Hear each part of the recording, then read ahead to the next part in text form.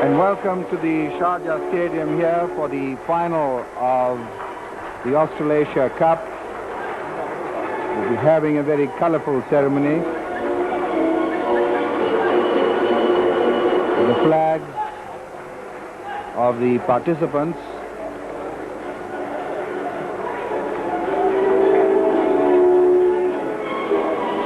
being carried out by the flag bearers, and those are the flags of Sri Lanka, Bangladesh and India. The two finalists, of course, Pakistan and Australia.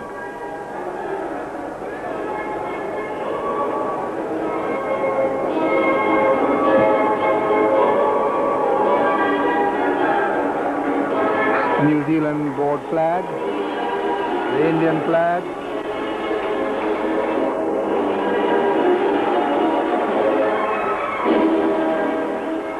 the Sri Lankan flag, and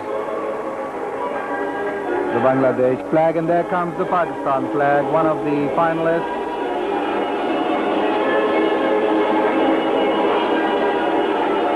And the Australian.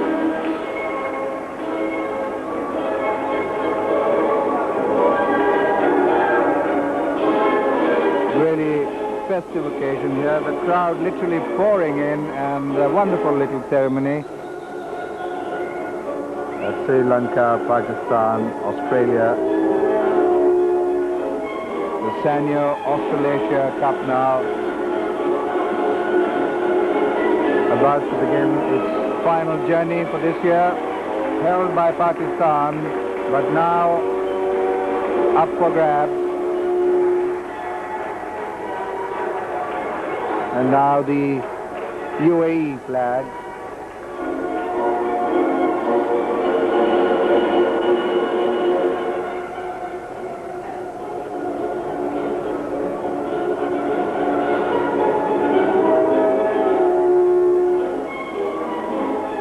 Already about 10 to 15,000 people inside the ground.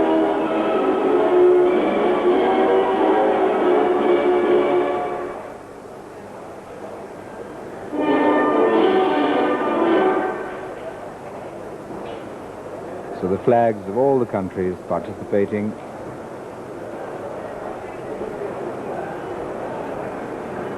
on display there, fluttering in this slight breeze. And the red and white balloons, and this ceremony being watched by, I would say, a capacity crowd which is already half of what the stadium seating capacity is. The free seats filling up very rapidly.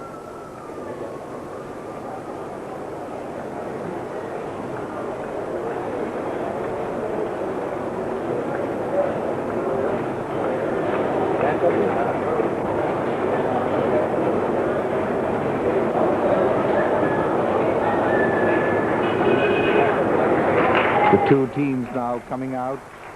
The Australians on the left, as you see there, and the applause for the Pakistan side.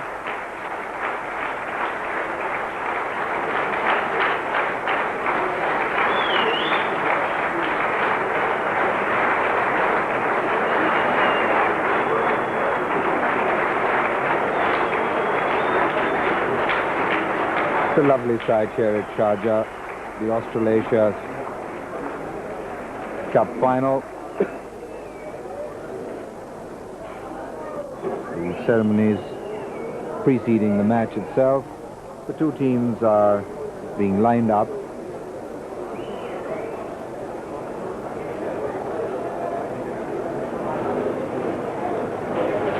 Just coming into the picture to the right, the two umpires, which will be Gupta and Aldridge.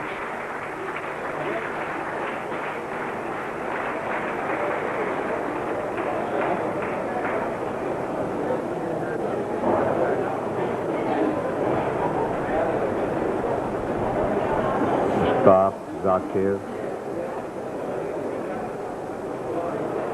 And up go the balloons. What a magnificent sight. The red and white balloons take to the sky.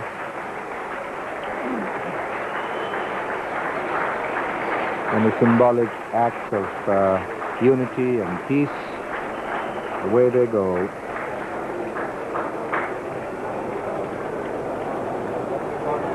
And also now, as the balloons are released, the AustralAsia Cup, gleaming, gold-plated, has been brought on.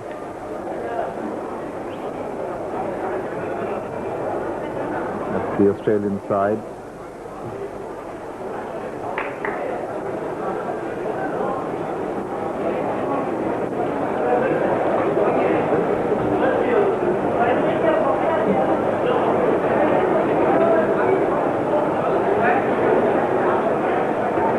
Very pleasant, very attractive, and wonderful little ceremony before the match starts.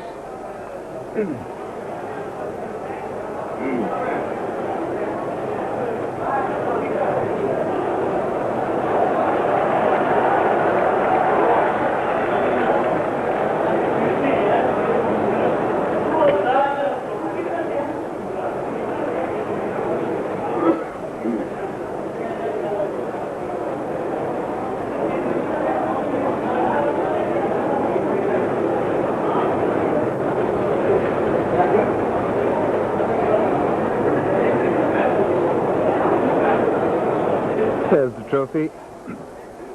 Magnificent trophy that, held by Pakistan at the moment, but up for grabs now.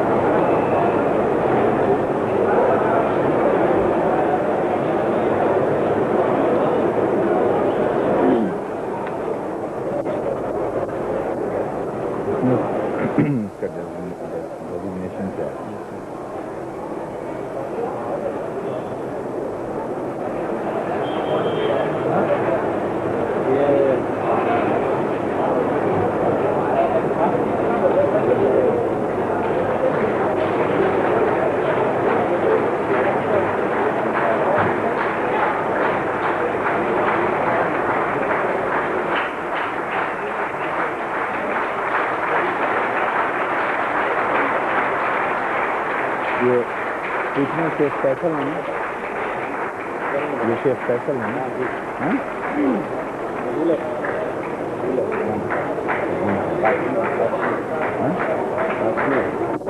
पूरा नाम है।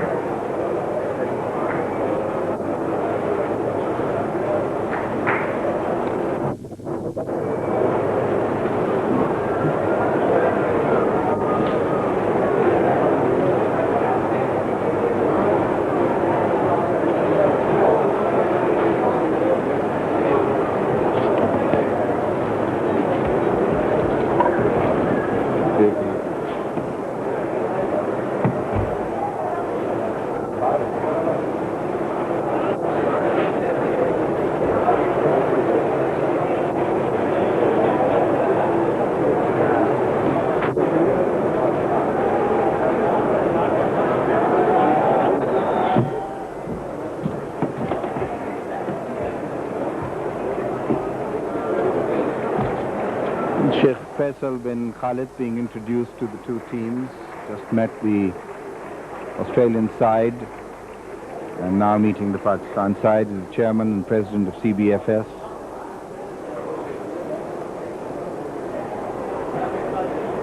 Intikhab Alam Faz being introduced and with Sheikh Faisal, Abdul Rahman Bukhatir.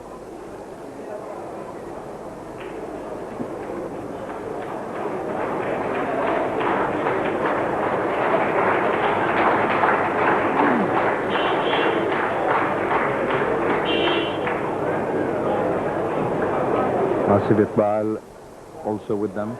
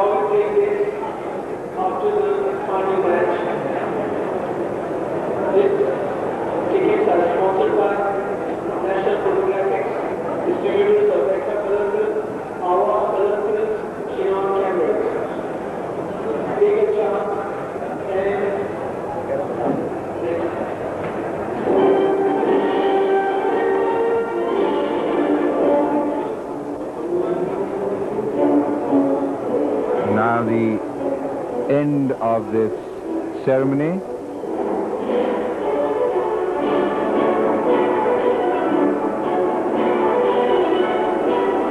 The little girl in white with the Emirates flag leading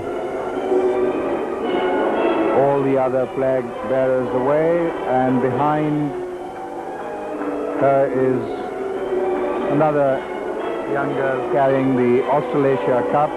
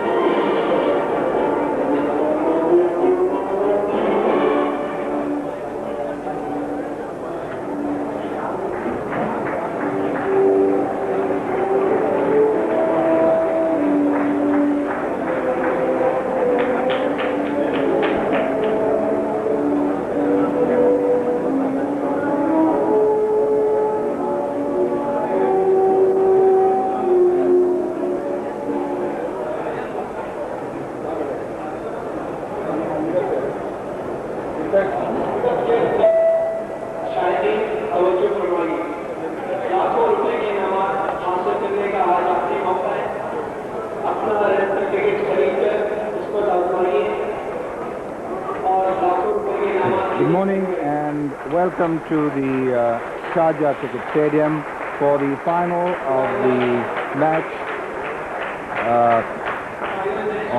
between Pakistan and Australia to be played for the AustralAsia Cup. Pakistan won the toss and have decided to bat. I'll run through the two teams for you.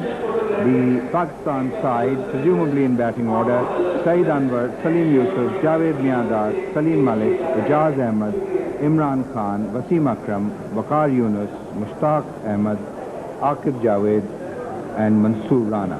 The Australian side also showing a change: Mark Taylor, Dean Jones, Simon O'Donnell, David Boone, Alan Border, Steve Waugh, Peter Taylor, Ian Healy, Carl Rackerman, Terry Alderman and Merv Hughes. Those are the two sides. Just to remind you again that Pakistan won the toss today and have decided to bat in front of what I would say a stadium which is almost half packed. We are having a tremendous competition here with the public address system. The Australians have included Merv Hughes and Jeff Marsh has been dropped. He's the 12th man. And as usual, Alderman will begin the bowling from the far end, which is the stadium end.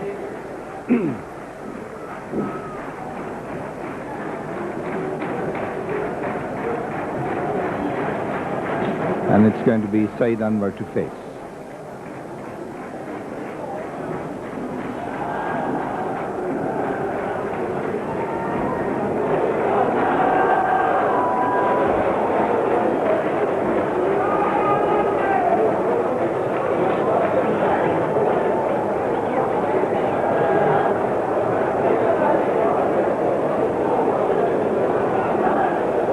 Pakistan having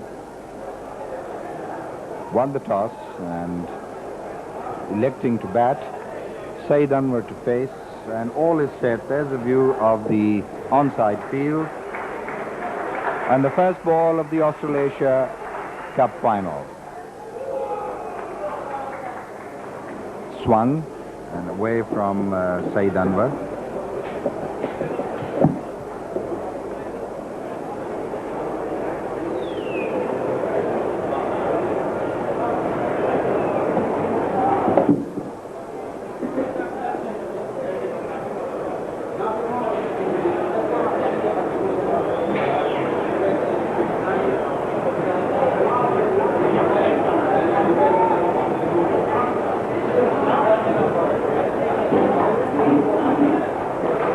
Tremendous atmosphere here, the crowd coming in quickly this morning and occupying most of the free seats. The reserved ones, of course, people will come at leisure.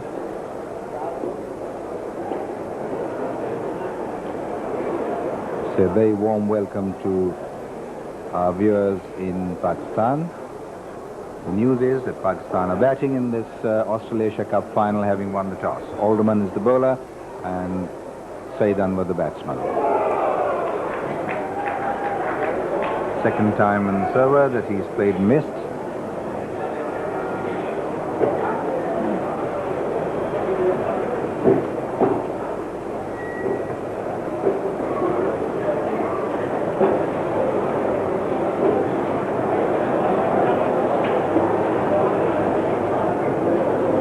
Replay again.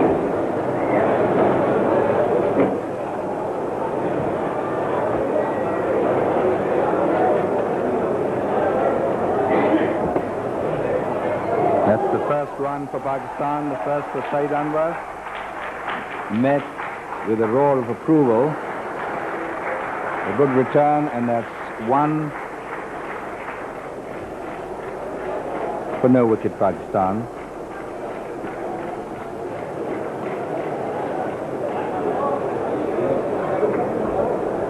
Mansoor Rana coming in place of Sajjad Akbar, change from the team which played the semi-final against New Zealand.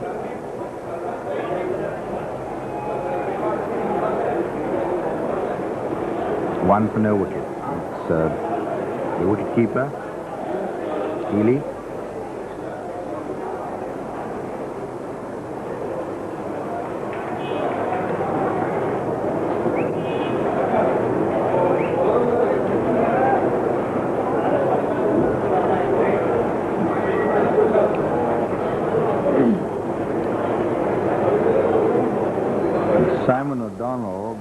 Sent squarer, a deep square leg, and that's how they got to the finals, Australia and Pakistan. Onside field.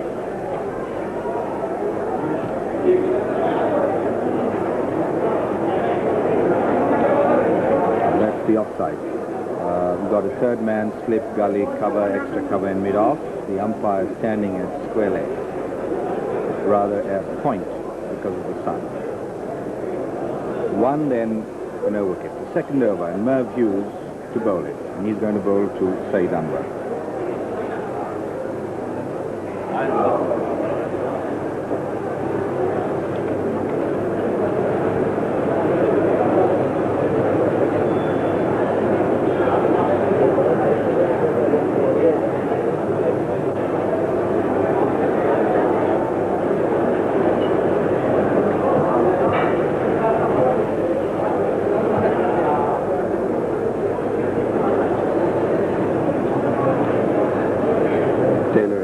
Slip, Healy behind the stumps.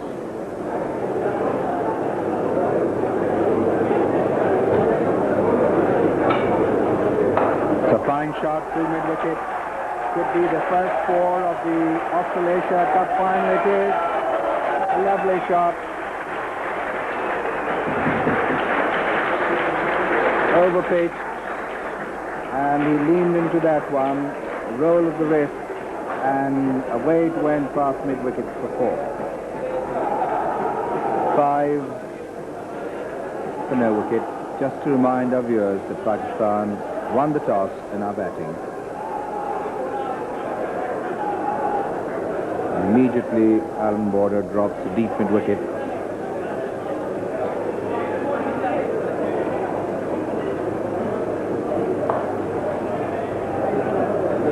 Steve Waugh.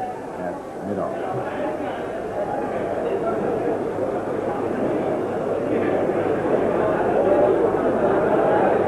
Good view of Merv Hughes.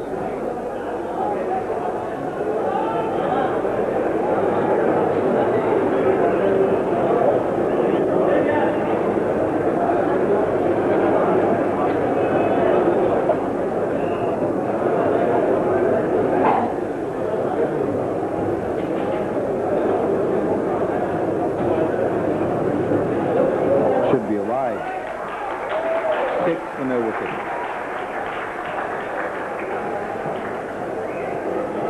And clearly the tension very much on both teams. A very, very important trophy. And Australia, who are trying to reach the top of the ladder in world cricket, going flat out for the Cup, and of course Pakistan giving nothing away and trying to retain it. So setting up a great match. Steve Waugh at mid-off.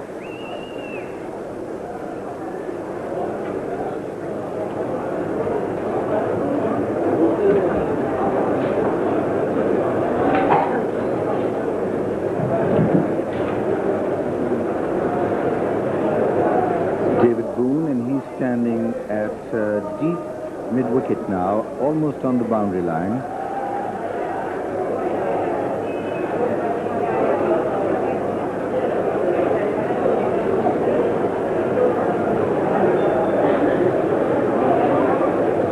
Slow ball down the leg side.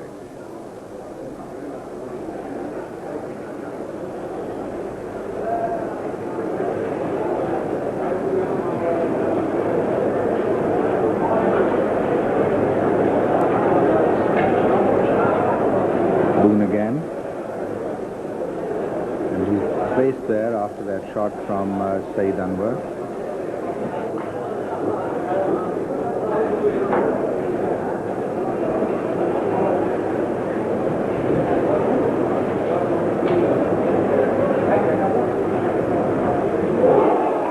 Alderman the bowler.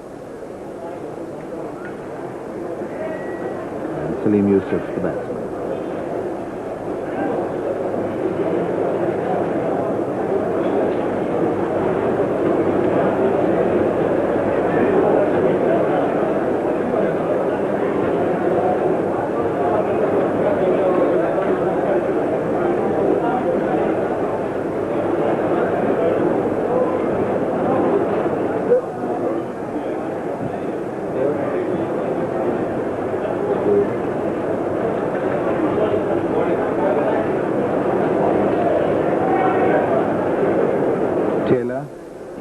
Mid-off.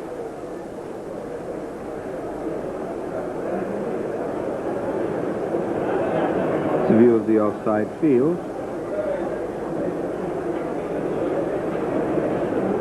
Slip, gully, cover, extra cover and mid-off. You see the cordon of 3 there in the outfield. Healy the keeper.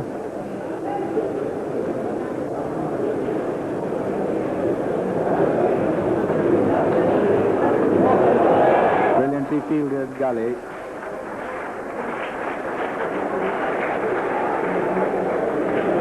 Alan Border himself. So the captain setting the example. The Australian fielding absolutely brilliant, and of course one had to compare the two sides. The major difference is the fielding. And there's 2 fielders there close to each other. Alan Border. He's at squarish gully.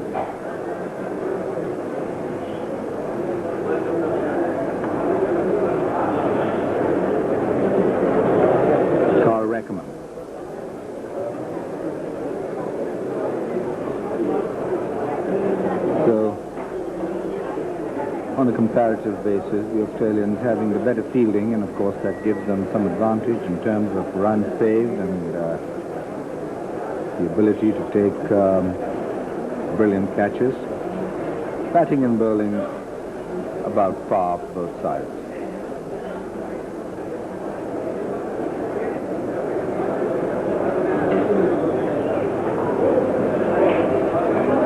Slow ball, held back a little, and Salim Yusuf quietly playing it away on the onside.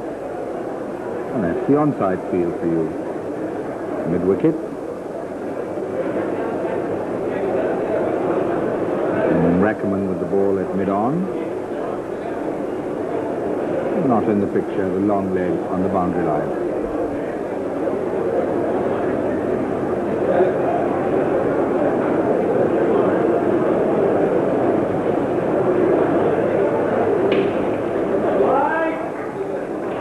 End of the over. 6 for no wickets end. End of the 3rd over. Tight cricket right from the start. I wouldn't be bold enough to make predictions in this game. It's anybody's guess. 2 very evenly matched sides. Contrasting strengths. Australia, highly professional, very efficient and consistent. Pakistan, talented, brilliant, and could reach great heights in their day. Watched by an ever-growing crowd, getting to capacity. Merv Hughes bowls a 4th over.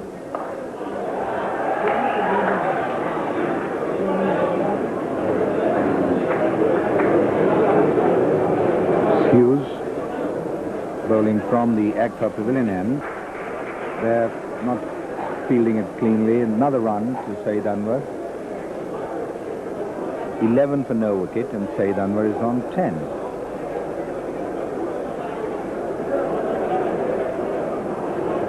Just to remind our viewers who may be joining us now that Pakistan won the toss and are batting in the Final of Austral-Asia Cup final. And Hughes is bowling the 4th over. The batsman is Salim Yusuf. Slow ball. Border at cover.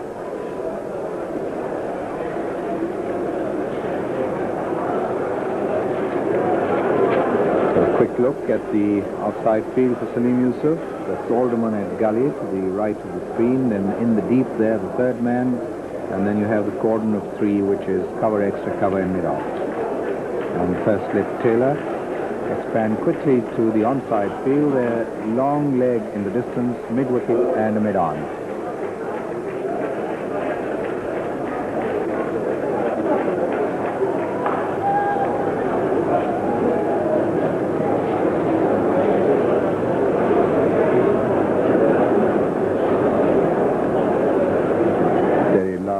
Support for Pakistan, and once again very warm welcome to our viewers in Pakistan. Welcome to Sharjah, welcome to this AustralAsia Cup final between Australia and Pakistan. Pakistan the holders.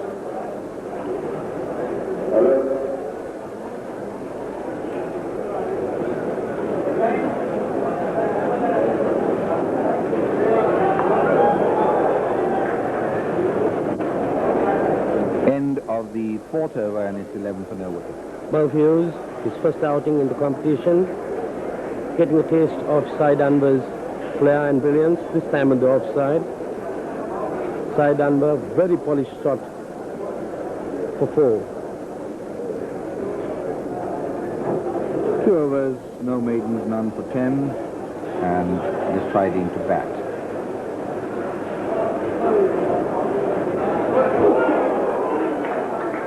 Big Noel ends up there, a very good delivery, moved away from him.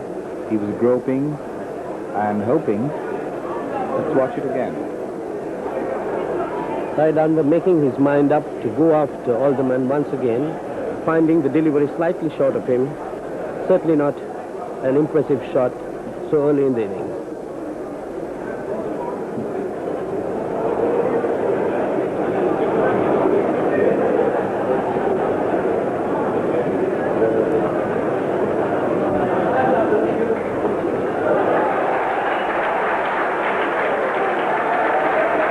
Coming back for the second. As return from Dean Jones comes in, it's 17 for no wicket. 6 runs in the over so far, and this is the 5th over. Dean Jones fielding at deep mid-wicket. The Australians are very careful about Saeed Anwar. They've got a fielder out there after that first 4. They realize he can, with his timing, easily pierce this inner cordon.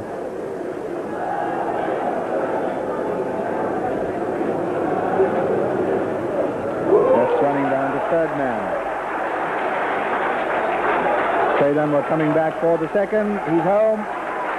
O'Donnell's throw, a good one, but Saeed Anwar is home. Good running between the wickets.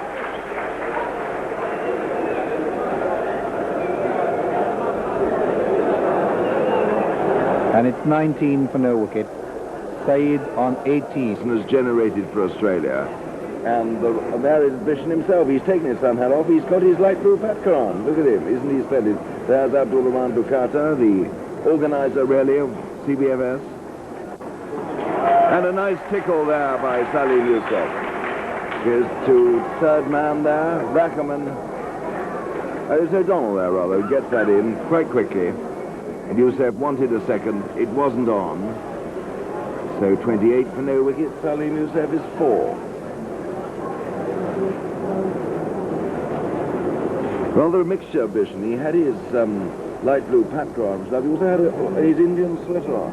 It's hardly a day for sweaters, I would have thought. Very hot indeed.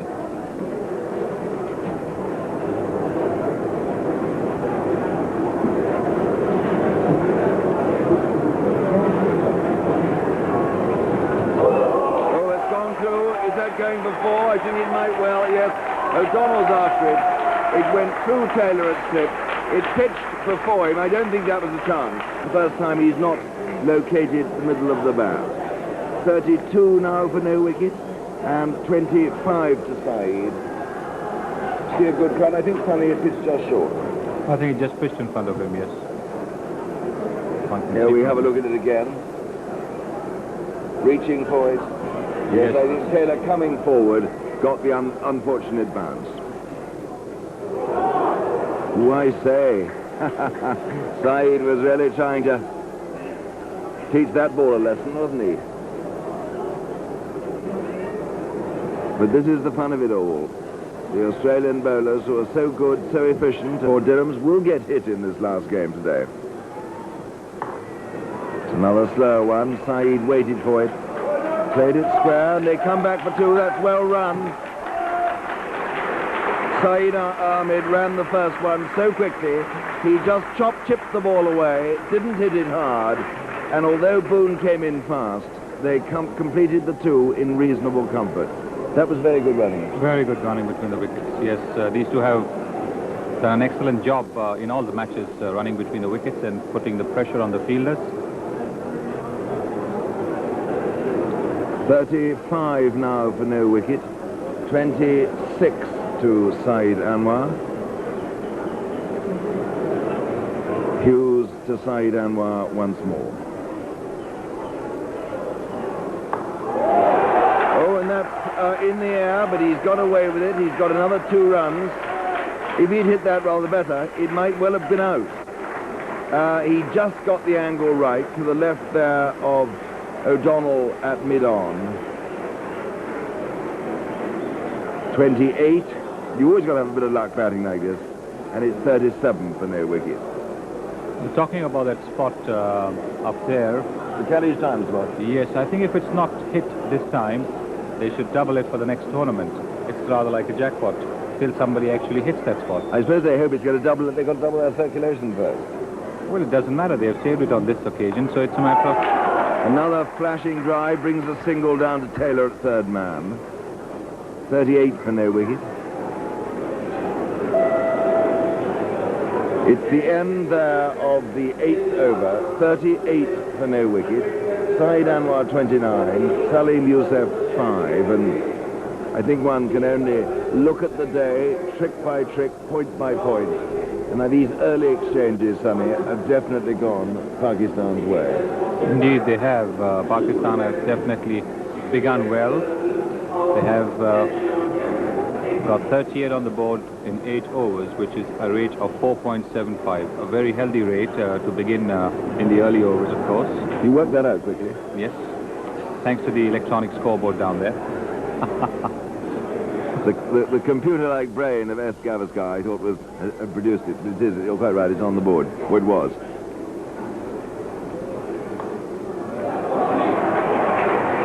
One more to Saeed, pushing that down there to Rackman at long off.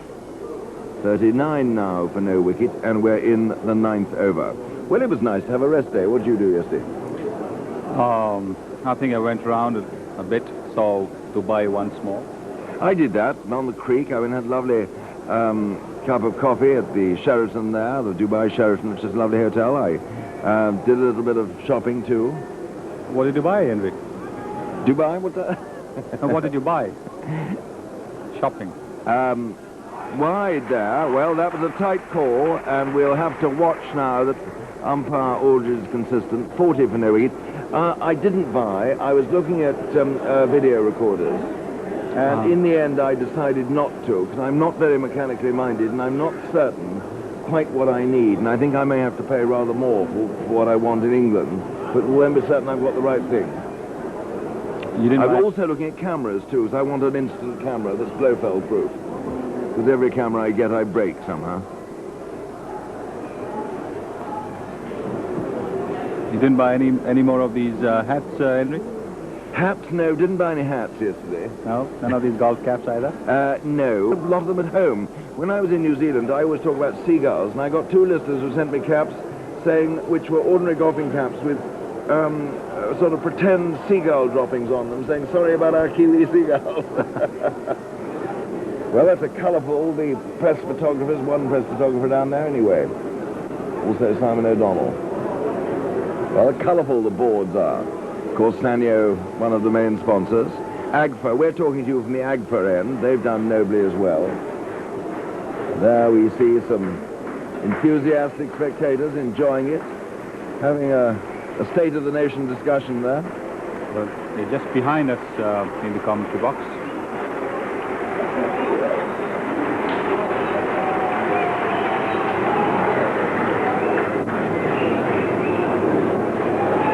And we've got some sort of noise being created. I don't know quite what it is. People, as though people are rattling things, beating on metal, which is lovely and exciting unless you happen to be sitting next to it. Because it may give you a headache by the end of the day. What about all these drums the West Indians bring to the You've got to go with earplugs, haven't you? But they bring so much more life to the match. Oh, certainly. I agree with you. He's out. He's LBW, Salim Youssef. He came forward to that with a very undemonstrative appeal, and it hit him on the pad, went away there to wicketkeeper Ian Healy, and Alderman asked. No one else seemed to ask. And umpire Aldridge gave it out. Salim Youssef didn't seem to protest. It was all rather a sort of ghostly dismissal there, wasn't it? Yes, I think there weren't any close fielders there, and Ian Healy was more concerned about stopping the ball before appealing. So Alderman was the only one who did that, as one can see. There it is. The ball that didn't too much was straight on the stumps. Salim Yusuf also hadn't gone forward. He was half forward, so there wasn't much doubt in the umpire's mind. Well, that was the wicket that Australia want. Salim Yusuf today didn't make much of a contribution. He scored just 5. We will see. Man for the big occasion, Javed Miandad. No Indian will ever forget his last knock in the finals of the AustralAsia Cup. There we have some more spectators, more attractive colouring, ladies' dresses. Yes, he hit a 6 off the last ball. 6 of the last They ball. needed 6 to win, did they? They needed 4 to win. 4 to win. And away it went in the general direction of Abu Dhabi, never to return. Never to return, yes indeed. Alderman to Javed Miandad. Oh, what a fine stroke. It was on his leg stump. He played it away. Boone rather, is chasing it. They'll get 3. Boone picks up just a few yards short of the square leg boundary. Well, if ever a first stroke of an innings spelt confidence in capital letters, that was it. 43 for 1. There was an ominous certainty about that stroke as far as Australia are concerned. Right at the middle of the bat. It looked as if Javed Miandad was having a net the whole night. A net all night. A net whole night. Net all night. Well, there we are. Under the floodlights. Alderman now to Saeed Anwar. Full toss, just the 1. Sliced down there to O'Donnell at third man. 44 for 1 at the end of the 9th over. That was the breakthrough that Australia wanted. It was not the batsman they wanted out. Salim Yusuf was not getting it away this morning. He didn't have too much of the strike. Saeed Anwar is the danger man. He's 30. Javed is 3. 9 overs have been bowled, and the score is 44 for 1. And really, the tension that's been with us right from the start is building up all the time. And it's amazing how many times Alderman has got his victims leg before wicket, isn't it? Well, right, yes. And he bowls just straight on the stumps, very little movement. Well, Alderman had what, he got 41 wickets in the 6 tests against England last year, 19 were LBW victims, which is an astonishing proportion, nearly 50%.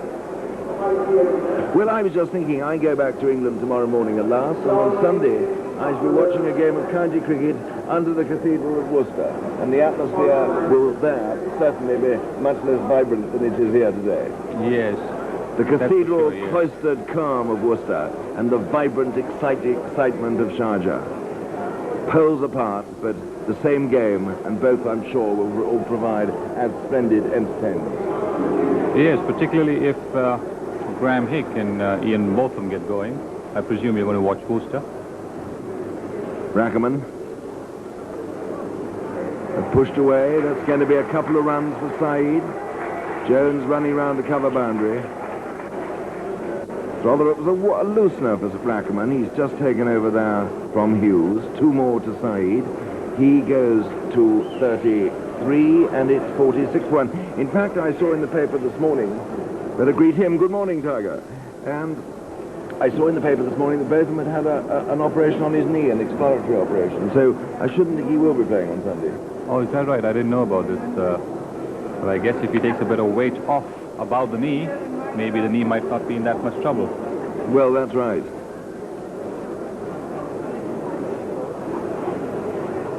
Oh, that was a delicate touch, very delicate by Saeed before. That was a lovely stroke, a wristy late cut. That's beautiful. It's a shot we don't see too much of. He played it with tremendous skill there, 44 runs, and look at the jubilation that it has produced. People cheering. I hope we can see that one again, because it really was, to me, an absolutely thrilling stroke. Delightfully played, wasn't it? Yes. And that's the 50 up, 50 for 1, and Saeed has 37 now. This young man continues to impress with every outing, showing a full range of shots. Again. 1 And back they come for the second. A good throw by Boone. 50 to him with impunity. With that previous stroke, that very... it's going to be Mushtaq Mohammed who's going to take over from Sani Gavaskar, and it's going to be Harsha Bogle who's going to take over me. It's not, in fact, going to be Mushtaq, it's going to be Salim Altaf. A very good morning to them both, and they're going to take our places. To carry on the commentary of this fascinating, exhilarating, exciting, and vibrant game of cricket. What action we've had so far, it really has been tremendous. Just 10 overs bowled, 54 for 2, some wonderful strokes, 2 wickets, everything to play for. Good morning, Harsha. Thank you, Henry, and what a fascinating tug of war this has been, Salim. An excellent morning's cricket, Harsha. O'Donnell now to Javed. Looking very good after those first couple of strokes. As I was saying, it's been a tremendous tug of war. Pakistan seemed initially to run away with it. Got a slight setback when Yusuf was out. But still, Saeed Anwar was stroking the ball beautifully. And now he's gone too, so the Australians have pulled it back a bit.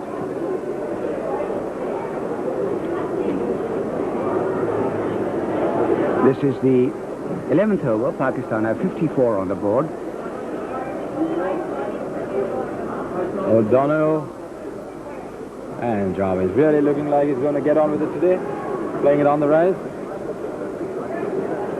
Javed played a beautiful start. First ball he faced, a flick through mid-wicket. And coming back to Saeed Anwar's inning, Harsha, he's an exciting player, my word. He plays it on the up, he plays it along the ground, and it's very, very difficult to bowl to a batsman of his type. And he made 37 and get out in the last over. Well, Miyada just holding that short back a bit, if you could use a bowling phrase for a batsman, and playing that quietly into the covers. Yes, and Saeed Anwar's merit lay in the fact that not only is he playing the big strokes, he's playing the delicate ones too. That's somebody enjoying the game. He's called Tiger for 30. Interesting strategies for this match, Harsha. Australia have dropped Marsh and have played an extra bowler, while Pakistan have dropped a spinner and have brought in Mansoor Rana. Oh, O'Donnell from target, and Miyada finds a fielder again as mid-on. It's Mark Taylor. And that person who was speaking to you a short while back, Sunil Gavaskar. Yes, Salim, I agree. It's very interesting strategy. Australia, I suspect, has put their weight behind their batting and believe that the top 5 should get the runs. We don't need to play an extra batsman. Here's O'Donnell. Good ball. And Javed Mirdad looking a little pensive over there. The Australians have always believed that it's the batsman's job to bat and the bowler's job to take wickets. But their bowling must have been causing them worry because they couldn't get either Sri Lanka or Bangladesh all out. And so they've gone into this match with an extra bowler.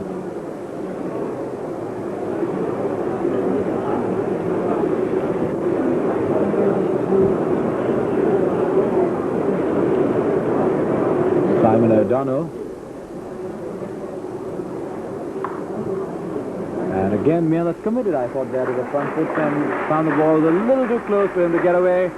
And in this great tug of war, Australia pull one more back. That's a maiden over. First maiden of the innings, and well bowled Simon O'Donnell.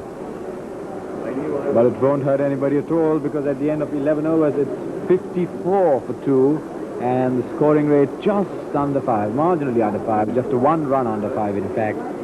But what would be worrying Pakistan is the loss of those 2 wickets. Well, I would have thought that had Pakistan not lost Salim Yusuf, Saeed Anwar in the previous over, honours definitely would have been Pakistan's way in this first session. But now we have 2 new batsmen in. It takes time to settle down. Salim Malik also a very, very exciting player. And there you see the extra slip being posted now for Salim Malik.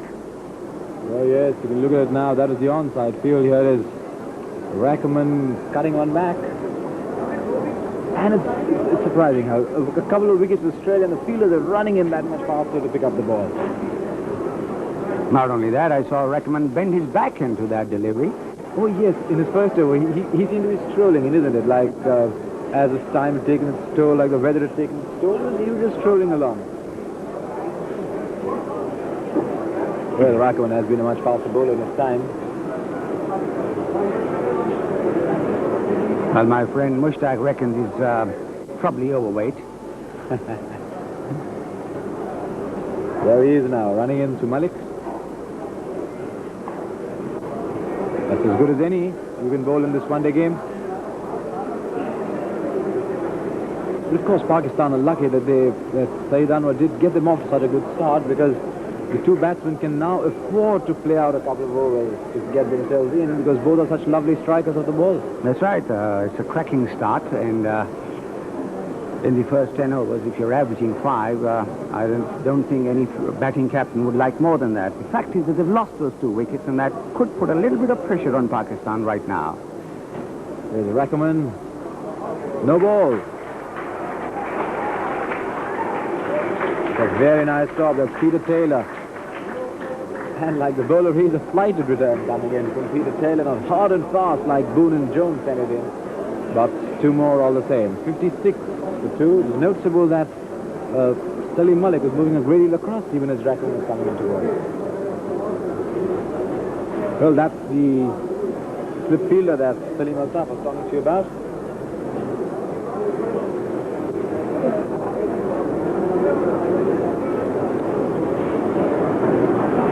Standing a little too wide, I think. Third slip almost. Second and third.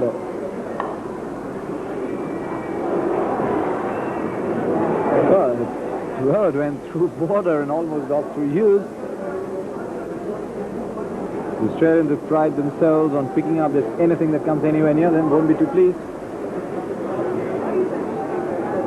56 for 2.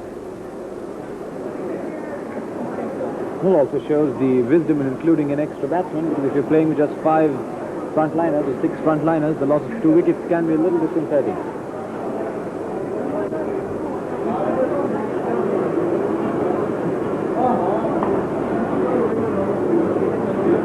Malik timing the ball well too. This is the 9th day of the tournament, and the wickets still playing beautifully. All credit to the groundsman. Oh yes, they're playing on the strip with which they started this tournament. Probably this is the 5th match on this. 5th match on it. That's right. Salim Malik. Rakaman from the Agfa Pavilion Inn. Well bowled. That's certainly nipped back. Yes, Rakaman bowling from the edge of the crease and slanting it into the right-hander. Oh, he may have lost a little bit of hair, but he's certainly gained in wisdom, I'm sure. He's served Australia so well for so long. Served them a bit in South Africa too, didn't he? Well, I'm told he had this knee injury last year in summers that could have slowed him down. On that occasion, that's the end of yet another over, and only 2 runs off it, so a couple of good overs for Australia. A better over there from Rakaman. He was on target, moving the ball into Salim Malik. So it's generally 12 from 2, but only 2 of the last over and a wicket in the previous one. That's a view of the stands. It's a glorious view today. It's very noisy, but it's part of the atmosphere. All adds it, of course. And there you see Simon O'Donnell from the football stadium end getting ready to bowl.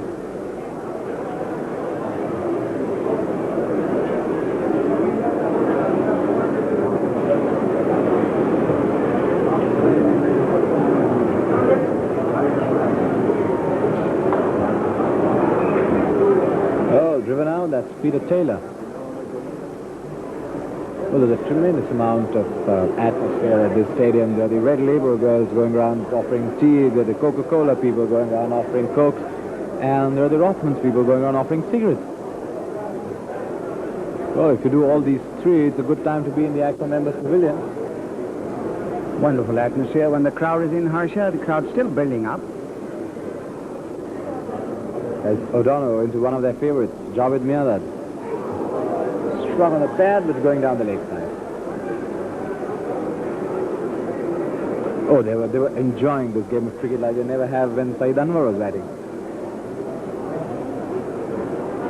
That's just to the right of our own commentary box.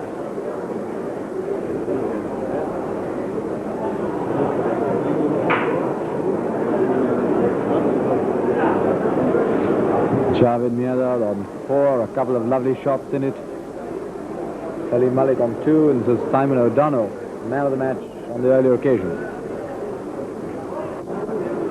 Well, that's a very good run, and there's a little tussle, a little collision in the middle of the field, and I don't think either Javed Mirdad or Simon O'Donnell are going to enjoy that too much.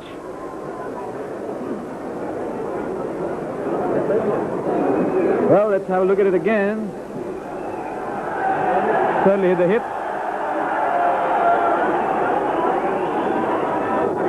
There you see, one does get the distinct feeling that, well, O'Donnell didn't appreciate Mirdad in his way and wanted to take the obstacle out. I think Brian Alder did well to keep his head over there and separate and cool matters down somewhat. O'Donnell had a word with Alan Border. And it's back to the cricket as it should be. Well bowled by O'Donnell.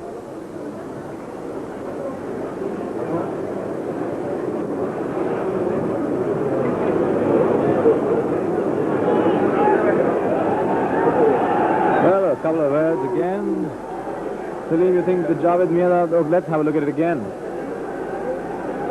There, Mirdad first now, then going off for the run, and O'Donnell is rushing to the ball and Javed's in the way. And O'Donnell was erect, Mirdad was crouching. Here's O'Donnell again. And that's a better ball to Malik. Well, the difference, of course, Salim, was that O'Donnell was chasing the ball, so he was a little more erect, and Mirdad was just getting up from his stroke, so he was crouching a little.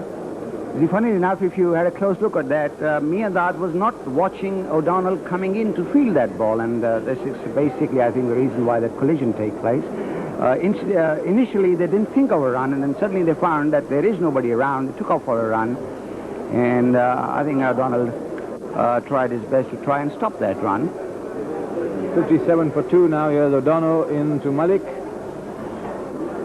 That's to Dean Jones. So end of what's been another good over for Australia, just one off it. And at the end of the 13th over, it's 57 for 2. And of course, the cricketing conclusion from that little collision was that Mirdad and Malik did complete the run. So 2 overs, 1 maiden. Rather, 2 overs, 2 maidens. That was Simon O'Donnell. Interesting bowling figures. Alderman, I thought, bowled a pretty good spell. He swung the ball in the airs, beat both Salim Yusuf and Saeed Anwar a couple of times. Hughes, very interesting. I saw him bowl a leg break in his very first over, 4 overs for 20 runs. Recommend steadying after picking up that wicket. 2 overs, 1 for 12, and O'Donnell now has bowled 2 overs.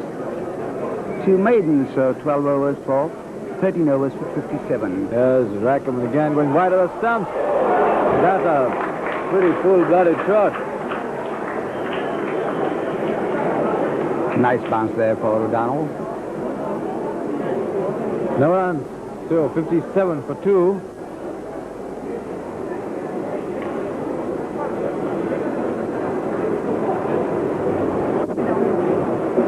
Carl Rackham and Merv Hughes having a word. And to the Javed Mirdad again.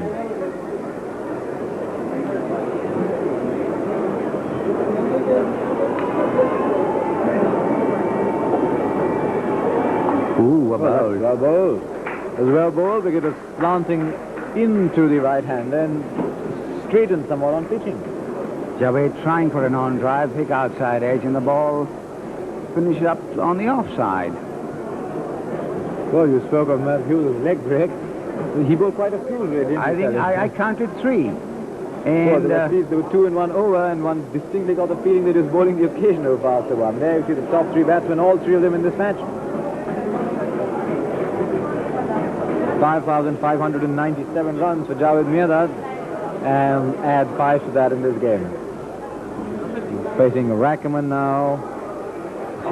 Right, as Rambabu Gupta. Not very far from the bat, so it's going to be a strict umpiring session today. well, the interpretation of the wide delivery in one-day cricket is much more strict than normally is the case either in first-class cricket or test matches, but that was definitely angled across the Mirdad and going further down leg side. So just another delivery that big Carl Rackerman will have to bend his back over.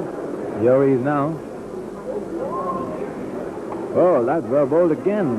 He's bowling that leg cutter particularly well. That was a very good delivery. Moved off the seam. You could see his fingers cutting the seam. And Javed Mirdad was very square on. Good bowling by Rackerman in this over. Well, there was some debate about whether he should play this game after his rather indifferent performance the other day. Well, the first wicket he picked up in this tournament was an important wicket for Australia, Said Anwar's. Very important one. And you can see the springiness in his steps after he had taken the wicket. He's running in with more enthusiasm than zip. And a good stop there by Dean Jones. And Rackerman is yet to give away a run in this over.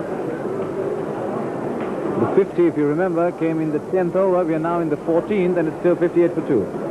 Well, he gave a wide. So, under the new rules, it's credited against the bowler's name. Fair it is, too.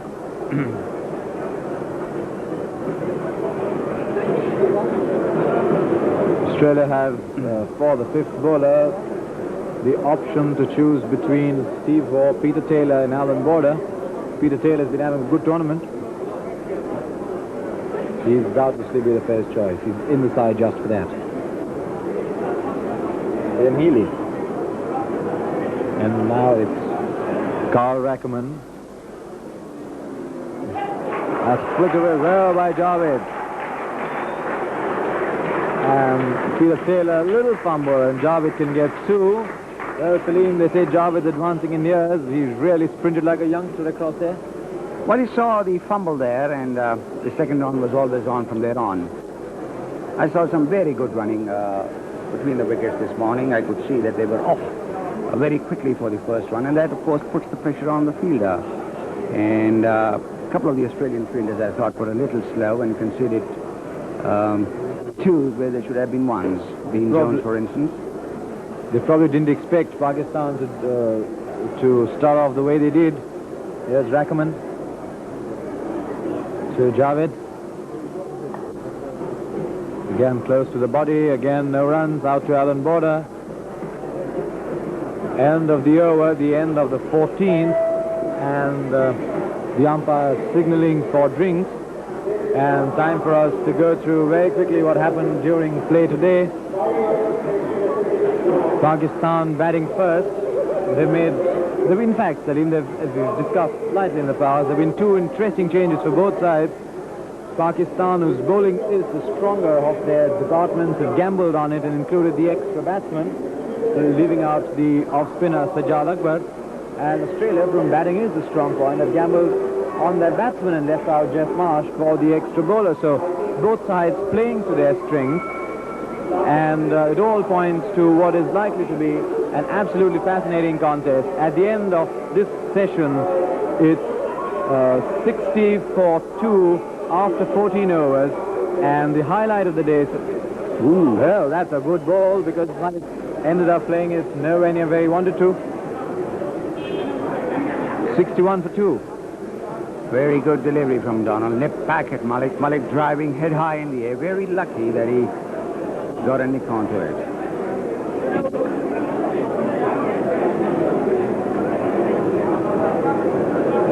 Simon O'Donnell. What a blazing display we saw from him the other day with the bat. Now playing such an important role with the ball in this match so far.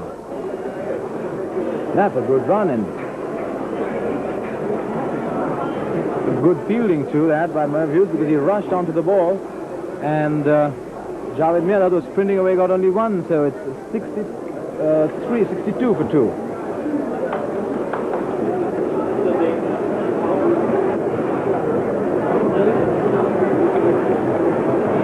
Simon O'Donnell, only no run at all from his previous 2 overs. Into Salim Malik.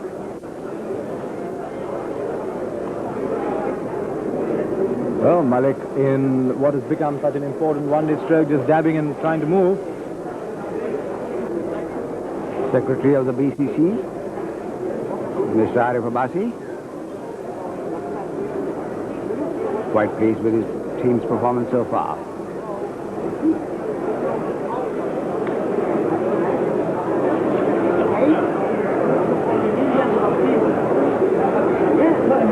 $62 for 2. Pakistan pushed back just a little bit. Ooh, that's a good ball, but Salim Hands thrown up more in excitement than seriously. Well, it did too much. He would have missed the leg stump. It definitely moved in the air and off the seam, and if we have a look at the replay, you will see that it would have missed the leg stump. A good delivery there from Donald. He is moving the ball and just keeping it just a shade short of a length. I haven't seen a single drivable ball bowled so far. It's been a lovely game so far for the connoisseur of one-day cricket. Tremendous tug of war.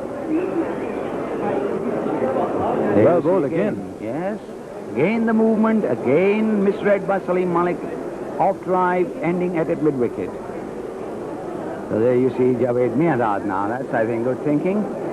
Coming over and having a word with Salim Malik. There you are, the wise old man of the Pakistan side giving a tip to his heir apparent.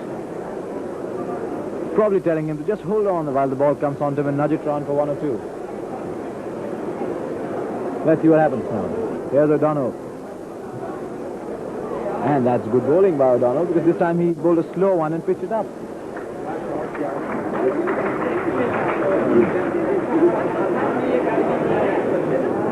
So Salim, we've come to the end of the 15th over, at which point the score is 62 for 2 after a glorious flying start, as it were, by Pakistan. They've been picked first by O'Donnell and then by Rackerman, and they've put the match into a very interesting stage. And after a quick word from Salim Altaf, it'll be Iftikhar Ahmed and... Well, after a cracking start, Australia has managed to put on the brakes. They've taken 2 wickets. O'Donnell has bowled his 3 overs for 2 runs, and Rackerman 2 is on target. Beginning of the 16th over.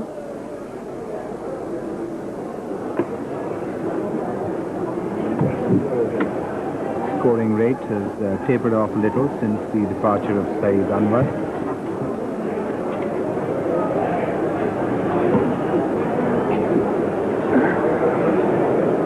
And as expected, the Australian performance, very professional, fielding brilliant, and good captaincy by Border. 62 for 2.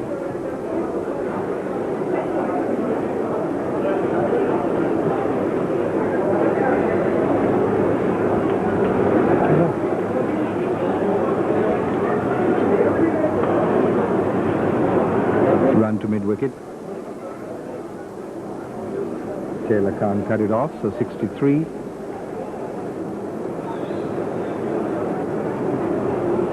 The atmosphere here quite dramatic.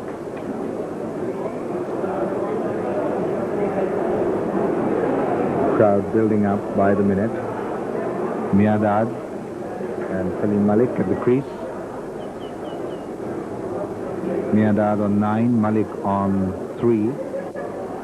Breaks on the scoring.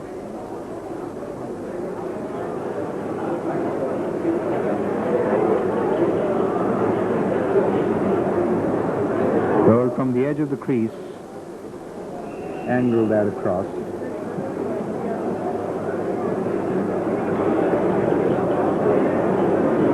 Pakistan, the holders of the Australasia Cup, won it through that magnificent 6 by Javed Mirdad of Sharjah. But now they are defending it, and the Australians fighting every inch of the way. It's Boone at cover.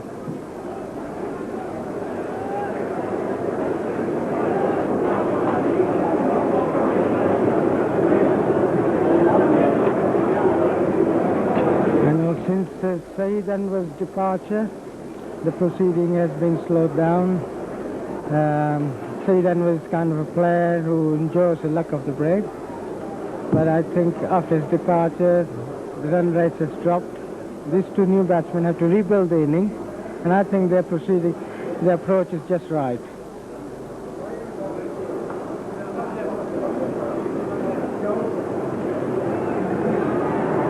Saw the enthusiasm and the keenness and the well-drilled discipline of the Australians there. Rackham, after followed through, went for the ball. Prevented even the semblance of a chance that there might have been for a single.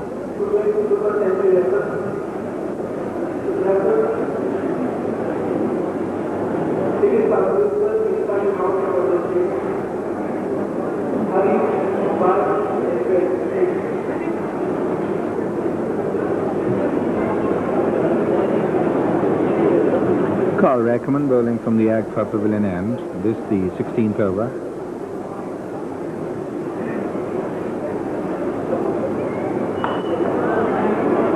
Steve Waugh at mid-on. End of a very good over from Rackham, and it's 63 for 2 at the end of the 16th, and the average has fallen below 4 runs an over. Rackham 4 overs, 1 for 16. I know the average is falling down. The run rates are a lot slower than what it was in the beginning of the Pakistan innings. But these two new batsmen have to rebuild the Pakistan innings. I think Saeed Anwar and Salim Yusuf has done another good job for Pakistan, having given them a start of 40. The rest of the batting lineup got to make the most of it now.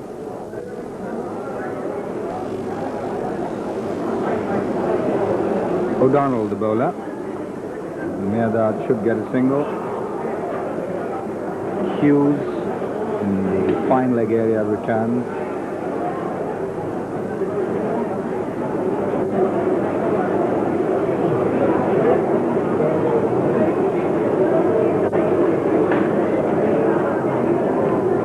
The features of Australian grip, tight grip on Pakistan is their fielding. Absolutely spot on.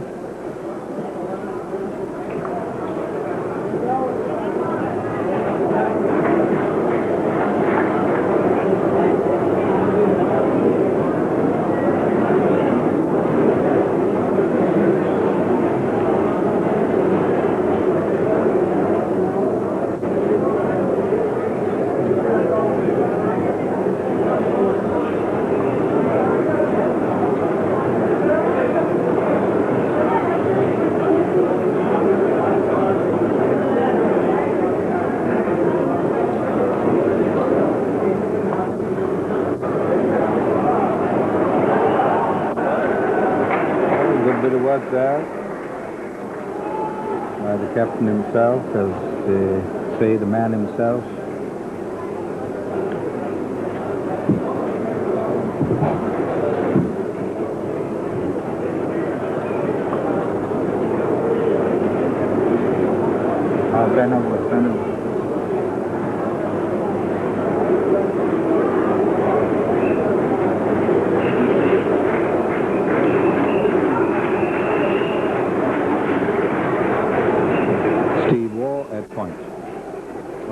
Jones at point. And that's Mrs. Pataudi. Sharmila watching the game just behind us.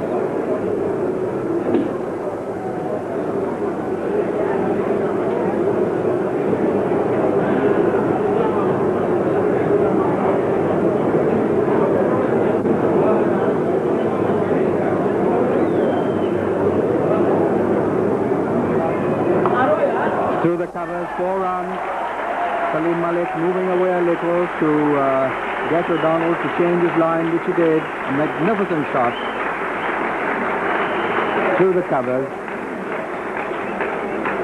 and it's 67, or rather 68 for 2. Yes, we saw Salim giving himself a bit of room, and this time he found the gap. And that's the other half of the pair, of the better half, Shamila, as they say, Nawab Photography.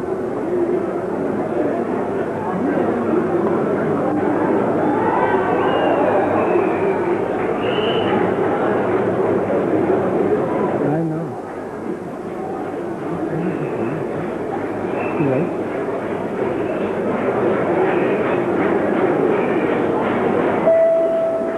Four overs, 2 maidens, none for 7, and it's 68 for 2.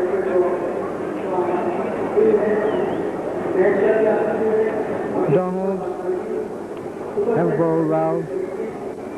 Put a bit of tight screw on Pakistan batting. They're doing nothing wrong except that they can't find the gaps. It shows how accurate Australian bowlers are bowling.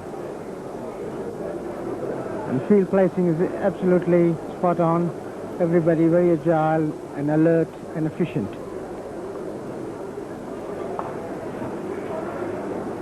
Taylor at mid-wicket.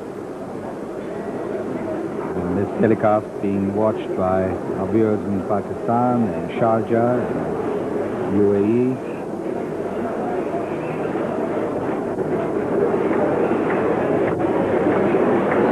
For 2, 17.1 overs.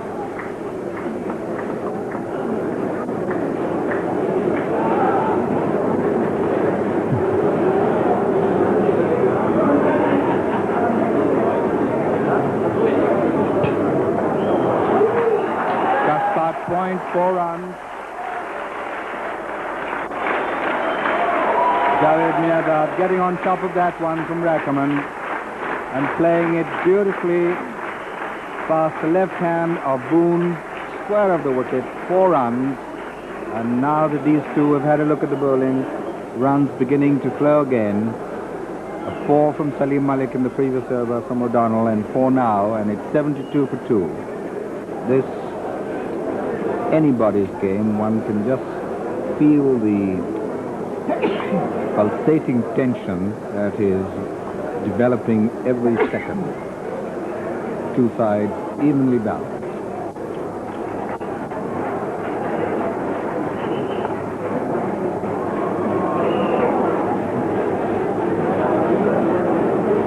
Malik on 7, Mirdad on 14. That's the Pakistan balcony, or the dressing room balcony. Players watching, including the Pakistan manager, Intikhab Alam.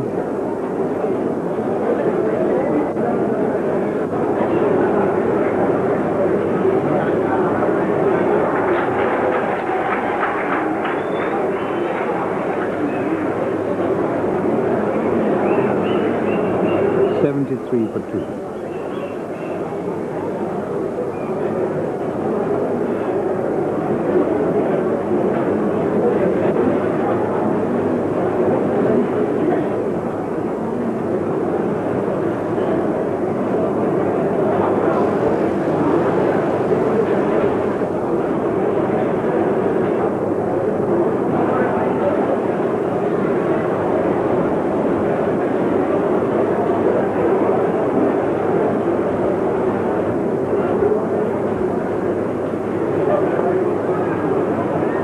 Mid-wicket, a good stop, awkward bounce.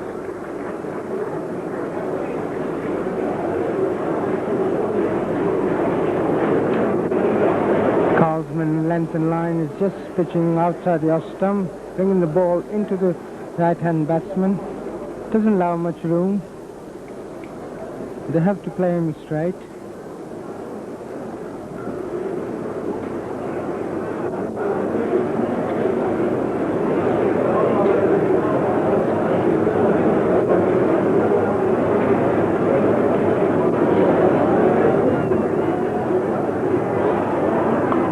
Lovely shot, 4 runs. No question about that one. the moment he put his left foot out, the high back lift, the ball was there for the taking. What a brilliant shot. 4 runs all the way. 77 for 2. Superb timing.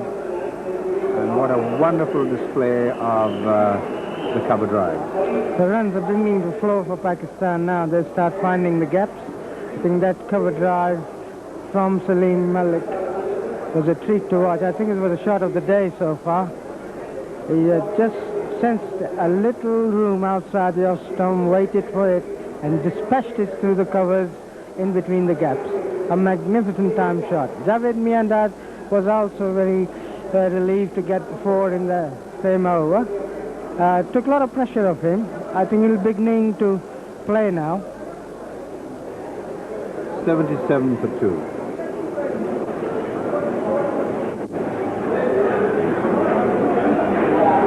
Border at mid-wicket. And that's what cricket is all about. They say that how can people watch a 5-day test match? Well, for those who love the game, that one shot is worth a full day's watching. That's what the game is all about. 77 for 2.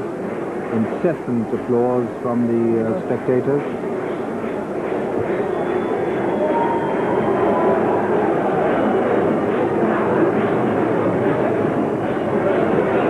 Could be a leg by.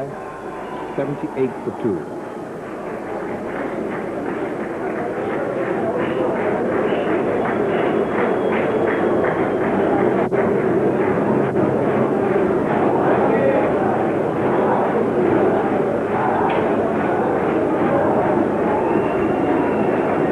In for what one feels a very close match. O'Donnell then bowling to Malik.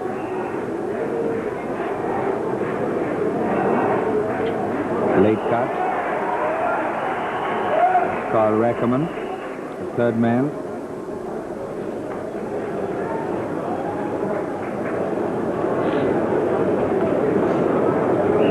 $79 for 2.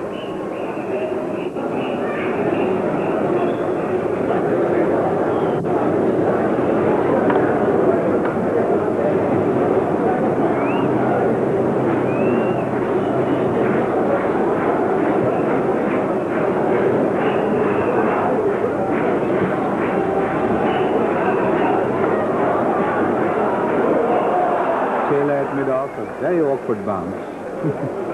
So that shows the art of fielding. He was behind that ball and he may have cut himself.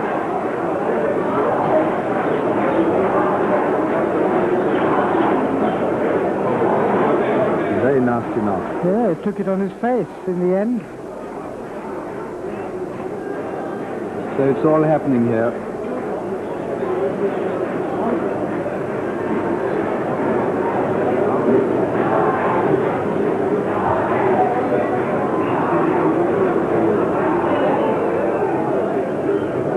Stop by Boone, moved very quickly from his position at mid-wicket.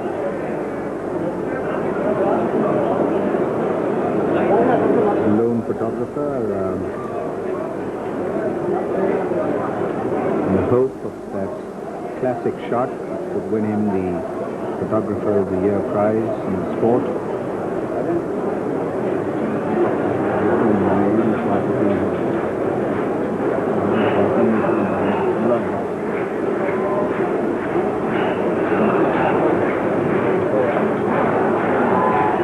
Mid-on.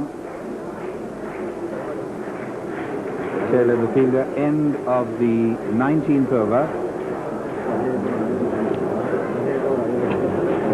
Yes, I think Pakistan approach is very sensible. There's no need for them to really go all out mad. They've got a lot of wickets in hand, a lot of batting to come.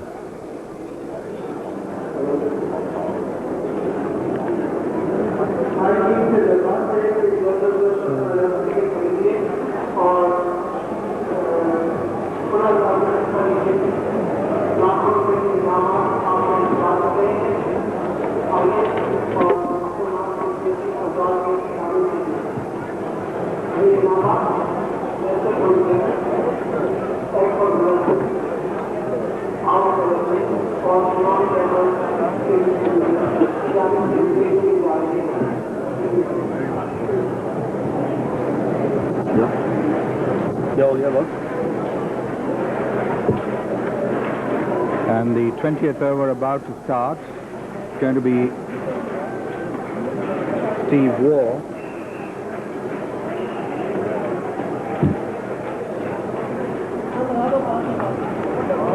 It's going to be a single out to deep cover. And we welcome into the commentary box Arif Ali Khan Abbasi, the Secretary of BCCP, and we'll talk to him about that very, very important meeting which was held yesterday about international umpires or neutral umpires and the decisions that were taken.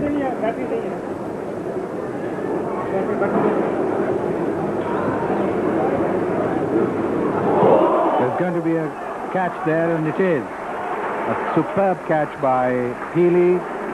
Javed Miandad going for the drive, the ball catching the outside edge, and a brilliant catch by Healy diving to the right. So the third wicket is down for 80, and obviously the dismissal of Javed Miandad swings the game in a way Australia's way. Good morning, Arif. Let's watch the replay again. Javed Miandad getting an outside edge, and there you see a brilliant catch. So Steve Waugh gets the breakthrough. A good move by Alan Border with bowling change. And Ijaz going out. Let's watch that replay again. Not to the pitch of it, and getting a thick outside edge. Healy behind the stumps making a good catch. Well, Arif, you had a very important meeting yesterday, and there were some decisions on neutral umpiring or international umpires taken. Can you brief our viewers on that? Well, you see, as you know, one has been talking about it for the last 10 years, if you may recollect. But yesterday one noticed a welcome change in attitudes, and that is something that one can, sort of look forward to, as perhaps, this problem is now being actually tackled rather than just discussed.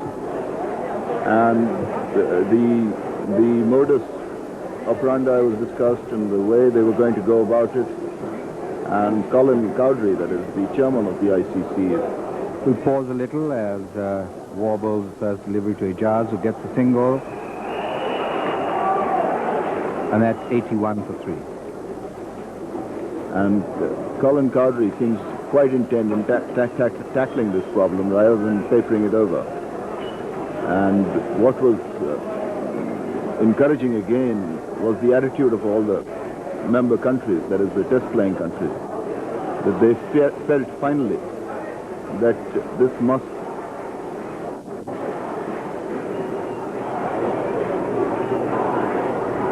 problem has to be tackled. What were the basic decisions, if any, or the basis of the decisions to be taken in the future? Were they decided? One is the formulation, actual formulation of a panel.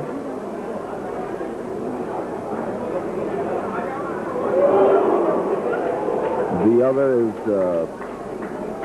how it would be subsidized or paid for, whether it's going to be in the form of contributions or a sponsorship,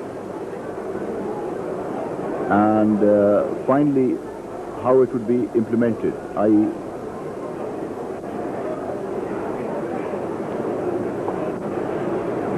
The single 82 for 3, Salim Malik adds to his score.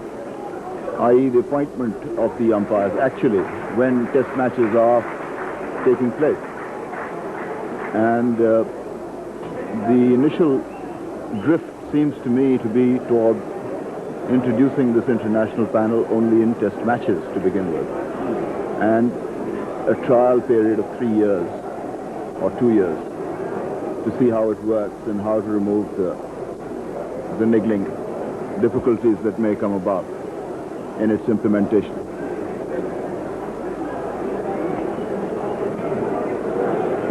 To my mind, that is very encouraging for some person, you know, who has been discussing it time and again every summer in England. Well, now the panel, did they discuss the number? How many umpires would there They be? were talking about something like 15 to 20. And they were also discussing the fact that they may be, if there are 2 test series going on, they may be pushed for numbers. So the thought was perhaps to increase the panel. But things are moving now. Well, the bowling change, Taylor coming on to bowl from the stadium end. Another run to Salim Malik, 83 for 3. Well, basically, the amount of controversies that we've seen in the last 5 years, this was inevitable. And I think Pakistan should take a great deal of credit for this, because I believe we were the pioneers, and Imran too has been talking a great deal about it. I think, yes. I mean, the first time it was tabled when Air Marshal Noor Khan was the president of the board. Wasim Akram. It is, in fact, satisfactory. The international panel will solve a major portion of the problem, but then why aren't the cricketing bodies agreeing to discuss the augmentation to the umpires' aids by letting television and other electronic devices in? Cricket, as you know, I mean, I can't really say, but one feels that cricket is a very conservative game, and they are reluctant to change. Young Akib, you happy with his performance, Sahib? Tremendous. And Waqar Yunus, what a find.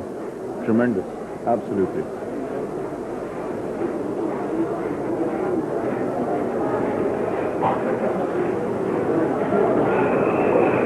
Because when we look at all other sports, the media, the photo finishes in athletics, and in all other sports, they have taken help from the television coverages and things like that, but somehow cricket is reluctant. Is that too conservative? Well, you've taken the words out of my mouth, really. It is. I mean, imagine 10 years. And Arif, are you going to pioneer that change to more modern thinking? Let's hope Pakistan does. We'll put in our penny's worth. I've heard that the Pakistan board is young. I mean, the administrators are young, and therefore we need some new thinking,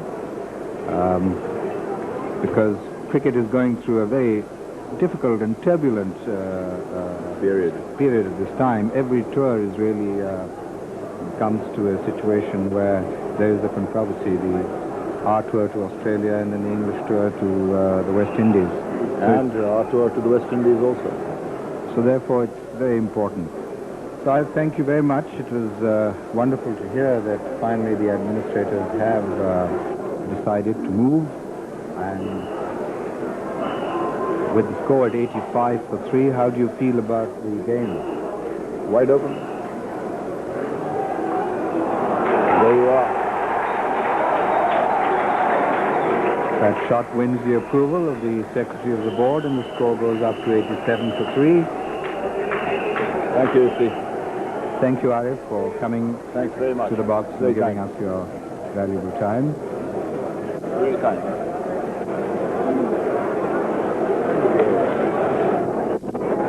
View of the press box. A late cut down to third man, one more, 88 for 3.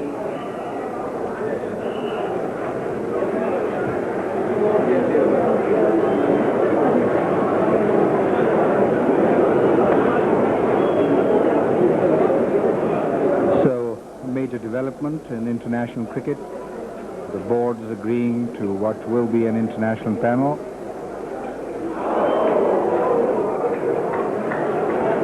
And now that that is decided, one sincerely hopes that the umpires will be given all assistance of whatever kind.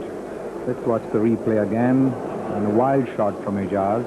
Some pressure on the Pakistan batting now at 88 for 3. The Australians with the dismissal of Javed Miadad.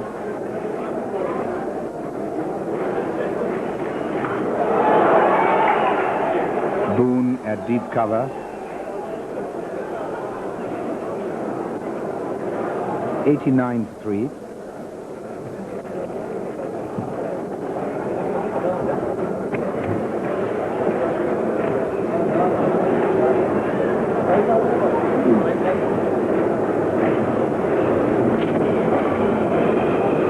Another view of the press box from the photographers.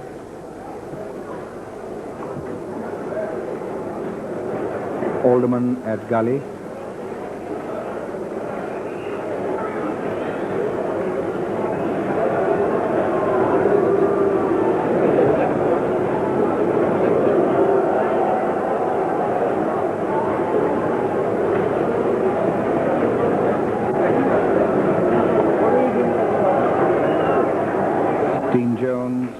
Just come into the picture. There he is. End of the over. It's 90 for 3. Have fallen. 3 wickets have gone down. The run rate's dropped to only just above 4 and over. And Australia are really very firmly back in the match. And I'm not certain. I wouldn't say they had their noses very slightly ahead at this point, Francis. Yes, Henry. I think when it seemed that both Pakistan's most experienced one-day players were gradually getting on top, war struck, and certainly now Australia have the slight edge. Taylor with his lovely leaping kangaroo-like run-up, bowling to Salim Malik. We've seen a lot of good shots going to fielders today. You saw Salim Malik rather tick himself off when he hit that ball straight to War at backward point, and of course this does raise the pressure notch a little, and maybe a batsman after a thing like that is persuaded to take an even greater risk, and who knows, pay the penalty. Well, Berbetter, yes, I think that's right. A wide called, 91 for 3. And I've already had my first ice cream in the morning, and it looks as though they're waiting for theirs. It's quite hot work. This, and I didn't drip any of it on my shirt either, I'm glad to say. It is quite hot work, Henry, but the Australians are doing superbly on the field. Their fielding has been absolutely marvellous, first class. Well, they're such a brilliantly fit side too, aren't they?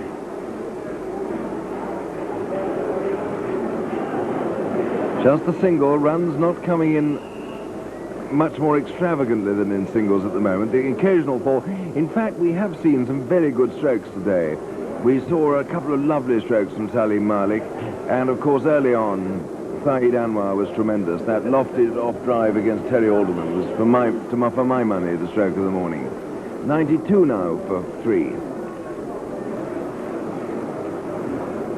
Delicate, but War is there at backward point.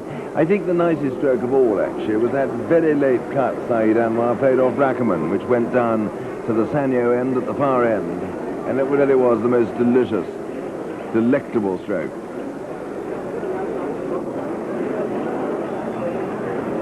Just the single. 93 now for 3.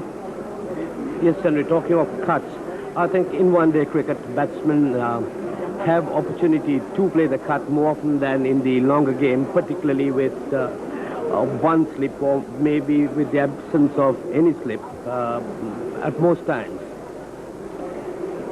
Yes, this is true if the batsmen go wide, although you don't often see the late cut these days played as fine as it was then.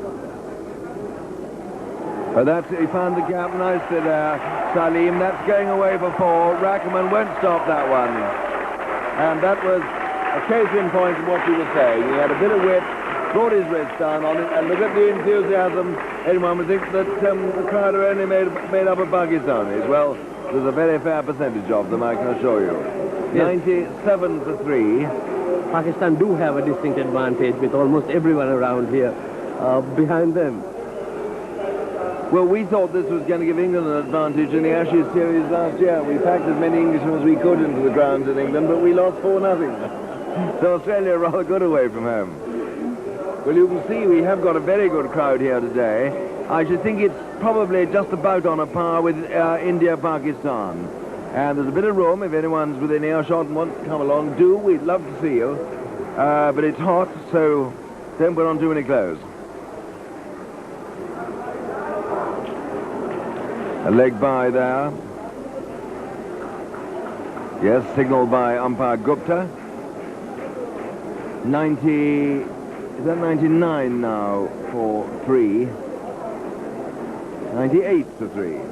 Ben Lawrence keeping me absolutely on the straight and narrows. He's done so admirably all these 10 days cricket.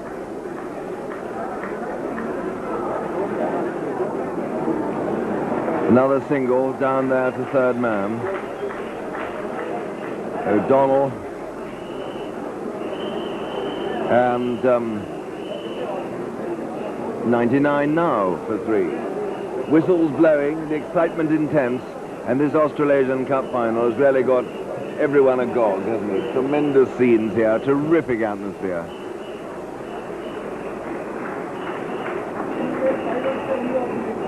Border for once misfield. He's misfielded 1 or 2 this morning, but no damage has been done. He's recovered himself quick enough to prevent a single. Yes, marvellous cricket, the best ice creams anywhere. They're wonderful, these lovely chalk bars I've had this morning. It's the ice lollies that are a bit more difficult to negotiate. That's a wide. Yes, umpire Gupta and I are in total agreement. 100 is up. 100 for 3. Seems rather silly, doesn't it, to rapturous applaud for a score that has been achieved by a wide. But there we are. 100's an important landmark. We're in the 24th over, so although it's quieter than it was at the start, it's still a fair rate of striking this.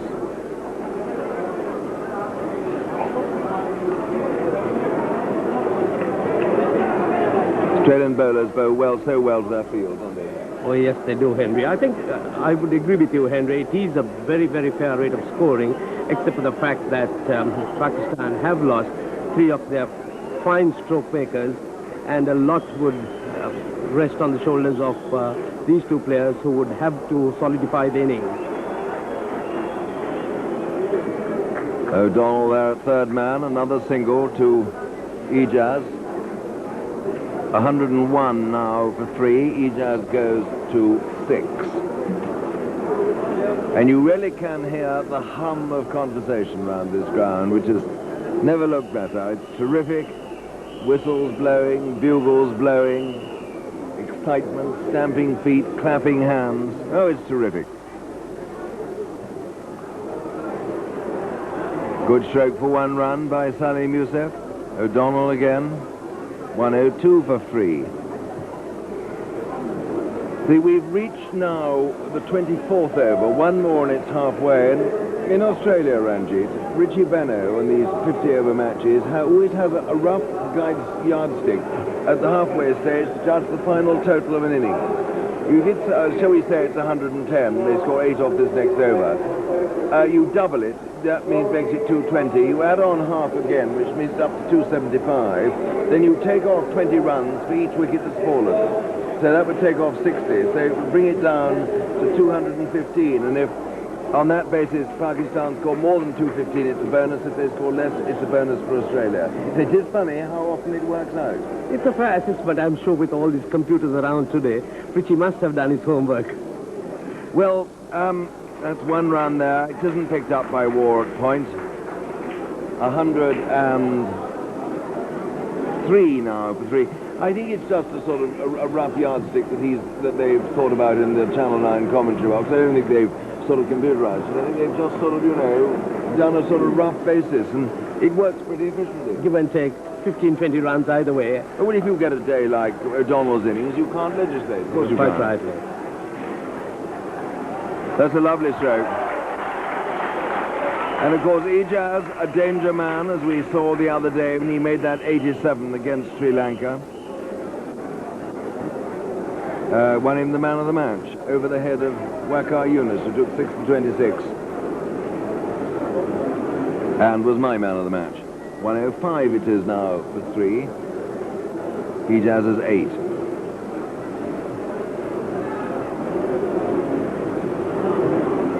who's been in the thick of it. He got a very good wicket when he tempted Javed to drive at that one wide of the off stump. A good, low, wide catch by Ian Healy, who's done everything asked of him in exemplary fashion. More runs here, 2, I would think. No, they decided against. I dare say Ijaz wanted the second, but Salim Malik wasn't so keen. Then bumped into the wicketkeeper when the throw was coming in. So 106 now for 3. Henry, the spinners have been bowling with better success later in the competition, with Madhur Singh having an excellent spell for Sri Lanka yesterday, and Taylor certainly not to be outdone. What game were you watching yesterday? Or the day before, sorry, Henry. I thought we had a rest day yesterday, or either I missed a very important match. We've been watching so much of cricket, lost count of the days. I was shopping in Dubai. Oh, Lord, I thought I got it all wrong. That's a warning. Taylor having a slight warning there to Ijaz, but in fact, there was no way Taylor could have taken the bails off him, because I think he's... Anyway, we'll see what happens now. He was just saying, don't back up too far. Now, they should get 2 there. Boone has a long way to run. Yes, they'll amble the 2 then. 108 for 3. I don't really think Taylor was intending to run Ijaz out, Henry, but a warning such as this certainly puts the pressure on the non-striker, and this makes taking the cheekiest singles a little more difficult. Also indicates perhaps there's a little bit of feeling out there. But normally when the bowler does that, he holds the ball over the bails, doesn't he? Say, watch it, mate. Anyway, it's the end of the 25th over. It's our turn has come to the end of things, and now it's Harsha Bogle to take over from me, and it's my dear friend Sunny Gavaskar himself. And we will change. Meantime, and war is starting and over. Pushed into the gap by Ijaz just for the single, and it's Boone coming in off the cover boundary, who fields. It's funny, isn't it, how the ball pursues fielders. Boone and Alderman have been very much in the thick of it. 109 for 3 in the 26th over. Sunny and Harsha in place. That's a leg by. 110 for 3. And here is Harsha. Back in position after the contortion act. Getting into position down here is an exercise in itself. Well, Pakistan have now moved up to 111 for 3.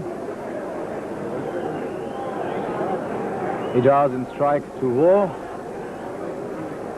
Oh, at 79 for 3, it had just begun to seem that it lost a wicket too many, but these two have done well so far. Yes, it's been a match of fluctuating fortune so far. The Pakistanis began extremely well, then they were stopped by the Australian bowling, accurate bowling by the Australians, at which point they lost a couple of wickets. And just as Miandad and Malik were rescuing the team, getting them off to another start, so to speak, Miandad was caught behind brilliantly by Ian Healy. And now it is Ijaz and Malik who are doing the batting. Well, a curious shot, but an effective one. And one more to Ijaz, and it's 111, sorry, now for 3. It wasn't on the earlier occasion. It is now 111 for 3. And I think the key to how many Pakistan will get will depend on how many wickets they lose in the next 10 or 15 overs. Slow one, as you saw by War, it's Alderman. And end of yet another steady over from Australia. These two young batsmen are very experienced. Malik in particular has had an outstanding one-day record, and Ijaz in the matches he's played here has shown that he can hit the ball hard and get on at a fast clip. So it really is up to these two batsmen to make sure that till the 40th over they stay together, because then in the last 10 overs the big hitting of Imran and Wasim Akram can come into play. Well, that's a view of the AGFA members pavilion. Some of the celebrities sitting there. And this really is going to be a period of consolidation for Pakistan. If, as Sunil told you, both of them, Ejaz and Salim, can stay together, they'll have laid a good base. They have two great strikers to follow, Imran Khan and Wasim Akram. And don't forget, they're playing a batsman extra in Mansoor Rana. Guarding for a rainy day, the move to play Mansoor. Oh, well, that was a close one because he was cutting almost off his stumps. From the bowler's reaction, it looked as if it was a catch, but now the umpire signals a bye. There it is. So I think the bowler's anguish was only because a run was no. In fact, got a run out there. Taylor now to Malik. That's a more assured stroke.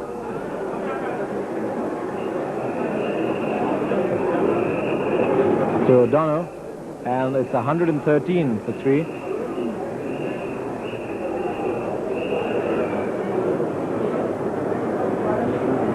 a very hot day, as you can see, but it's a day of enthralling cricket so far. This time Ejaz finds the gap very well. So these two batsmen doing the right thing for Pakistan, picking the gaps, picking the singles and keeping the scoreboard moving. It's 114 for 3. And this is the 27th over. Not quite where they thought they would be at the rate at which they sped off early on. Still, they won't be too disappointed.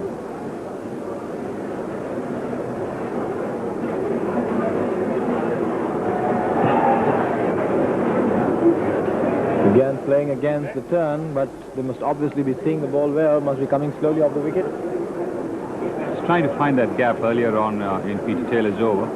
He had found that gap to perfection between Steve Waugh at backward point and Rackerman at short third. If he can do that, he'd get 4 runs. Well, that's another close one, judging from the bowler's reaction. He's a very excitable bowler. There's Brian Aldridge signaling leg by.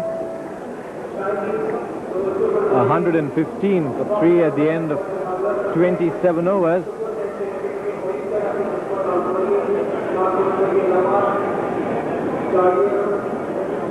There's a lot of cricket fans over here, there's a lot of glamour over here.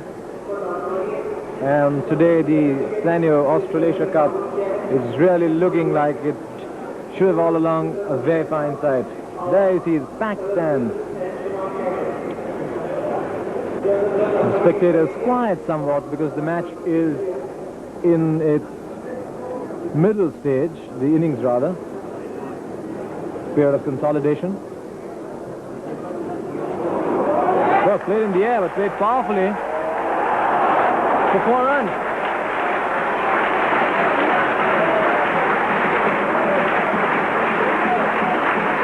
That was a cracking shot, and though it was played in the air,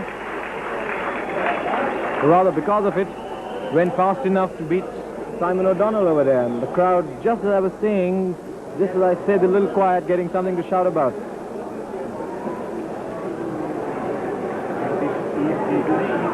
.118 for 3. Well, that's a shot that would get him into trouble. The ball of similar line that got Javed Mirdad out. Correction, it should be 119 for 3. 36 to Malik, 12 to Ejaz. Malik can strike now. They'll have to hurry. They make it. That is Terry Alderman. 120 for 3. And Australia must be looking now for another breakthrough.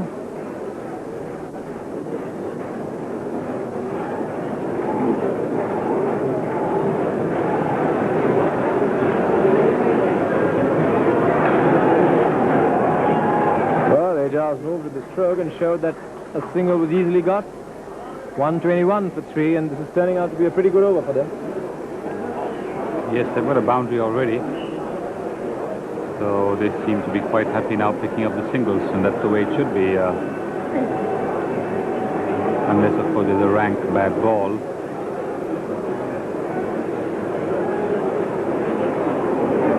There's War. And again, Malik looking for the single. The match is really building up to what promises to be a very, very interesting climax. Both sides pretty evenly matched so far.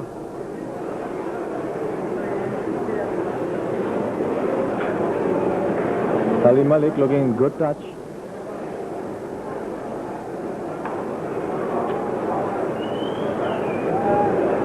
One more down to Rackerman. 122 for 3 after 28 overs. Malik hasn't been amongst the runs in this tournament, and which is a bit surprising because one can easily say that Sharjah has been one of his favorite venues. He's got runs by the tons over here, and it's good to see him back amongst the runs because he's such an elegant player to watch. Makes batting look so easy.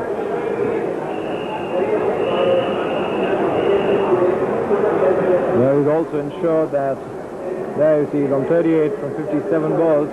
Ajaz is 13. Both, as far as Australia concerned, are danger men because once they step on the accelerator, they're different players. That's a very fine touch.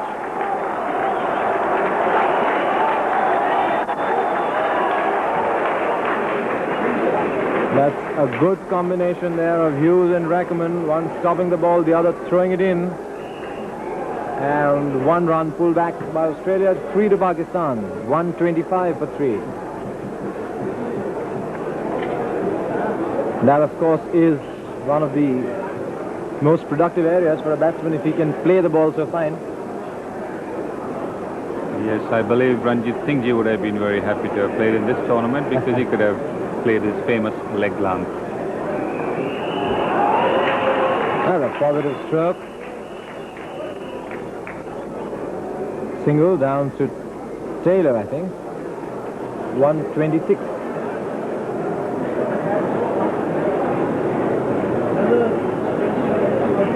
This Pakistan side, with these two batsmen and Imran and Akram to follow, can really cut loose in the last few overs.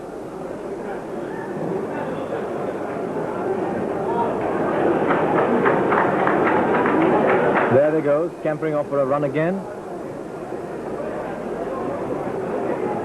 And Malik and Ajaz going by the one-day book, if one could have a book that could be called so.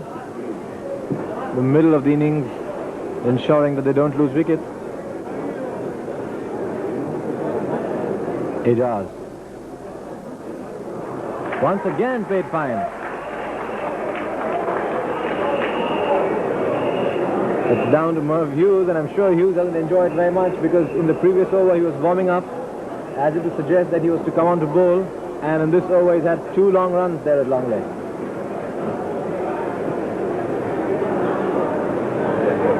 Yes, this one didn't go as fine as Malik's shot, so there were 2 runs only.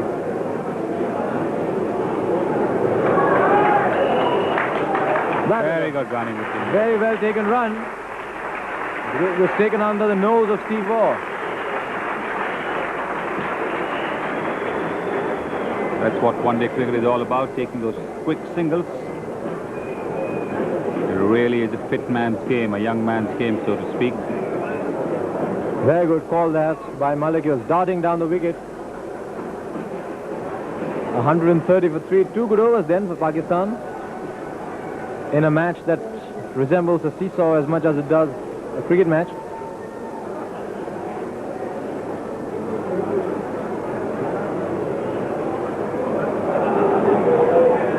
he's done that again.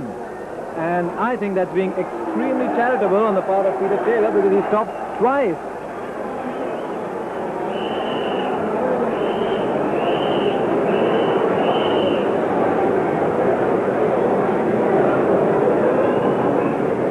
What would you do if you were Captain Sunil to a bowler who twice allowed a batsman a warning? I think it's only fair that the bowler warns the batsman.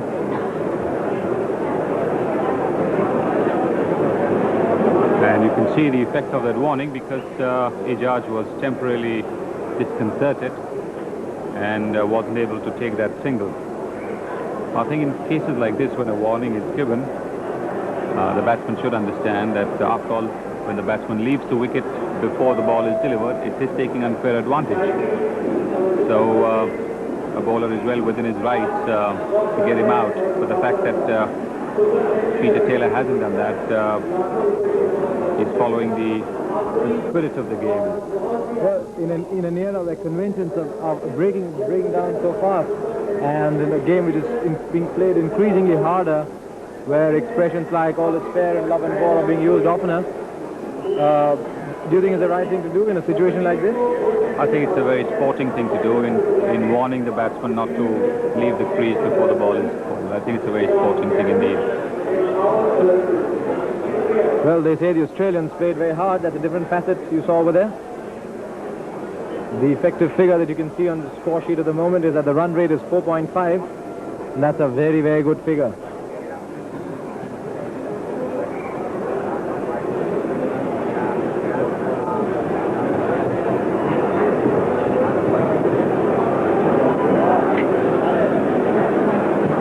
Now a view of the AGFA members' pavilion.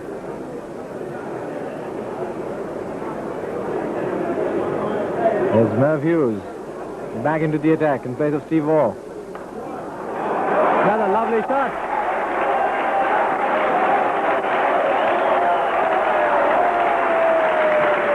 Dean Jones tried his best.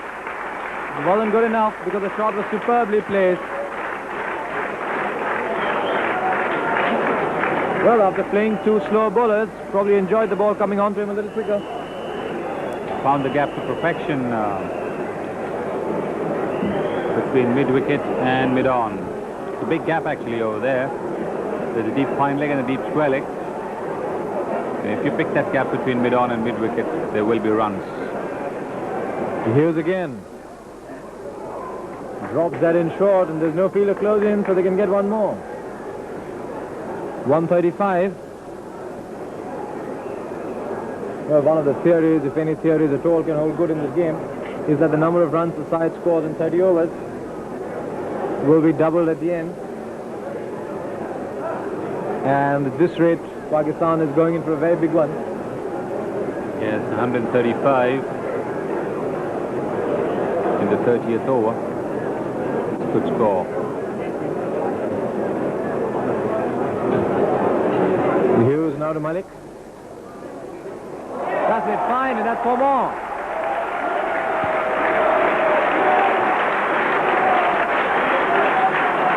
$139 for 3, and that's not the easiest shot to play at all, is it? As you so rightly said, it is difficult to score against the slower bowlers because the slower bowlers do not come onto the bat, but the quicker bowlers are coming onto the bat. The ball also goes off the bat that much faster. So Malik and Ijaz would be very happy to see Merv Hughes coming on to bowl. There's nothing in the wicket, and the quicker the ball comes off the bowler, Here's Hughes then. Sorry, here's Hughes then. And that's going to be 4 more. Edge to third man.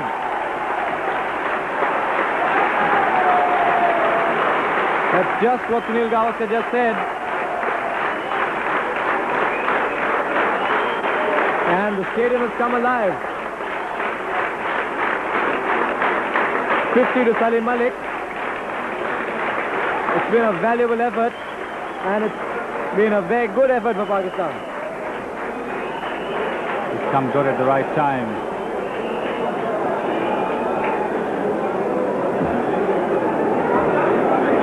Lovely innings, and the show must go on. Let's see what Hughes does. 3 boundaries in this over. 4 boundaries in this over.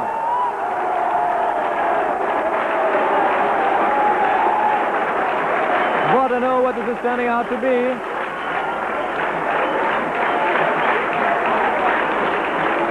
Hughes bowled the leg break. But Sunil, he almost advertised that leg break, didn't he?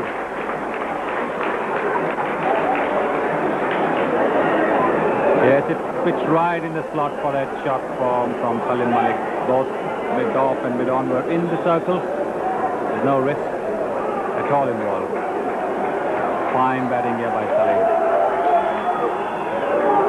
Well, that was a typical fast bowler's reaction. One more to Malik.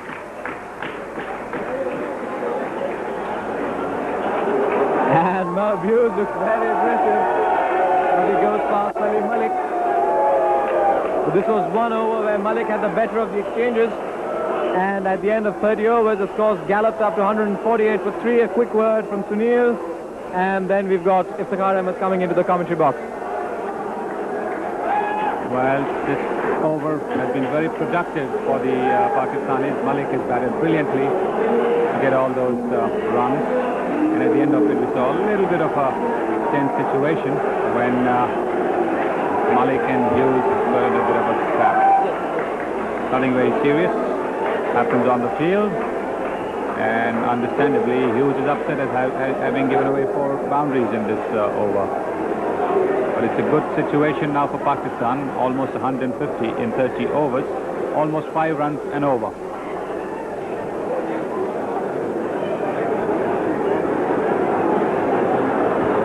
Absolutely deafening roar here for Salim Malik's 50.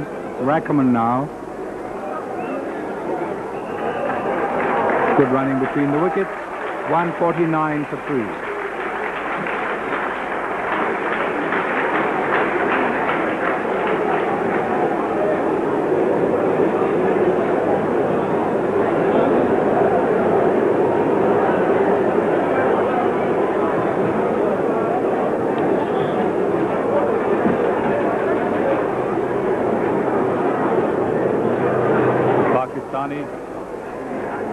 Shifting into top gear now.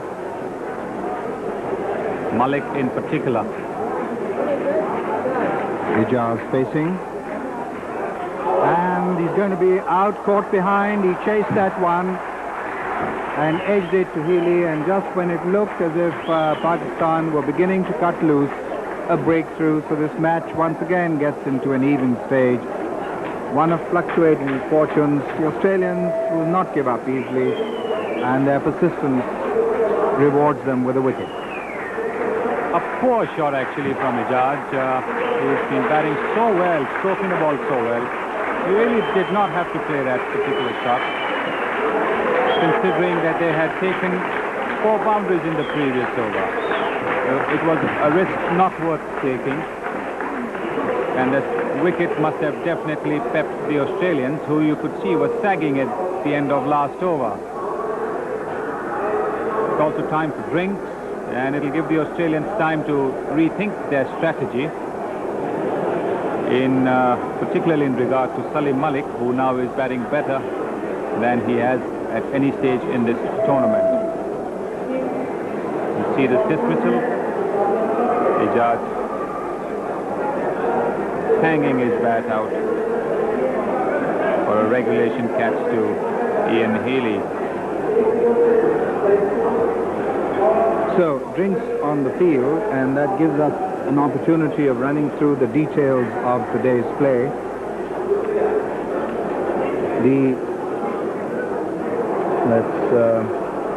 Mr. Asif Zardari and Sheikh Faisal watching the game. 149 for 4 then at the interval here. And let's bring you up to date, viewers in Pakistan and Sharjah and UAE who have just joined us and wish to get up to date. Well, Pakistan won the toss today and decided to bat. Their team, Saeed Anwar, Salim Yusuf, Javed Miandad, Salim Malik, Ijaz Ahmed, Imran Khan, Wasim Akram, Waqar Yunus, Mushtaq Ahmed, Aqib Javed and Mansoor Rana, who has replaced Ejaz.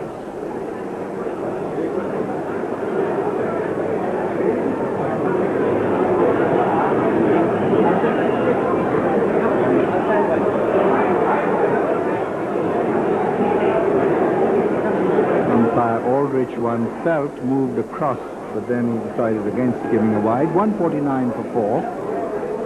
This the 31st over.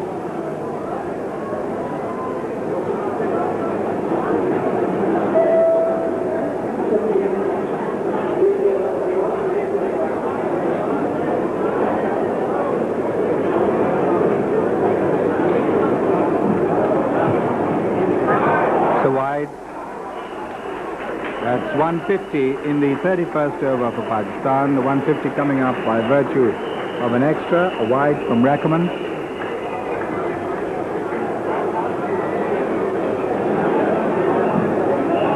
Also an extra delivery for Pakistan.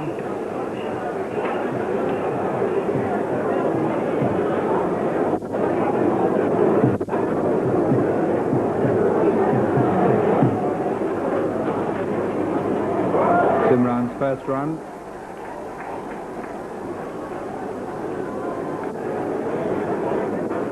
$151 for 4.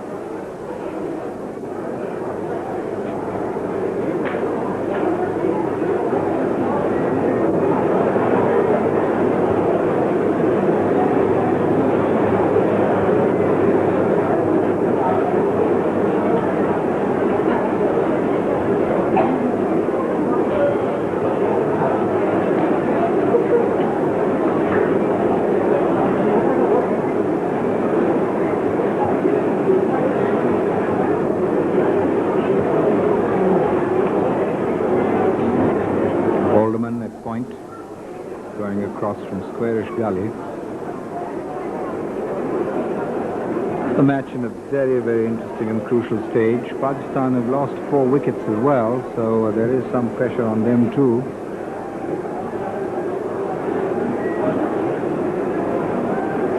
And there's still 20 overs left. Very, very intriguing situation. Has to be a battle of wits between the two captains now.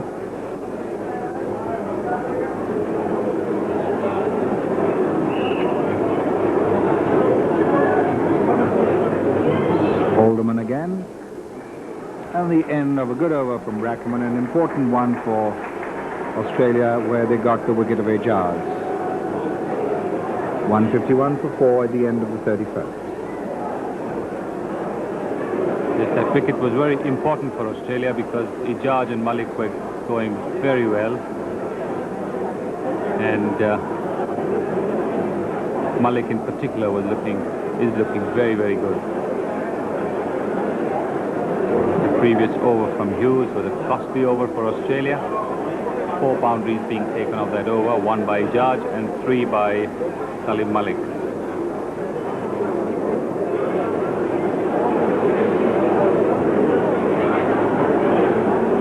Hughes to continue. Return the ball to Imran.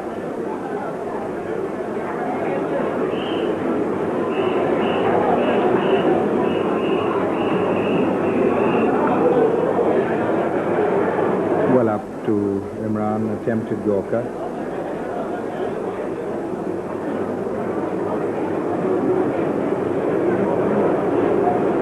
And that's Mrs.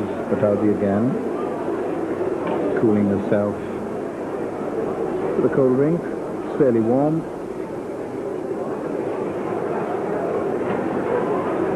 And that's the other half, Sunil. Mansoor Ali Khan himself.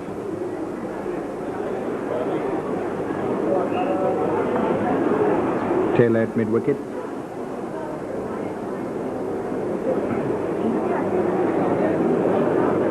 View of the onside field. Long leg, mid-wicket, mid-on.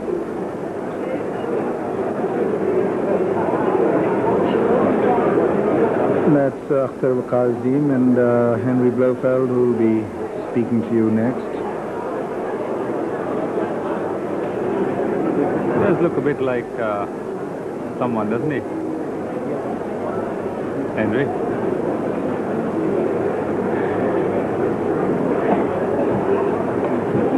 Good ball.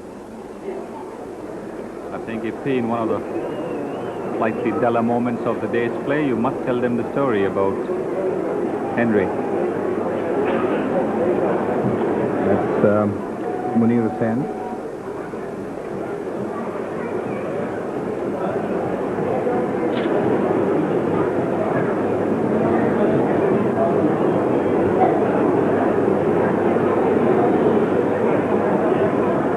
A quieter over from Hughes.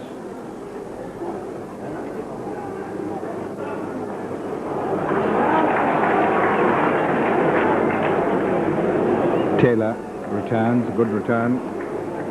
152 for 4, this the 32nd over.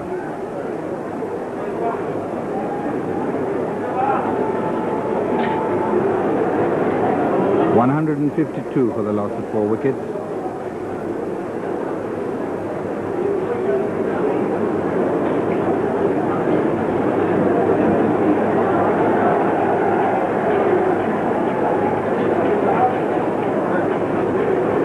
Salim Malik to face.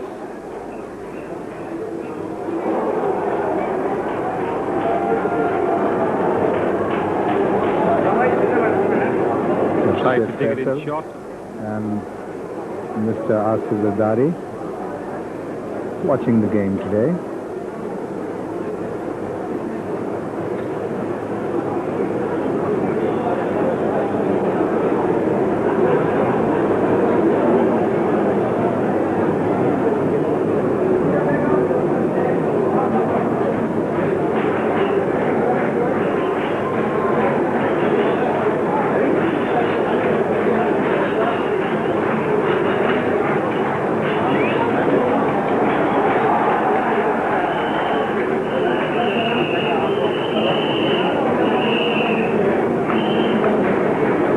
End of the 32nd over, and it's 153 for 4.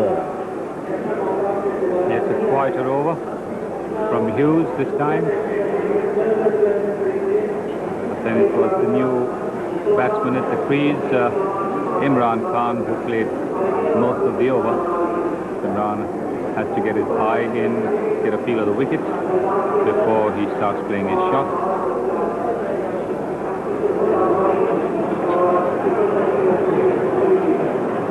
There's the scoreboard. 4 wickets down.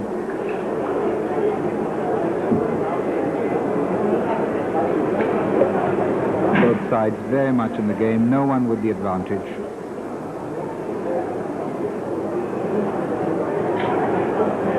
Rackerman to bowl to Malik.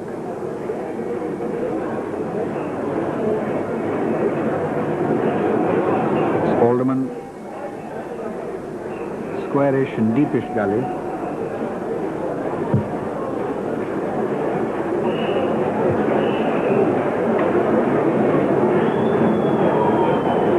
The Australian fielding, as expected, been quite spectacular. And Healy behind the stumps got 3 victims.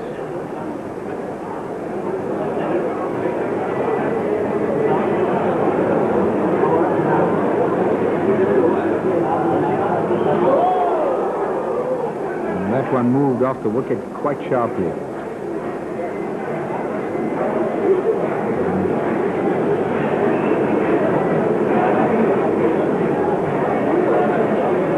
It's a leg cutter.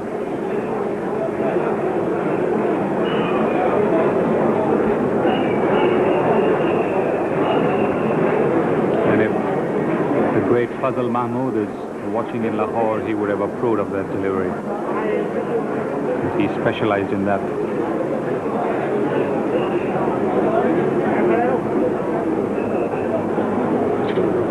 Dean Jones, deep cover. That's the single. Imran to face.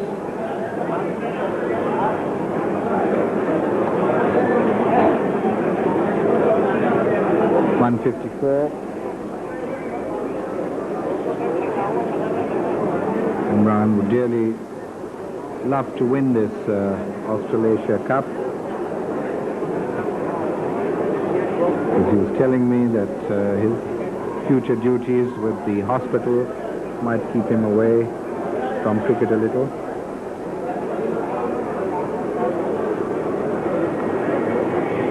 And also he's finding it more and more difficult to keep in his present fitness because of his future expected work in the Cancer Research Institute. Also, I think the stage comes in one's career when motivation is very, very difficult. And Imran, having achieved most of the peaks, or almost all the peaks that he wanted, must be finding it very difficult to motivate himself all the time. There's an appeal for a catch behind, and he's gone. A good delivery from Rackerman, and the game, Sunil, has swung Australia's way. I think it's been some fine bowling by Rackerman. He's been bowling these leg cutters right on the spot. And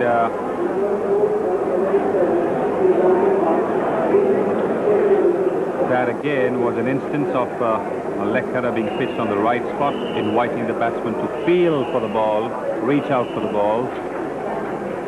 And Healy behind the wicket has made no mistake at all.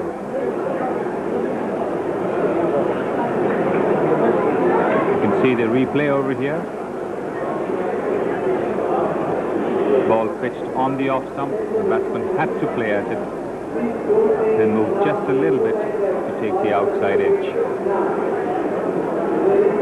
One more look at it.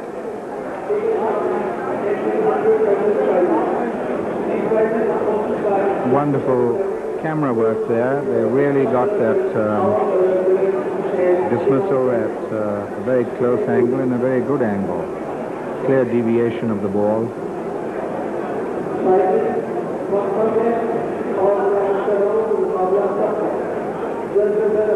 As usual, our team of cameramen and the producer very alert to all that's happening here. 154 for 5. The new man in, Mansoor Rana. This the 33rd over.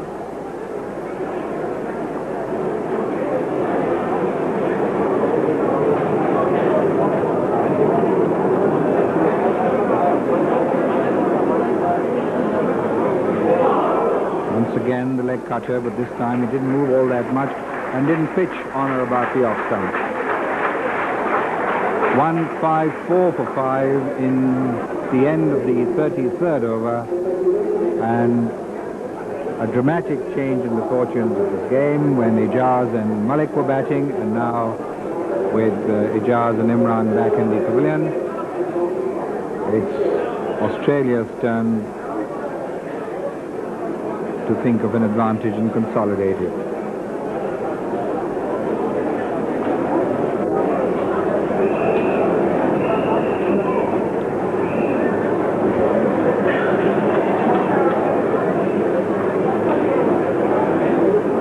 Malik facing Hughes.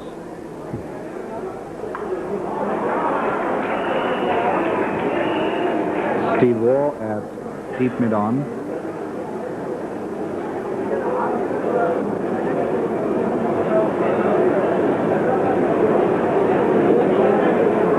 $155 for 5.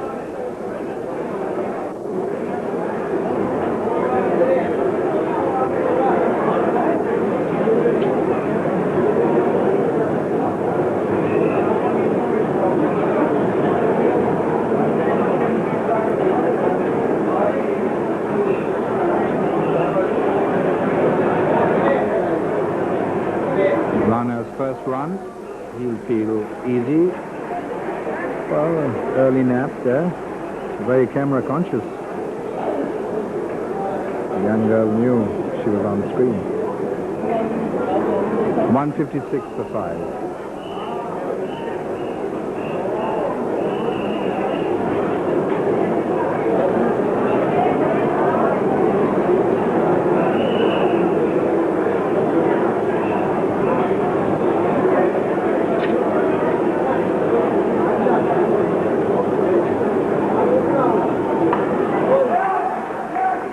$157 for 5.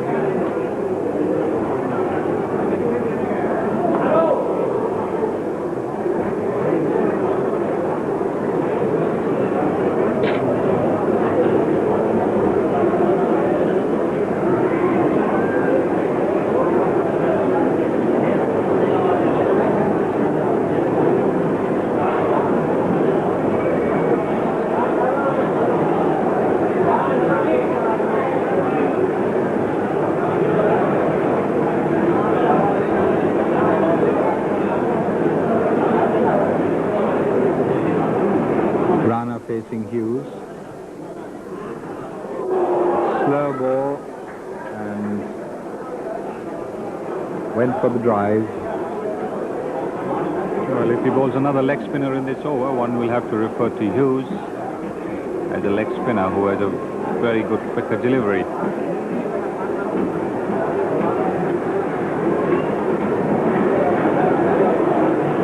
Two consecutive leg spinners that he's bowled.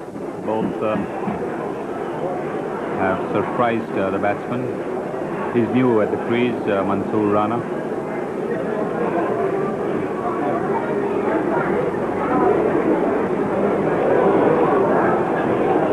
Down the leg side, a quicker delivery. He dug that one in. Well, he doesn't think much is happening. At the end of the 34th over, it's 157 for 5.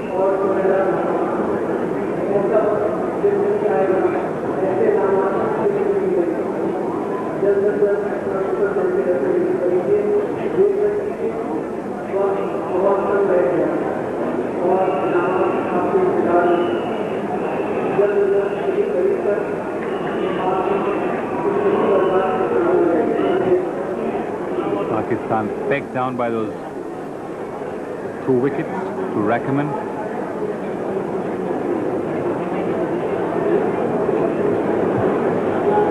And now they realize that they have to make sure they don't lose any more wickets for a few overs. Cut out the heroics and just concentrate on the singles and Malik on 60. And on him now depends a lot. Big responsibility. Need another burst from him, like we had when he was playing against Hughes.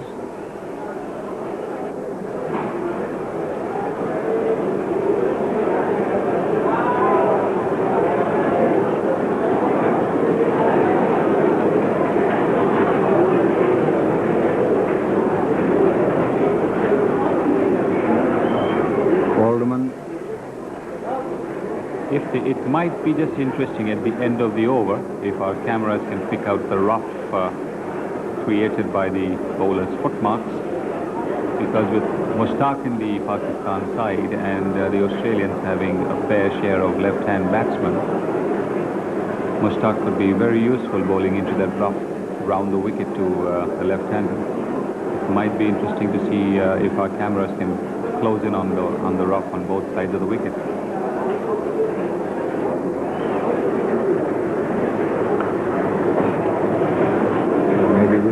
In between deliveries.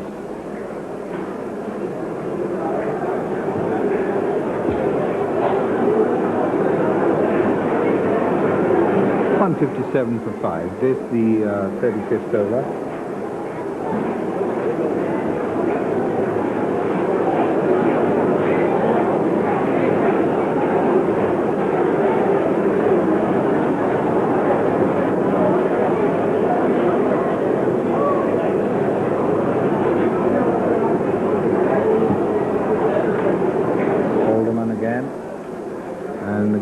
From Rackerman, he's pegged the Pakistani batsman down.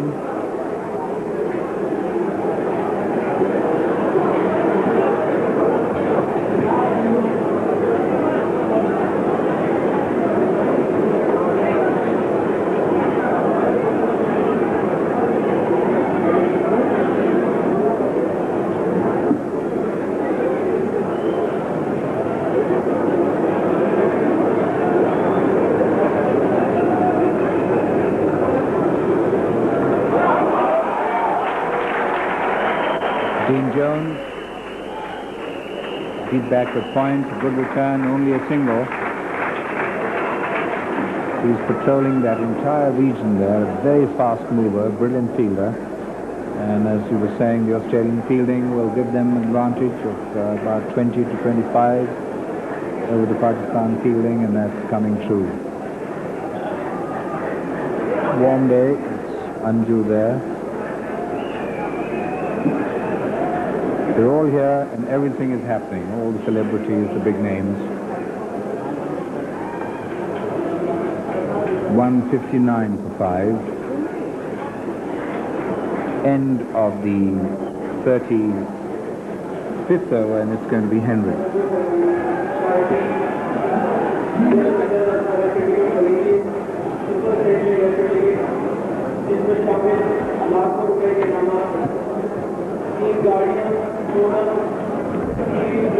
It's been intriguing the way the advantage has fluctuated. We saw Pakistan get off to a tremendous start. Australia fight their way back with those 3 wickets. And then Salim Malik and Ijaz Ahmed looked as though they were going to take charge. Those 4 successive fours by Salim Malik off Hughes. Everything was going then Pakistan's way. Ijaz out to Rackerman in the next over, and at the moment Australia in command as Hughes comes in to bowl to Mansour. 1 run there, the thick outside edge.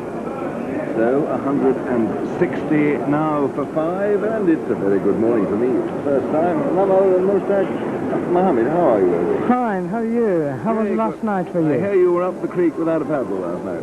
That's right. It wasn't a very pleasant trip, I'm afraid. Oh I had dear. to surrender it halfway. The pirates came and took you on shore, did they? Halfway through? Came to my mercy. Oh my goodness. You haven't had an ice cream yet to cool off. Well, well, well. It's a boiling day. It's wonderful cricket. It's absolutely fascinating. This, what fun to be here. Hughes to Salim Malik. Hughes is quite sudden, as Bordeaux feels, has quite suddenly lost the knack of hitting the ball into the gaps. It's funny, isn't it, how it suddenly goes. He was going along like a steam engine at one stage. Now he's got a bit gummed up, hasn't he? Well, because we lost a couple of partners from the other end, and I think that's put a lot of pressure on Pakistan. They don't want to lose another wicket for next 40 runs at least, and they want to have a wicket intact for the last 6-7 overs, or maybe 5 overs, to have an all-out go towards the end of the inning. Well, that was a bit of a windy woof. It was the outside edge. It's 1 run down there to O'Donnell. That wasn't at all where Salim Malik meant it to go. I think he meant it to land somewhere just to my right, and I hoped Mustaq was going to catch it. I say that's some more supporter. I don't know why she's covering that lovely face up with Newsweek. I'd much rather look at her face, wouldn't you? I'm not saying anything against Newsweek, but all the same. 161 for 5. We're in the 36th over, and Merv Hughes with that famous moustache and black visage. He had a few words, a bit of a shoulder pushing with Salim Malik a little earlier. Bowling now to Mansour.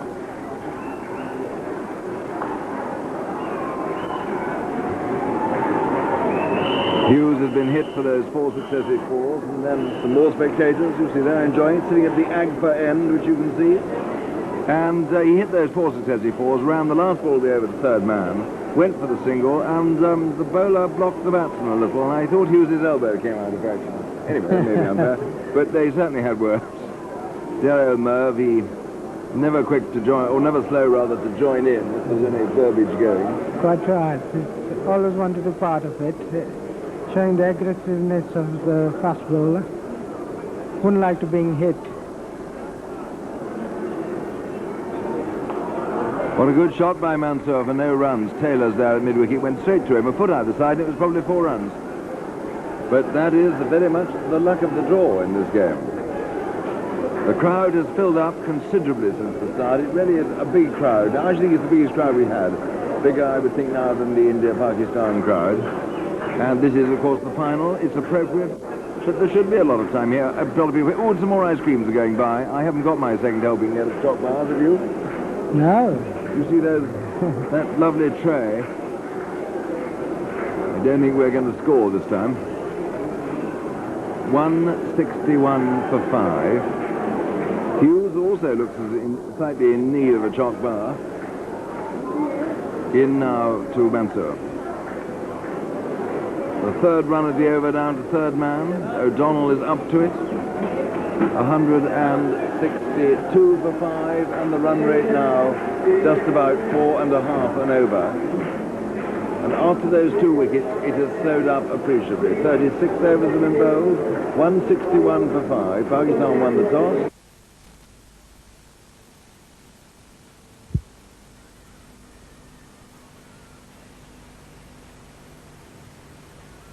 All overs have been bowled.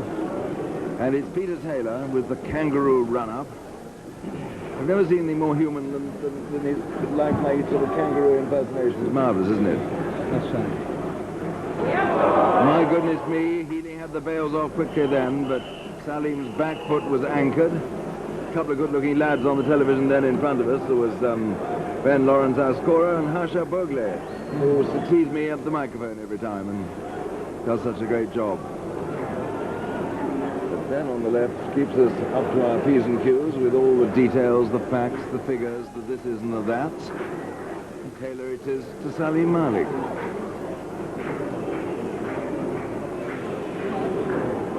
No, I don't think by any stretch of the imagination they could run around there. That would have been too close for comfort. It's closer even than that, I might say. Well bowled by Taylor, a little bit quicker, sensing that Salim was going to attempt something. So, back to England tomorrow, Mushi? Yes, catching the flight early in the morning, 2 o'clock. I shall be in London, 7 next morning. It gets better early tonight.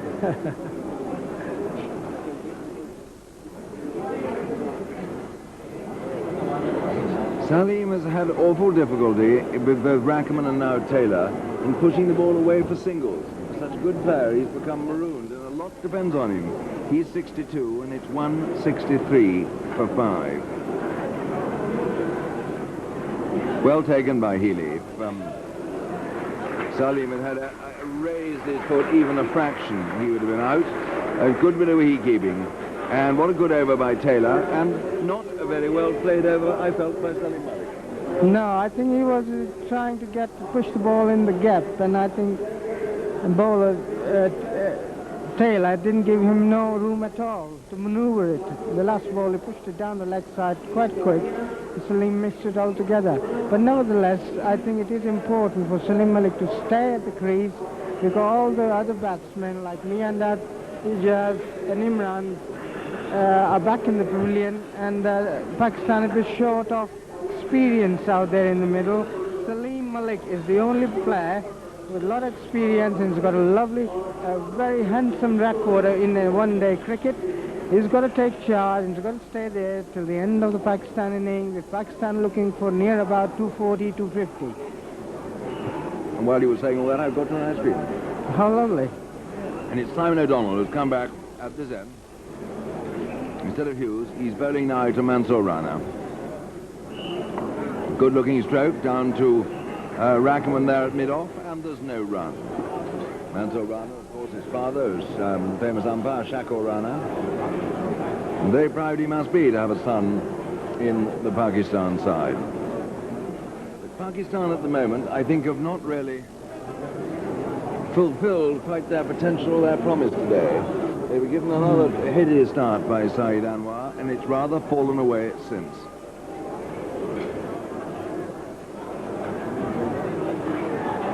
Oh, that's a fine stroke. Hughes is out there. He's going to stop it. He does, but they collect a couple of runs. So 165 for 5, and Mansour goes to 7. Well, it wasn't going to be easy against the Australians. They've got a good bowling attack and a very efficient fielding side. I know Pakistan had a very good start, and then they went back in the groove and went back in the shell, mainly because the bowling was tight and fielding was very, very good indeed. It's always difficult to come back, but I think it's a good effort on part of Salim Malik so far. O'Donnell.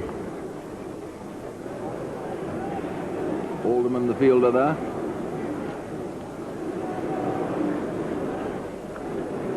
Yes, those starts that Saeed Anwar gets Pakistan off to a little bit flattering, aren't they? Flattering to deceive. You can't keep up that sort of tempo. But nonetheless, I always felt this was going to be a reasonably low-scoring game. And the key could well be, is can the Wakar units do it again?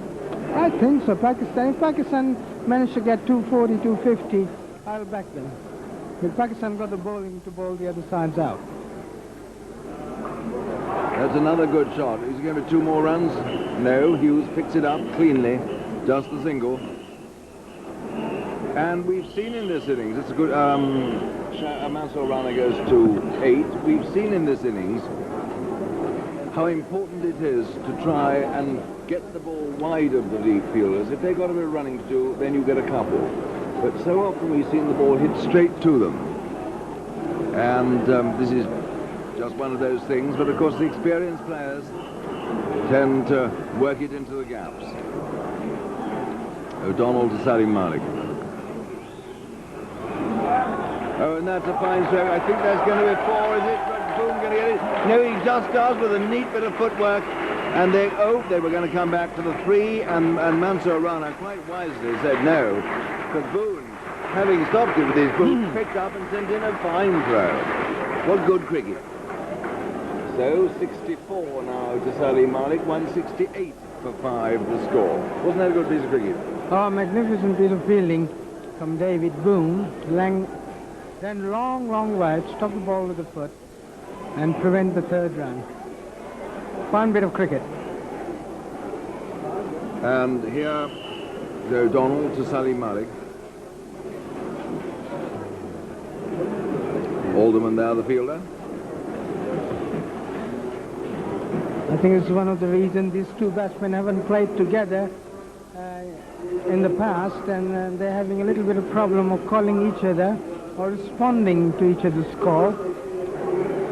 I think the more longer they will stay together on the wicket, the better they will get, especially in their running between the wickets. I think to apply the pressure, the singles are just as much important as fours. Fours will come to the end of the inning. I think Pakistan still need another 30-40 runs without losing another wicket to get back into the controlling position of the game. Very sound thinking, wasn't it? Well, I bet all of you at home wish you were here. At least you jolly well ought to if you don't. It's absolutely marvellous. The vibrant atmosphere, the excitement, and what a game of cricket we've got. Who'd want to spot the winner now? I wouldn't. Taylor, meantime, to Mansour. Looked to me to be pushing that to leg. Went off the outside edge, the front edge, to Ward backward point.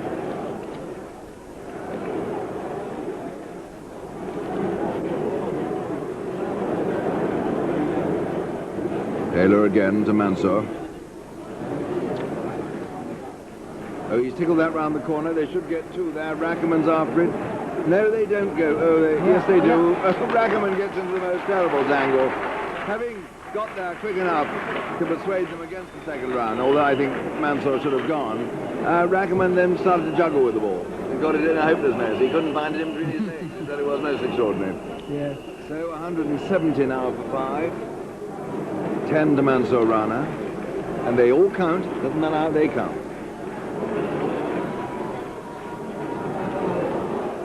I don't know what he was trying to do there. He ended up by kicking it away. And tonight, of course, we have the great farewell dinner, CBFS. Everyone goes there in different ways today. New Zealanders went off this morning, actually, to start their tour of England. But it's the sort of end-of-term party tonight, and what an occasion it'll be. Wouldn't it be nice, though, if someone could hit that sign that says carriage times up there and win 49,664 dirhams? It would just be a final sort of blaze for the day. I wonder if anyone will get near it.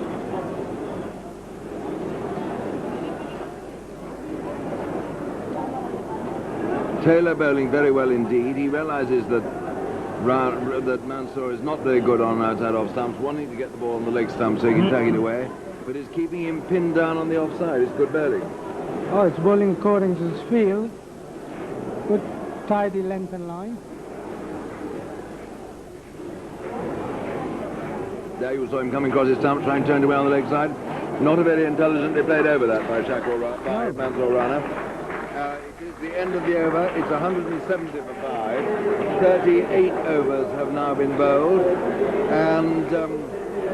no, 40 overs have now been bowled, in fact. And I didn't see those figures. Well, he bowled 7 overs for 20 runs, clearing 1 wicket. I think it's very, very intelligent, very good professional stuff, that is, from Peter Taylor. 40 overs have been bowled. It's 39 overs have been bowled. I'm sorry, the scoreboard's run ahead of itself. Mansour Rana is an experienced player there. He's trying to push the ball in the gaps in the covers rather than hitting it in the front. O'Donnell now. Oh, I say. That is 6 runs. It must have been Salim Malik hearing what I said. He had a go in the direction of that Khalid Times sign, the one over wide long on. He was well short of it. He was underneath it. It was the right direction, a little more elevation, and he could be almost 50,000 dirhams the richer. Well, that shot was guaranteed to bring the troops to life. It has done. 176 for 5.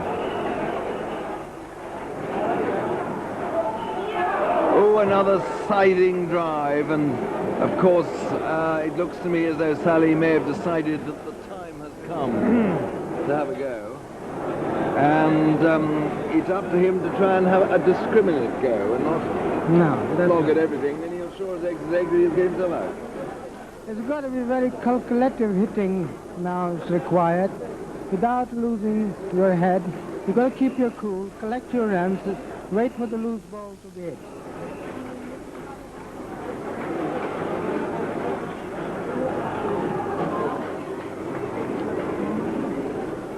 Well, there's nothing like a 6 to quicken the pulse rate of the public, is it? The crowds absolutely love a 6. And he did hit that marvellously well, didn't he? Yeah, it was outside the off stump, more or less, or the pitch, and then he moved inside the line a little bit and hit it flat-batted. Did it offend your aesthetic sense much? Oh, well, I could never reach that far, Henry, you know. You like to hear the rattle of leather on willow, I know.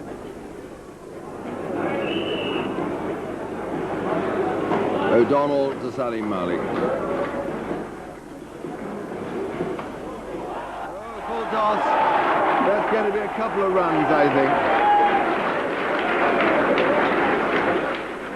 It is fielded by War down here below us. So Malik now goes to 72, and it's 178 for 5, and we're in the 40th over. I don't know, it'd be a brave man who would forecast Pakistan's final total. 230? 245. You're an optimist. I'm a very optimist, yes. I think our boys will do it.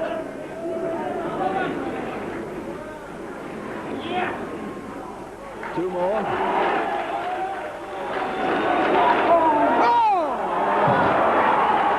Well, that was, I think, Salim Malik's fault. I felt there were 2 there. He started for the second. He then pulled back, denied the second run, just as Rackham was approaching the ball, and Mansour Rana was irrevocably committed. 1 run off that, 179 for 5. Mansour Rana run out for 10, and well, I'm afraid I personally am going to blame Salim Malik for that. Yes. There's a technical error there. When Salim went for his first run, he had back to the ball. He wasn't looking, the fielder picking the ball. And Mansour presumed that it's easy too. He set off for a second run. Salim didn't respond. He couldn't side the ball. We'll have a look at now. He's hit the ball. The ball's going towards the deep exit. Look at, he's facing the wrong way. And I think that's what cost him that run and a very valuable wicket. As far as Pakistan is concerned, they could have done without this unnecessary run out. There were 2 runs, but I think there were 2 there always if they got definitely, quickly. yeah. I think Salim Malik has lots to answer for, Yeah. and I'm sure all they do too. I don't know, gloomy. Anyway, That's right. they're cool and all that. What are they called? Don't know. I do think I do rather good in one. But nice and cool. You would look just the part, Henry, in that. I couldn't wear my bow tie in them, though, could I? That's the only trouble. 179 for 6. Wasim Akram, one of the great strikers of the ball playing cricket at the moment. Well, he's around. No innings has come to an end. If he bats for 10 overs, Pakistan will score 240, you see.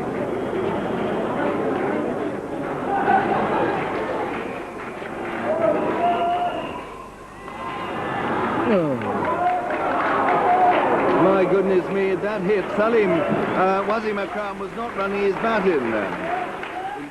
if that had hit, I think he could very well have been out. Anyway, it's the end of the 40th over. Mushy, it's the end of our stint. It's lovely to be working with you again, I think. Thank you.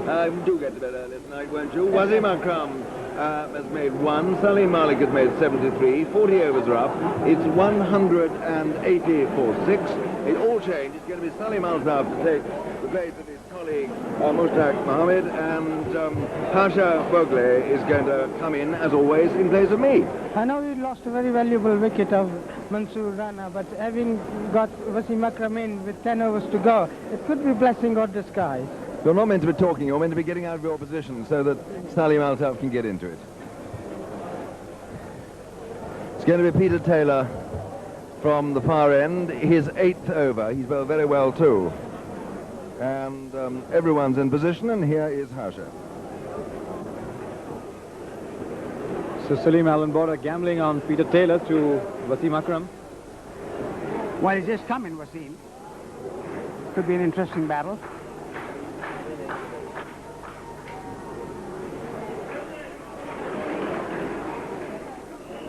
Ten overs left. The run rate at this stage, Harsha is 4.5.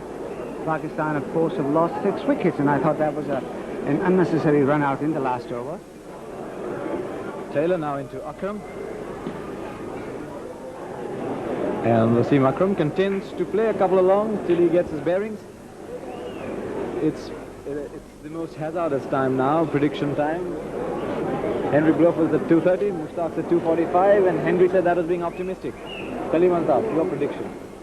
Well, I would say from Pakistan's point of view, 240 to 250 would be a pretty good score, considering that they bowled very well in the last 3 games that we have seen. Well, yes, their strength is in their bowling. It's 180 for 6 at the moment, and the key to that total will lie in how long these two can stay out there. Because though there is a little bit of batting to come, it's not very reliable. Well, they'll have to hurry on that one. Waugh is kicking the ball. I thought he was trying to kick himself for missing that one. 181 for 6. Interestingly enough, 2 singles taken by Wasim Akram.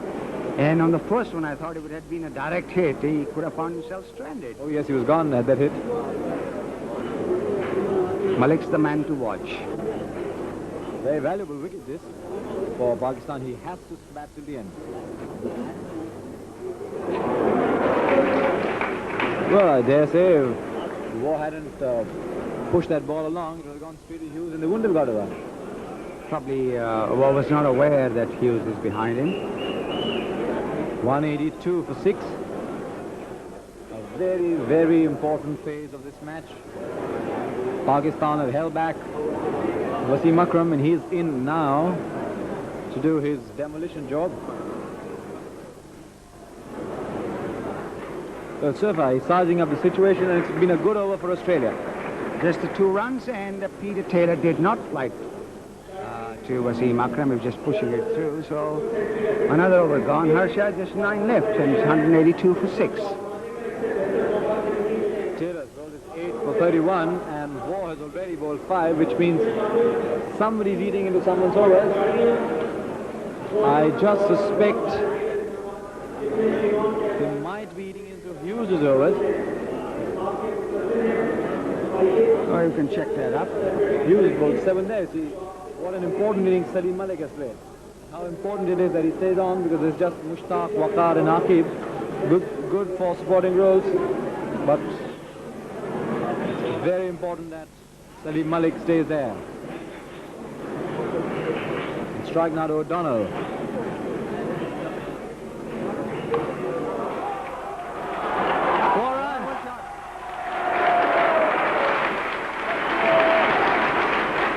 Mid-on was up, and a fitter man than Rackerman might have dived for it, but no denying the fact that it was a glorious shot. Beautifully timed. Jordan Rackerman, of course, is not the most nimble of Australian fielders. Now you see him being dropped back too long on. And if Salim's going to bat like that, and I've been a great follower of his, if these two can bat out, my prediction is closer to 260. But these two have to bat it out till then. O'Donnell. There you see how easily he's getting a singles now. Talking of predictions, Harsha, the other day Henry and I, we thought Australia will end up at 260 and 270. Then came that blitzkrieg from O'Donnell, and they finally ended up at 332. So these last 8 overs are very crucial to both sides. And let's see how many runs Pakistan manages to get. Well, it always pays not to be an expert in situations like this. Well, never predict about the game of cricket. Well, I can get away with it, you can. It's 187 for 6. Game's held up because they're setting a field for Wasim Akram, which is not the easiest of things in the world to do. We'll ask Ben to have a look at the bowling figures and see how many overs each bowler has bowled and how many are left. Some Indian film stars here today. That's well struck. And they'll take 2 on Rackerman. A fumble, an additional run to Pakistan. Going to off drive, slightly upwardly to the left of the fielder, safe. Well, as I said, it all really depends on how long these two can stay there, because if Wasim Akram gets going, it's quite useless setting a fielder. Well, he's a marvellous hitter of the ball, and especially after his exploits in Australia. He got his first 100 and then went on to make a most magnificent 86 in Benson Hedges match. And strike now to O'Donnell. They're already good over this for Australia, for Pakistan.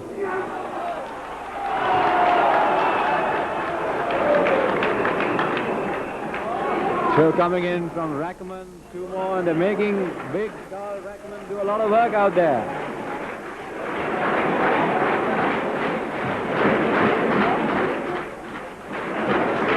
.191.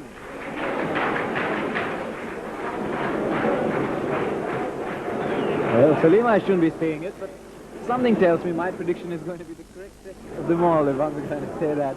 These two are really batting so well. Well, let's hope so. Pakistan makes 260, 270. Australia, mind you, have a very strong batting lineup. O'Donnell.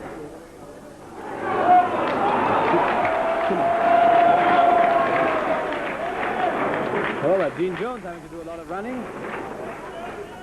2 more, it's 193 for 6.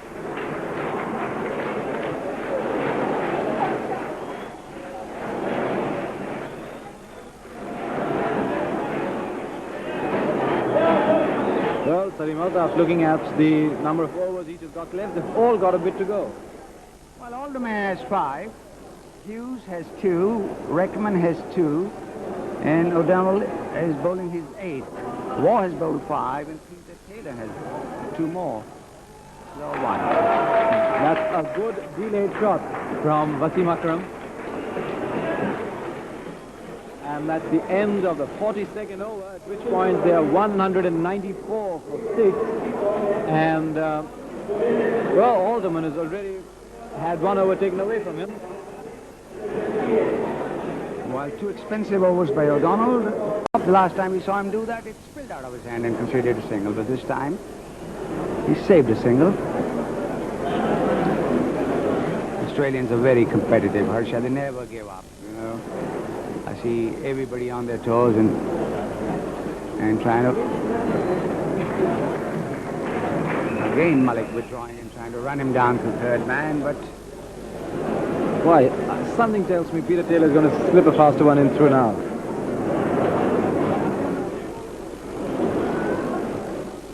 So hit him on the offside. Perhaps there's a wide vacant area on the onside. There's it. That was very good bowling by Peter Taylor. Malik gets 2, but on this occasion, Salim Malik was in fact moving the other way as the ball was being bowled. It moved in towards the off, and Taylor kept bowling where he was, so he didn't give the batsman room, and on another day, he might have been caught at mid-wicket. Well, Border is too close in. He's trying to save the single. He's got 3 men right on the fence, so 5 meters inside, so it was a safe shot. A good thinking on the part of Malik. There you can see him. That's a big hit. 4 more. Could time that ball so well and placed it wonderfully.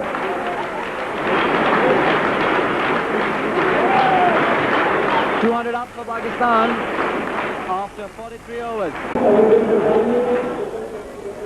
201 for 6. And this is what one-day cricket is all about. 4 very good deliveries, and the last 2 went for 6. Peter was bowling outside the off-stump and he was trying to run him down to third man, but then he realized that there is a wide vacant area between long all and deep mid-wicket. The first shot that he tried, he didn't time it too well. He still picked up 2, then he was ready for the next one and picked up a wide 4. He's now 85. Harshan is 15 short of what could be a wonderful 100 if he gets it. Well, there's 7 overs to go. Hughes has 3. Rackerman has 2, and I dare say on the showing today he should have bowled those 2. And Alderman has 5. O'Donnell has 2. So that's the options for. Well, one over that I saw, Hughes bowled to Salim Malik. He hit him for 4 fours. 17 in all of that over. That was sort of up the run rate. Well, it's been fascinating if you've been watching the run rate today. Up, yes. down, up, down. We started at 5, then went down to 4, then 5, then 4.5. Now it's on the up again. Well, these are the critical 7 overs for Pakistan. How many runs can they get? Here's Hughes. Well bowled. Into the block hole. But the single is still on, 202. More important, it brings Salim Malik in strike.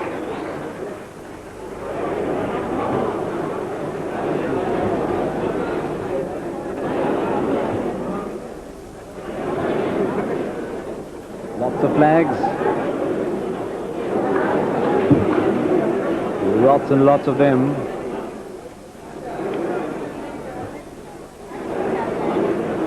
The atmosphere here, Salim, a little more like a football match and less like a cricket match. Very boisterous, but it's lovely to watch. I think they've enjoyed a very good morning's cricket. I think they've got little to look forward to still. Good shot. Oh, the big man goes for a tumble, and he makes a lovely stop.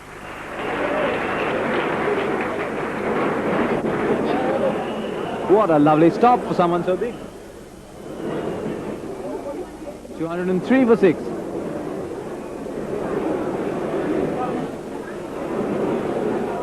A little surprising because they've always got to both batsmen long off deep and long on in.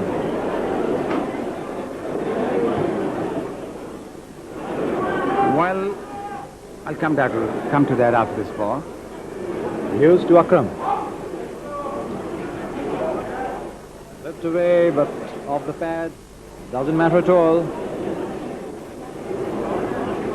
What you see is that for Salim Malik, Rackerman is at wide mid-on and Steve Waugh drops back to long off. But for the left-hander, Rackerman is at the boundary and they bring in Steve Waugh.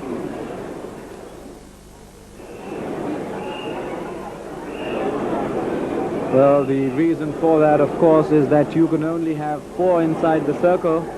And Alan Border's discovering that 4 is a little too many to have inside. Same rules for both, though. Well bowled again by Hughes. Yes, you're right, Harsha. He has to have the 4 fielders within that 30-yard circle.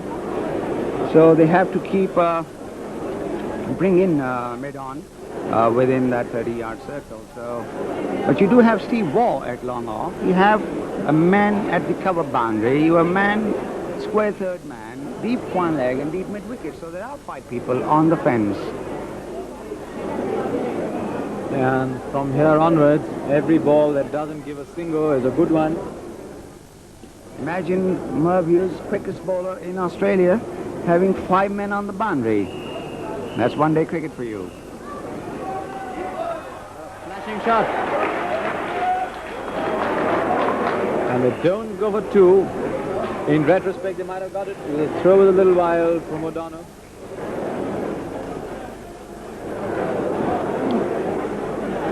$205 for 6.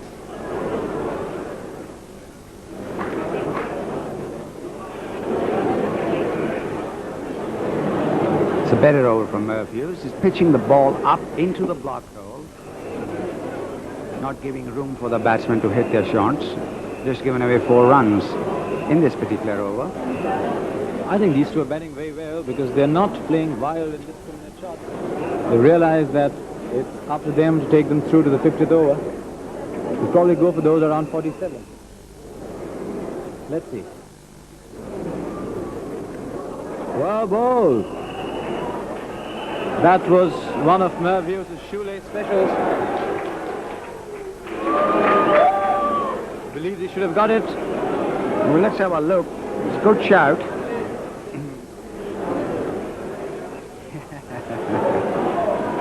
Well, underneath that gigantic moustache. Believes he should have got it. Well, let's have a look. It's a good shout.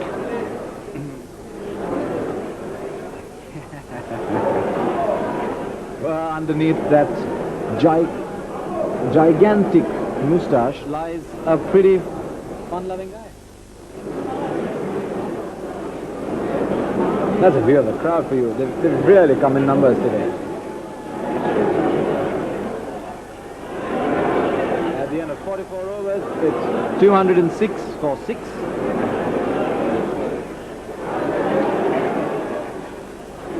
Final 6 overs coming up. Peter Taylor is going to bowl one of them. Well, it makes a lot of difference between, say, 240 for Sri Lanka and 240 for Pakistan because they've got such a lovely bowling attack.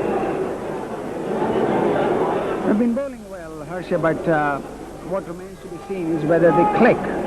And again, a bowler is as good as he's allowed to bowl. Well, one person has disproved that, hasn't he? Waqar Yunus. He's in the pavilion at the moment. And it's Peter Taylor who's bowling a good line and is being preferred at this stage of the innings to Terry Alderman. His bowling is last.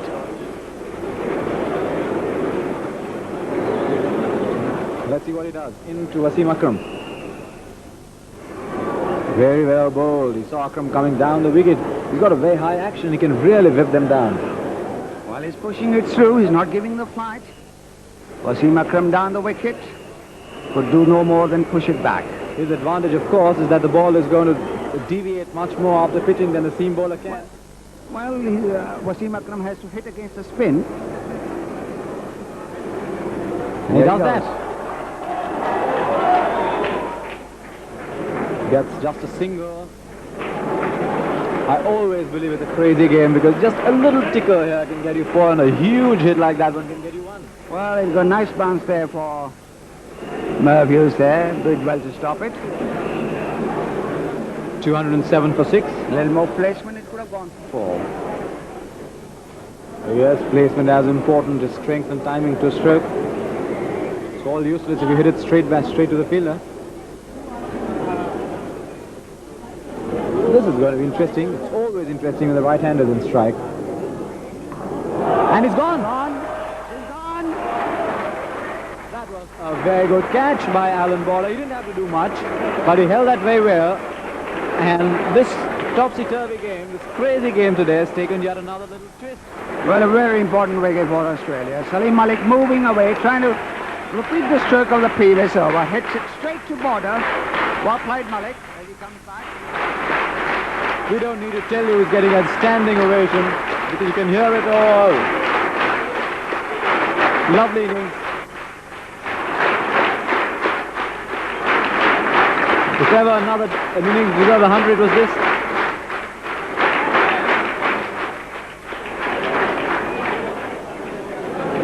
Wonderful innings, 1 6 9 4s. Pity he had to miss his 100. Very crucial wicket, Harsha, at this stage because we have a new man in and only 5 overs are left. What it has also meant, Salim, isn't it, is that Wasim Akram is pushed back just a little because had he Salim Malik at the other end, he might have gone hell for leather. There it is. You can see he's moving and trying to cross him over mid-wicket. Hit it straight to Border and took a very good catch. The tragedy for Salim Malik there was that he stuck to, was a little close to the ball, which is of course one of the principles of batting. Had he been a little further from the ball, he would so easily have hit it over Border and that would have been 4. Well, if he had hit him over him, he probably would have got 4, but we can have a look again. Yeah, there you see. hitting. A little too close to the pitch of the ball. That's how it went straight to border. And Peter Taylor has got a lovely jumping high action now, jumping even after the ball has been bowled because he's got his man. 207 for 7 now. I was talking to Sunny this morning, and he thinks Pakistan will be about 240. So there's 240, there's 250 and 230. Have your pick, Harsha. Next 5 overs will tell us. That's a very good spell from Peter Taylor. End of his 10th. Probably given away just about 39. And that entire over cost him just 1. End of the 45th. A quick word from Salim Altaf, and coming into the commentary position of Sunil Gavaskar and Iftikhar Ahmed. Very crucial wicket for Australia with only 5 overs left. They lost Salim Malik for 87. We have now Mushtaq in, and Hughes is coming in to bowl his 46th over of the innings with Peter Taylor ending up 10 overs, 1 for 39. Excellent piece of bowling.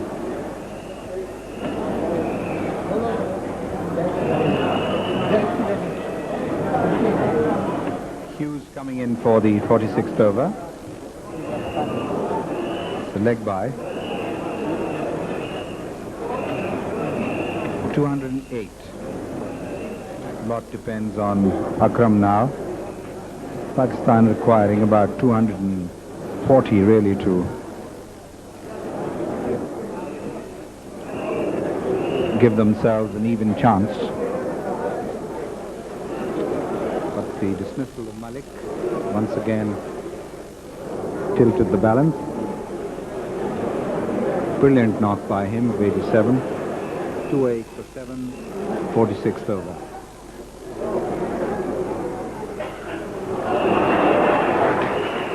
Taylor. Fine shot by Akram. 4 runs, and it was such a tremendous shot that Hughes had hardly taken his second step when the ball flashed past him and he just couldn't get down. 4 to Akram, 213 for 7. Fine shot there by Akram. Juicy full toss. But when you get a loose delivery, to be able to find the gap is more important. Akram found it very nicely between the bowler and the stumps. 4 runs. Akram on 17.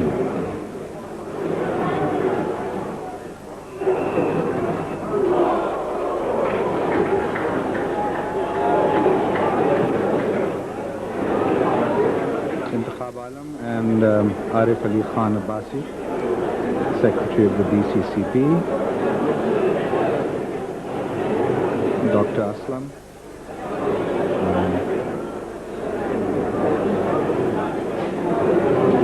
Mukhtar Yunus, Sajjad. Well, a bit of nail biting going on there, and the situation is like that. Pakistan requiring 20 to 30 runs more. It's Taylor, a deep third man, 214 for 7. Akram, of course, is going to be the key man as far as Pakistan is concerned at this stage. With a little over 4 overs left, it's going to be entirely up to Akram to get Pakistan to a healthy score. Anything over 240 is going to be a good score to defend, particularly because Pakistan has got such fine bowlers in Wasim himself, Imran, Waqar, the man in form, and Mushtaq. It's a slow leg break. That's another run. It's also the end of the over. Mushtaq keeps the bowling, 215 for 7 at the end of the 46th.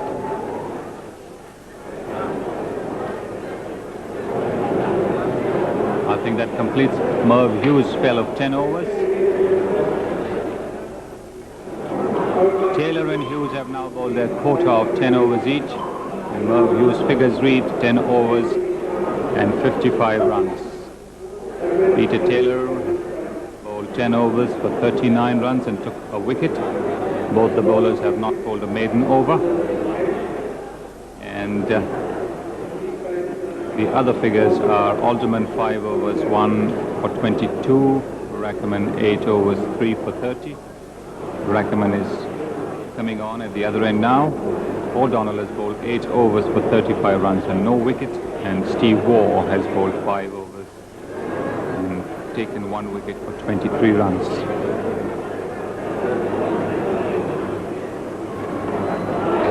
Uppish, but fairly safe. Past Taylor to Dean Jones fielding in the deep. And that brings Akram to face Rackerman. And the field beginning to spread out. 216 for 7. Third man on the boundary. Deep cover on the boundary, long off on the boundary. Deep mid wicket also on the boundary line. And a deep square leg inclined to be fine also on the boundary.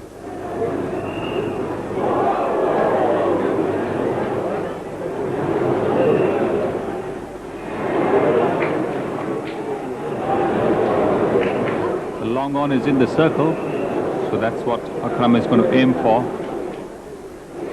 There is the deep mid wicket. It's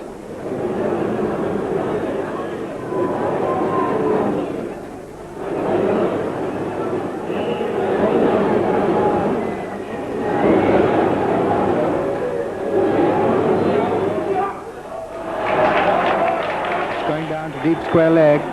Hughes is there. Good return, 2 more. 218 for 7.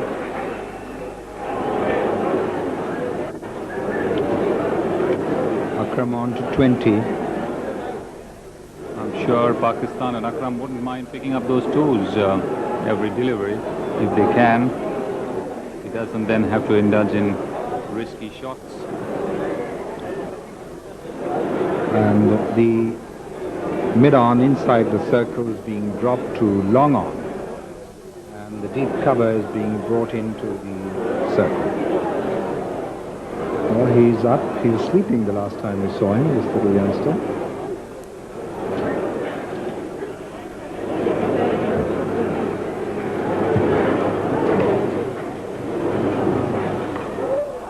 Six. No question about it. What a shot. And Rackerman absolutely awestruck and bemused by that shot.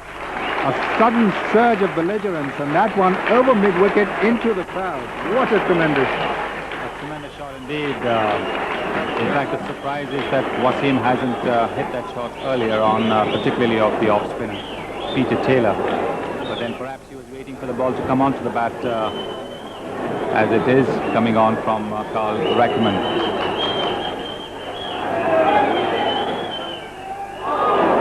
No ball. 225 now for 7. That 6 took the score to 224. This the 47th over. Akram on to 26. Mushtaq is a busy little player. Always keen to get runs of every shot. And he would be wise to give this strike to Wasim Akram as much as he can.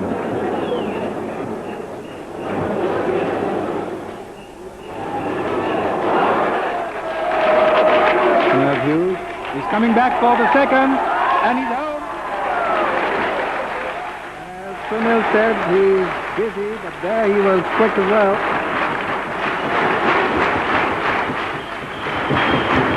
Superb running between the wickets. 227 for 7. This is a very expensive over from Carl Rackerman. And a good one from the Pakistan point of view. 9 runs so far. And of course that includes the no ball. Sorry, and Merv Hughes mustn't have won any points from his captain for that slow approach to the ball. It's up in the air. He could be gone. No. Taylor can't get to it. It's gone for at least 2. So it's action galore. Everything is happening here, and the crowd with it every inch of the way. What a wonderful sight. A great climax to this wonderful week here. 229 for now. Yes, the last 5 overs always are full of action, and here one sees why, because the batsmen are all the time looking for runs, scampering away singles and 2s, and Mushtaq, as I said earlier, is a busy little batsman, always trying to keep the fielders busy, keeps himself busy running around. Very enthusiastic young cricketer, Mushtaq.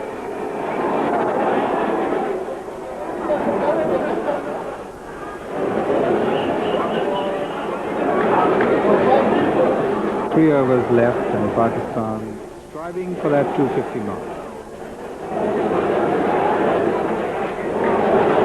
O'Donnell coming into the attack.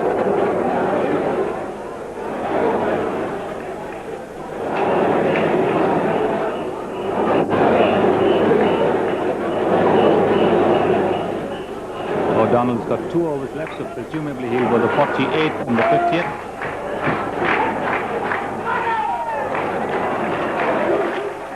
$230 for 7.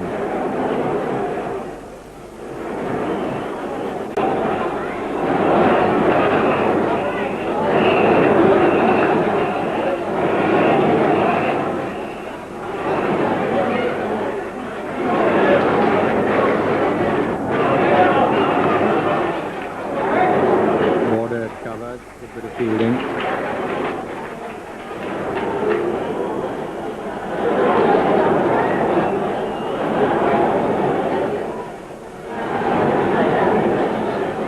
Faisal and Mr. Asif Zardari.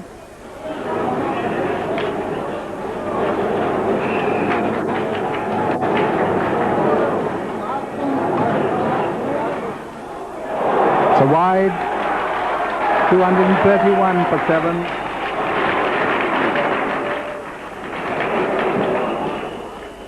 One more delivery as well.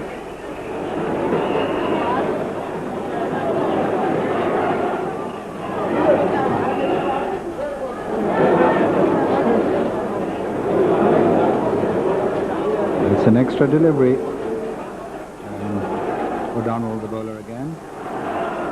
Oh, what a fine shot. Square of the wicket. Should be just 1 or possibly 2. There comes the return and misfielding. It's gone through for 4, and the first time this efficient and professional Australian machine showing an unbelievable chink in the armour. The first bit of misfielding that we've seen in this entire tournament from the Australians. Well, that's pressure for you.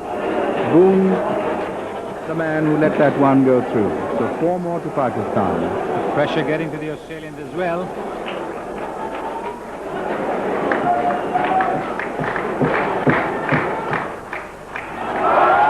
Well fielded by Border. That's good example. He held his nerve under pressure, didn't have a shy at the bowler's end, and that's Salman Taseer.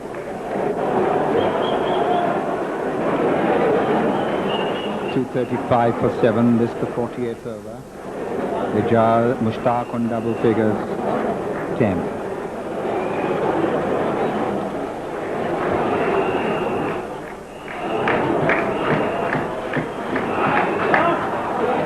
Going to be 4 runs. 239 for 7, and I must say Sunil, a very, very happy man at Mushtaq's success. He is a little over busy from Australia's point of view at the time, Sunil. Well, I think this young man is very, very enthusiastic, as I said before, but also is a very keen learner. Always keen to talk to senior cricketers and seek from them how he can improve his cricket. It's a good sign because here is a man who is willing to learn. 239 for 7. Again, square of the wicket. Boone gets to the ball. He's going back for the second. This time Boone does not wilt under pressure. A very expensive over from O'Donnell. And Pakistan are 241 for 7. And incessant applause. And the Sharjah Stadium now absolutely erupting with excitement. And with the score past 241, Sunil, the game evenly balanced, anybody's game. Absolutely. If this is the target that the Pakistanis must have had in mind, and particularly after they lost those couple of wickets after that fine start. And now they have a rate of over 5. 5.02 is their rate, 2 overs left. The big hitting Wasim Akram still at a crease and taking strike to call Rackham. 12 runs came from the last over of O'Donnell, and it's Rackham now to bowl to Akram.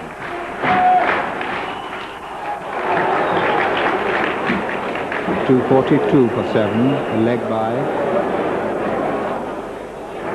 See, young Mushtaq has shown that even those twos count, because he's taken those twos very, very quickly and kept the scoreboard moving. One doesn't have to indulge in big hitting all the time. Well-placed twos can also keep the scoreboard moving.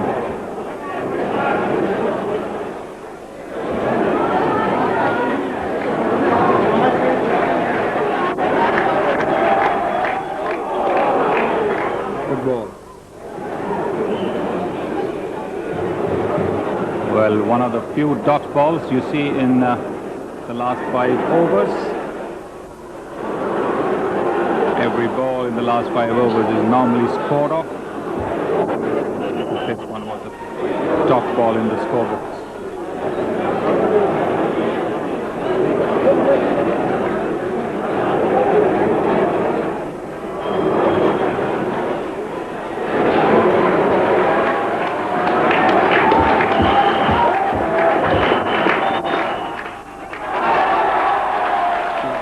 First one very quickly. So 2 runs in the over so far. 243 for 7. Now can Akram manage a big hit?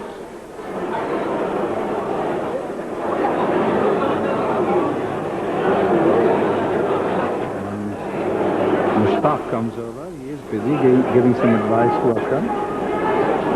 Possibly telling him not to worry.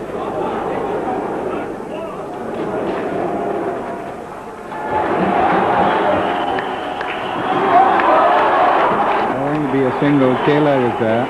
And he's going back for the second. There comes a return. That's brilliant running by Mushtaq. He really made those 2 runs. Look at the delight. This large on everyone's face. But there are plenty more thrills and thrills to come.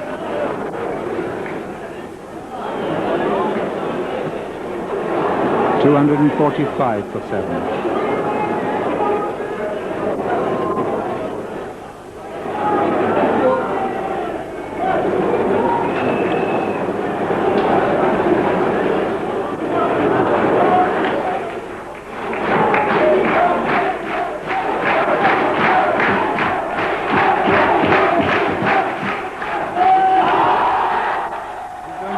Caught by Healy, the ball's up in the air, and he's dropped him. The wicketkeeper has dropped him, and Mushtaq is coming back. No, he's not. What excitement, what action. Unbelievable, a drop catch, a possible run out. It's all happening. And Healy, who's got 4 behind the stumps today, that towering shot, couldn't get under it. The wind swirled it, and it went through his hands. Yes, the ball was sent into space by Wasim Akram, miles up in the sky, so to speak. You can see it over here. The cameras can catch it. No, if you can't, it's gone still way up. And when the ball swirls around a bit like that, it's difficult to take the catch, even if you're having clubs as the wicketkeeper has. And he's gone for the the single, unbelievable. This is brilliant running by Mushtaq. Unbelievable. But he's been given out. Is he? No. They took the single, there was an appeal, and they are coming for a drink. Very, very intelligent actually by Mushtaq. He knows Wasim is the man who can hit the ball. The players took the single, Mushtaq coming through. But often, as you know, if the appeals are more of a distraction for the batsman from taking runs. Well, 248 for 7. Akram's taken off his helmet. Hasn't rolled his sleeves up yet. Wide, 249 for 7. And a bit of a wild throw. Border very quickly goes across to prevent overthrows.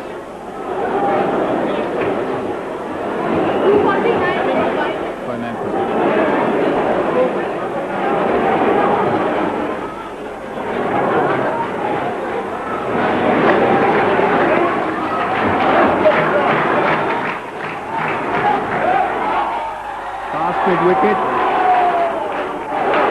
Boone the fielder, a comfortable 2, and that's the 250 for Pakistan in the 50th over.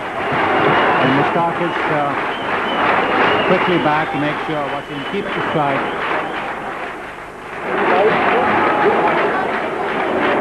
So 5 deliveries left in this over, and Pakistan can now think of 260 and beyond.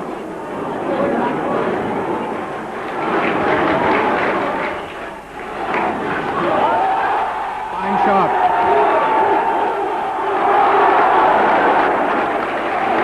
Very well fielded by Steve Waugh, who shoveled it away to Hughes coming in from mid-on, and they took 2. 253 for 7. This last onslaught has taken the game into an even balance. Australia at one stage had the grip on the game. 4 deliveries left.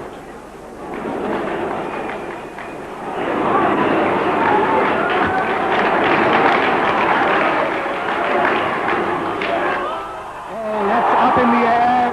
Hughes getting under it. And it's a 6, is it? Yes, it is. What action till the very end. Suspense and drama as Hughes was trying to get under the ball. He adjusted himself and the ball then just went a yard over his head, over long on. 259 for 7. Action galore.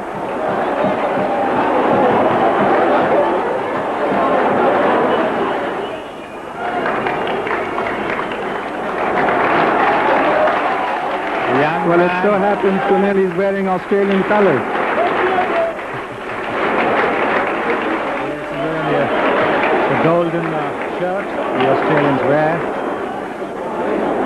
He's also given Wasim Akram a little bit of a breather after those hard-run 2s.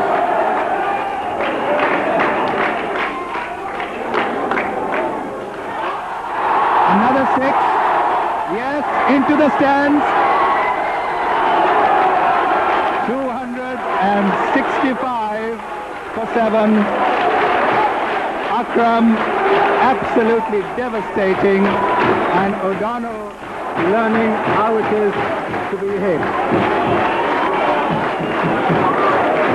Yes, O'Donnell getting a dose of his own medicine, one which he dished out to the Sri Lankan bowlers the other day. 2 successive 6s. 2 more deliveries left. Down to third man. Akram on 49. The last ball, 266 for 7. The final score, Wasim Akram not out 49, Mushtaq not out 17, and Sunil, this last wicket partnership, has added 59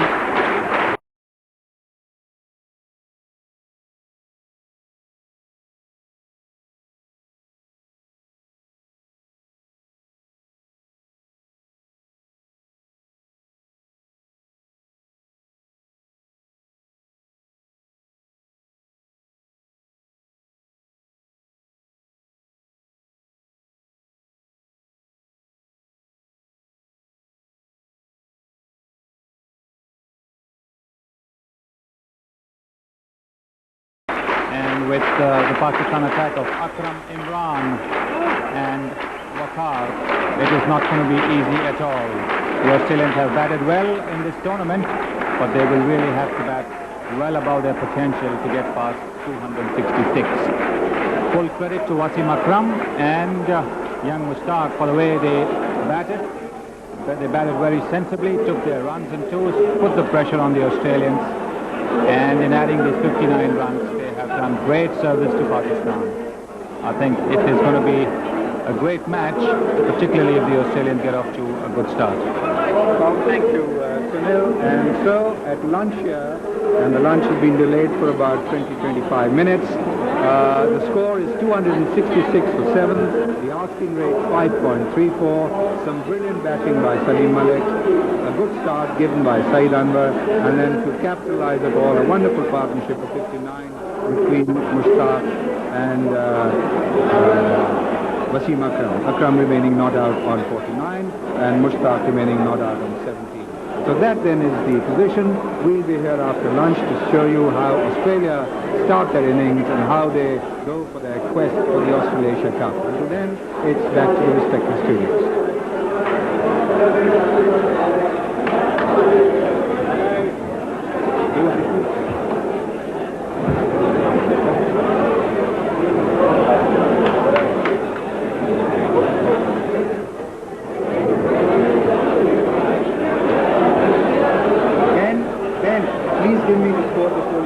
I've got to do the highlights. I've lost. Where's Wasim Akram?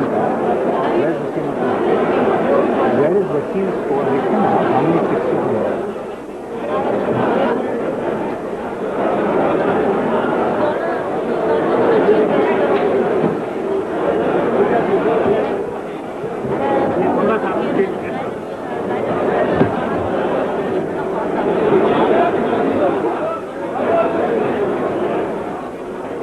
वो 49 बता रहा है.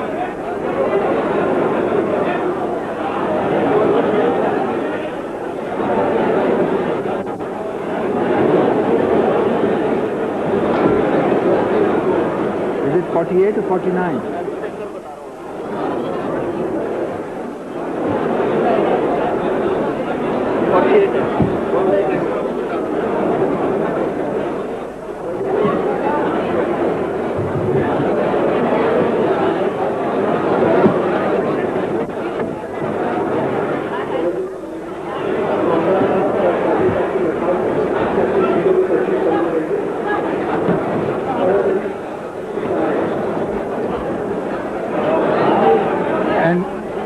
And welcome to the highlights of the AustralAsia Cup final between Australia and Pakistan.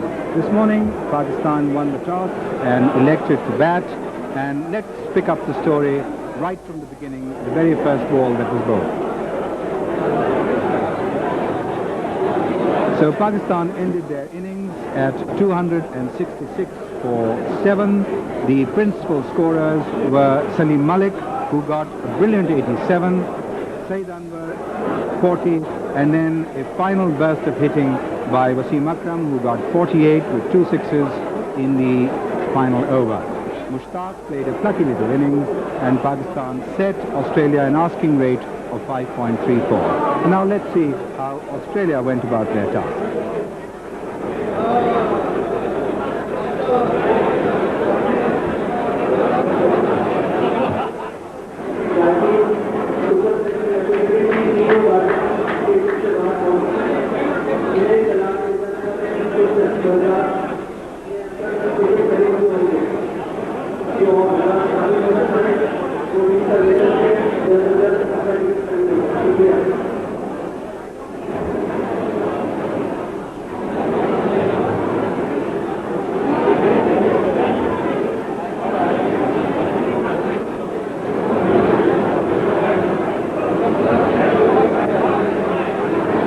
Welcome back to the Sharjah cricket ground, where the play is about to start again. The asking rate is 5.34. The Australian opening pair of Boone and Taylor are out there in the centre.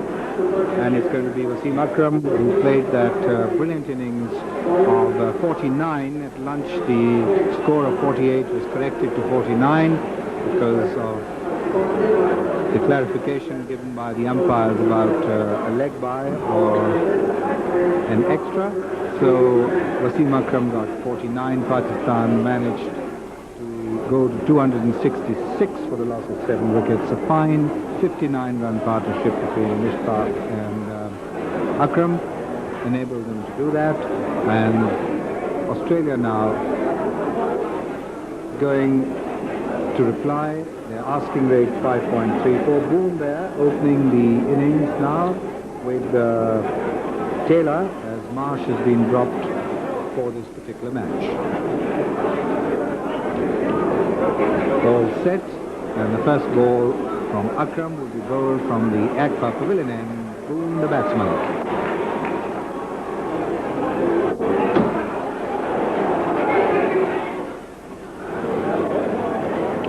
So that sets the pattern.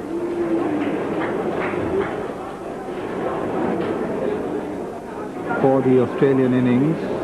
Quick running between the wickets.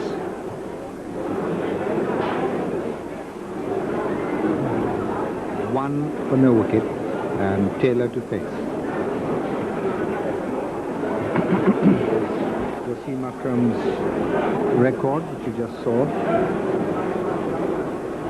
Best is 5 for 21, 127 wickets already.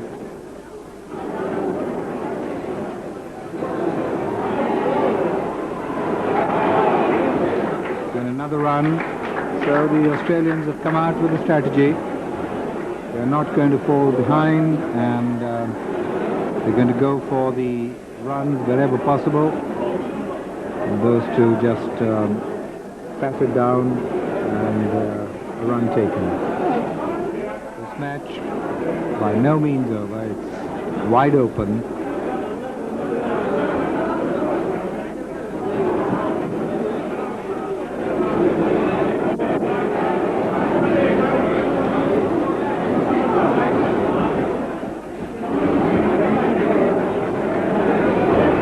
It's going to be a wide. 3 for no wicket.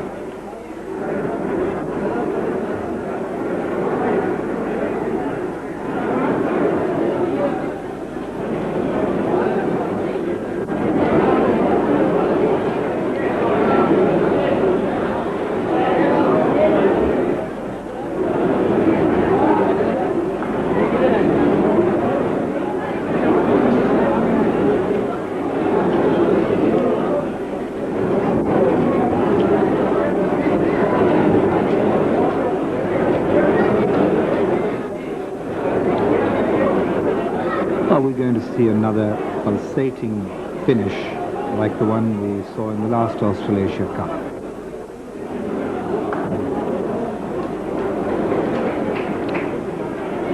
Although Pakistan is in a very commandable position, but no game is over till the last ball's being bowled, and I think Australian strategy would be they'll concentrate early on the singles, as we've seen in this over. They haven't got much of batting lineup, not quite a bit of depth.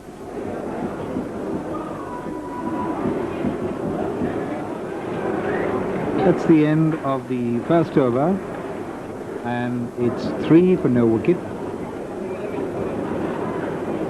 It's not the end. There's one more delivery left. There was a white ball.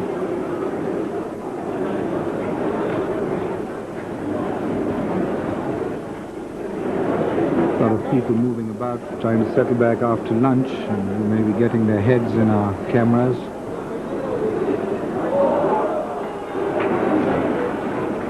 Boone trying to cut, missing, close thing for him, the ball swinging a little, and that is the end of the over.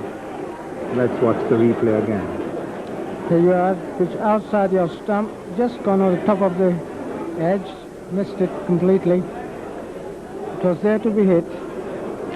Wasim Akram conceding 2 runs.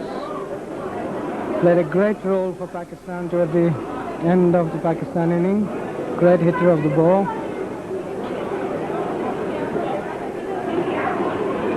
almost a capacity crowd.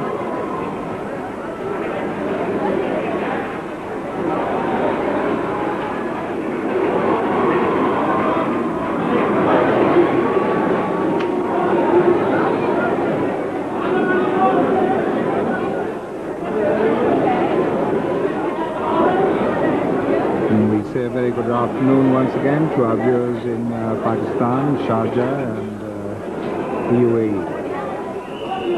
Akipped bowl from the football stadium end, Taylor the batsman.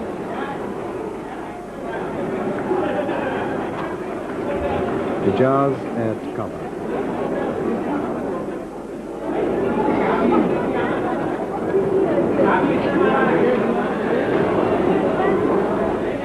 That's the offside field. The umpire standing at point.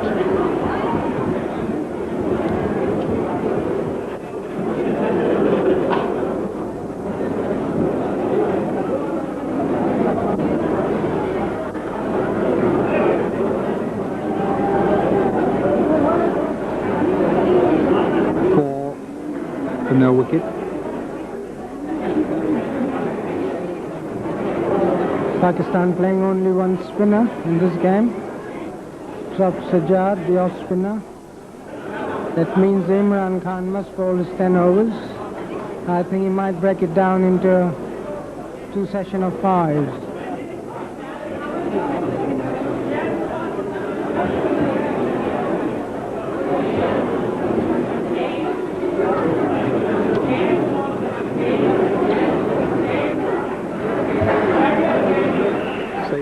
Came in from the deep square leg. And for Taylor, because he's a very firm cutter of the ball, he's got a deep backward point almost on the boundary line and a third man.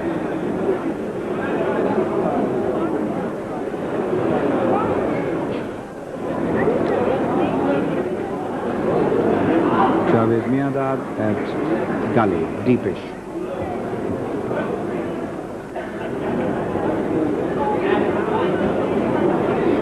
Pakistan taking no chances, no slip, nobody close enough in catching position.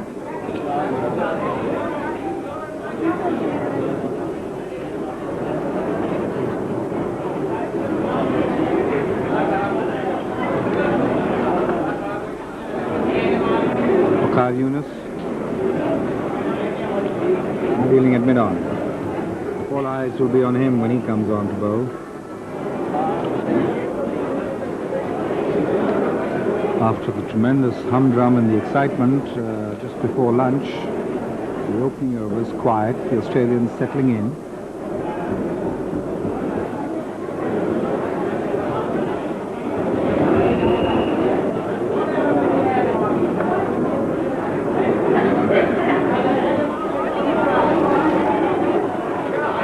There's the field for a run out. And Boone is home. Umpire Orvich saying no, and that's 9, or rather 7 for no wicket. It must be touch and go. It was a magnificent throw from Saeed Anwar, and I think Moon just made it just a nick of the time. Pakistan fielders have to be on their toe, because we know that Australians are great runners in between the wicket. That has been their feature of big totals they have achieved in their previous games. That their running between wicket is really spot on, and they are very efficient.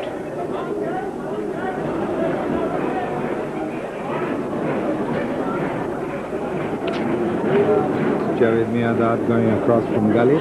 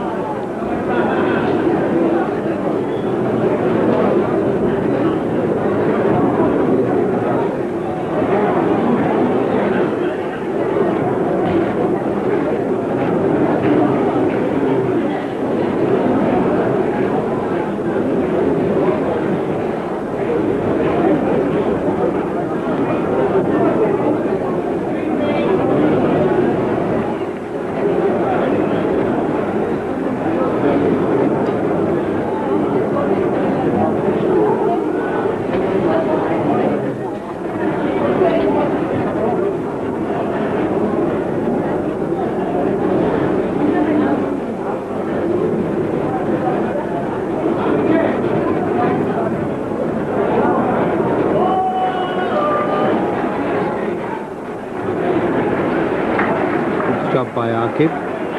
2 to Boone. 9 then the score.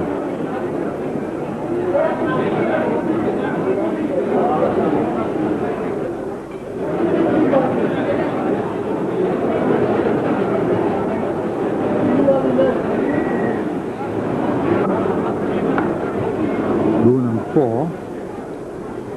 He underwent knee surgery recently. That was knee against the Pakistan side in Adelaide. David Boone. And that's Akram, who also went through some surgery on his groin, scraping of the dead tissue.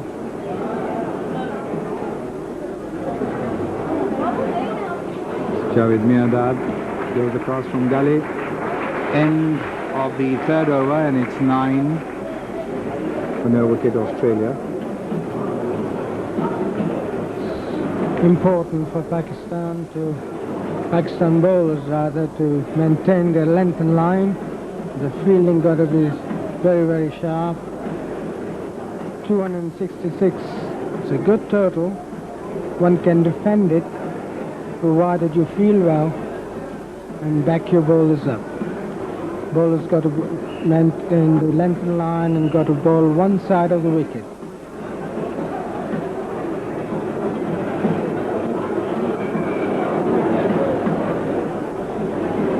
Akib now to bowl the 4th over to Taylor.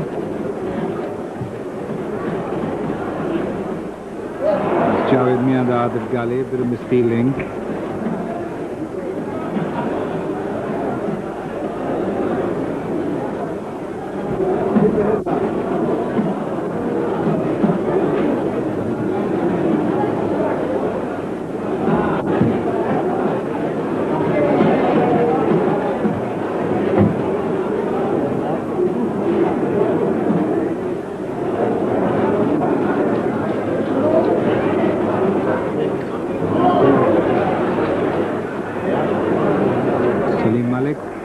Long leg.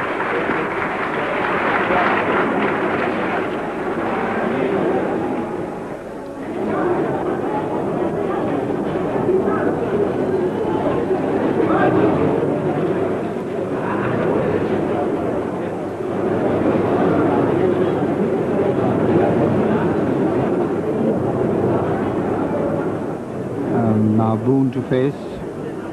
10 for no wicket. Up in the air over the head of the keeper. It's going to be 4 runs. Short, and Boone going for the pull, ball getting the top edge over the keeper's head, and it's 4 runs.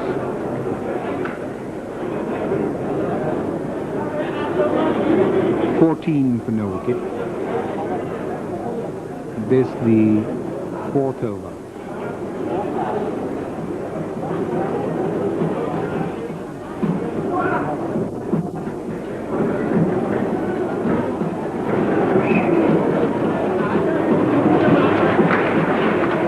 Only 1.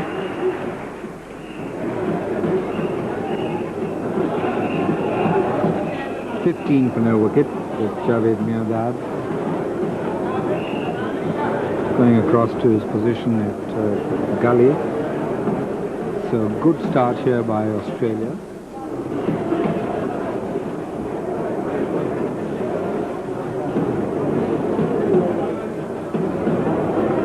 The fine shot. 16th for no wicket.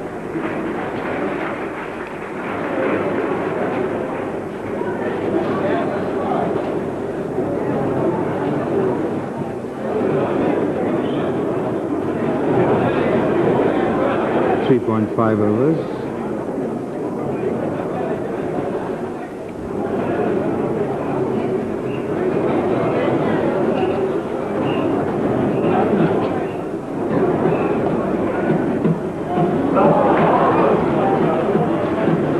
End of the over from Akib. End of the 4th over. It's 16 for no wicket, an average of 4. Akib lacking a bit of direction. He's a bit short, off target. He's got to find his direction right. He's got to find the length. It'll be interesting to see how Captain Imran Khan going to make use of himself. Is he going to bowl in spells of 2 5s or 4, 3 and 3? He's got to bring in the spinner along with the fast bowler from the other end.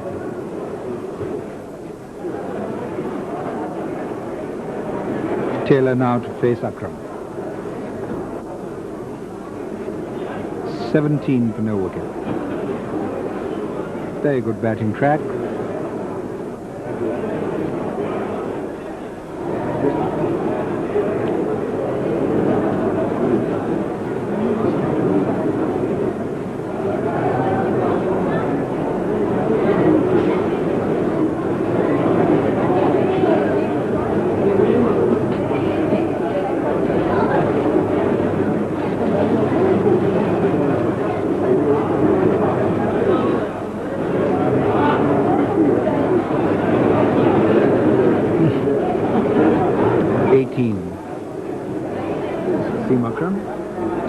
Bowling from the Axel Pavilion end. The final session of play in the Final of Austral-Asia Cup tournament.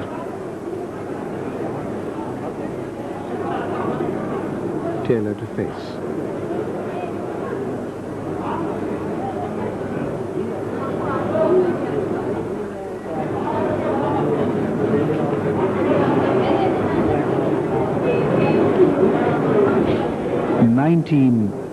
For no wicket, and a good start by Australia. Steady start. Sensible batting by them, the running between the wickets.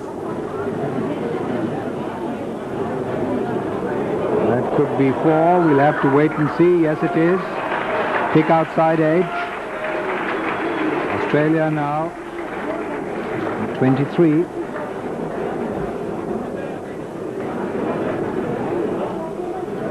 The 5th over.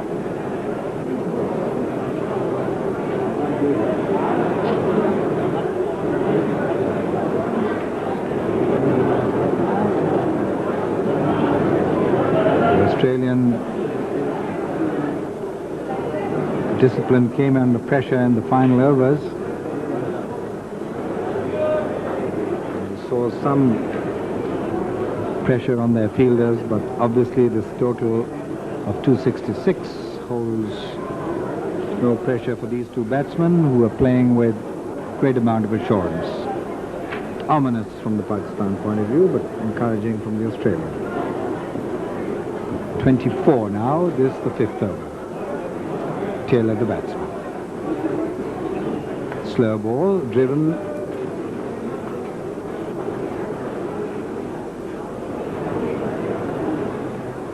.25 for no wicket. End of Akram's over. So the start of the Australian innings, 5 runs an over. There's the bowling figures for Akram. 13 runs and 3 overs. And to continue the commentary, it's going to be Henry and Sunil is coming. And Sunil.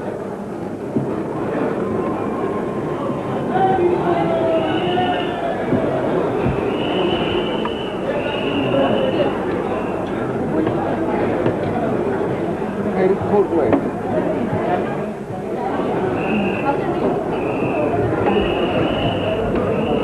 25 for no wicket. Akib Javed in. Oh, well fielded there by Javed Miandar. Well, that certainly showed there's plenty of life in the old dog yet, didn't it? Yes, Mark Taylor played to the crowd as well by pretending to walk back to the pavilion.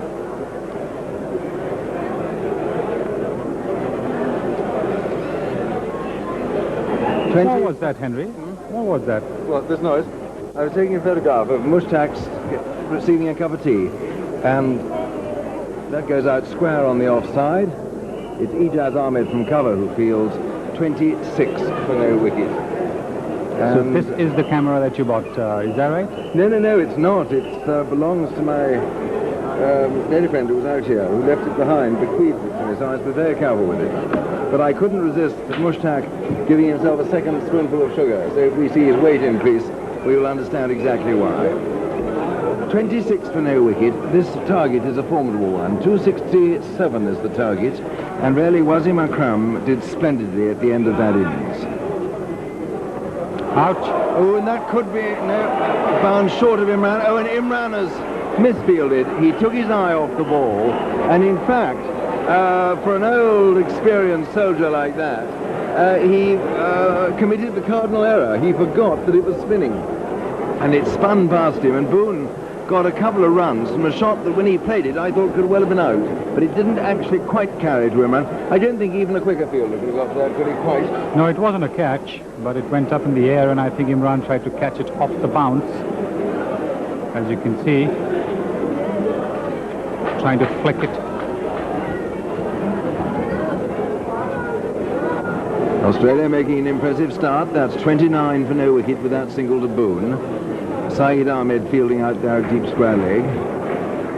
It would be marvellous if Australia really got into the hunt to get this total. My own feeling is it's going to be a little bit beyond them, and that with their bowling attack, Pakistan, and remember that Waqar Younis always comes on first change when the little bit of the shine's off the ball, their bowling attack is going to make it very hard for Australia. Yes, with Waqar still to come into bowl. Waqar's been the man in form. And Imran, of course, is also to try his arm over. That's a wide. It is a wide, and they run it just to make absolutely sure. A fumble there by Salim Youssef.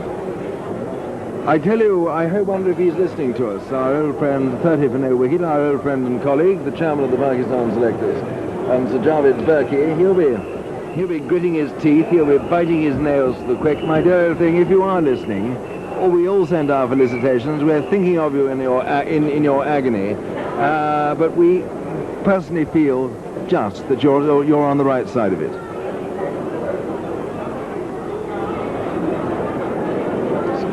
Saeed Anwar again, who made a marvellous 40 at the start today, and just as he was threatening to take the match right away from Australia, he got out, and 54 for 2 was the score, and the innings then needed rebuilding. It's 31 for no wicket now, 19 to Boone, 9 to Taylor, and the Australians are batting at the moment as if they have no other thought or consideration than victory.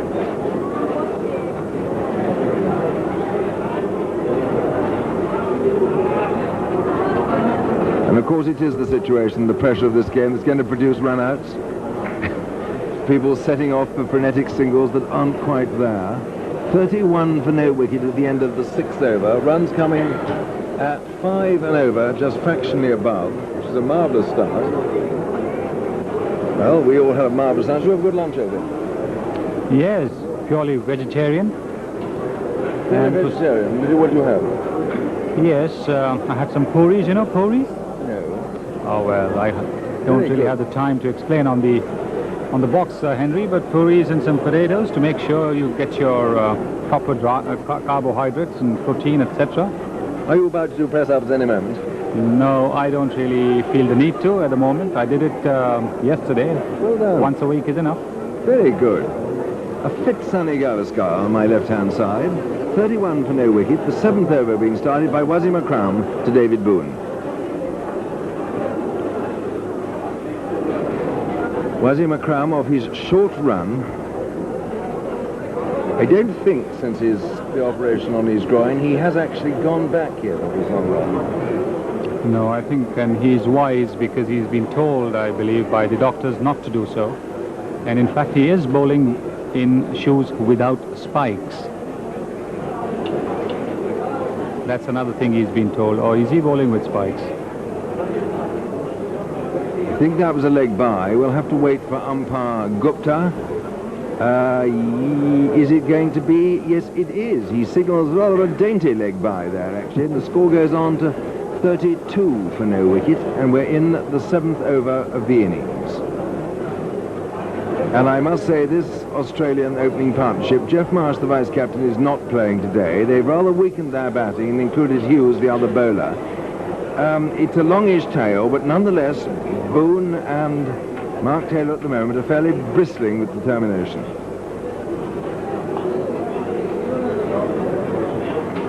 Well fielded there by Saeed Anwar.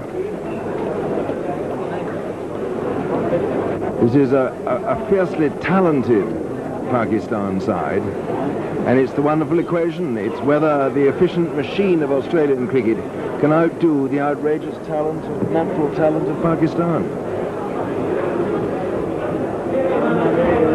Javed there, deep in the gully, at backward point, you might say. But that really is the equation, isn't it?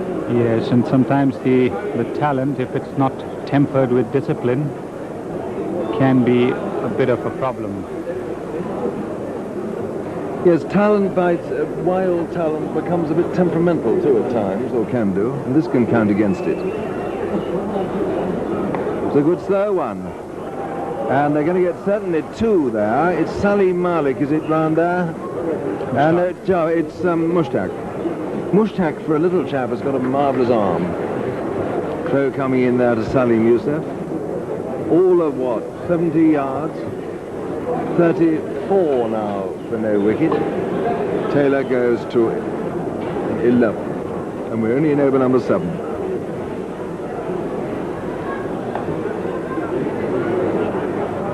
Ijaz there, picks up, threatening to throw the stumps down. There's no need. Boone's back in his crease. The end of the 7th over. It's 34 for no wicket, fractionally under 5 and over. It's a good rate of striking at the start of an innings. 19 to Boone, 11 to Taylor, and we really have got practically a full house crowd here this afternoon. The only really empty seats are on the right-hand side of the ground, which are in the sun. And I don't blame people for not sitting in the sun. It is very, very, very hot. I think people would get not just nicely done, they'd be very well firmly roast if they did sit in the sun. But goodness, what excitement, what a vibrant day's cricket, what a wonderful, marvellous and intriguing climax to the 10 days of this Australasian Cup. I suppose 9 days. We had 9 days cricket and 1 rest day.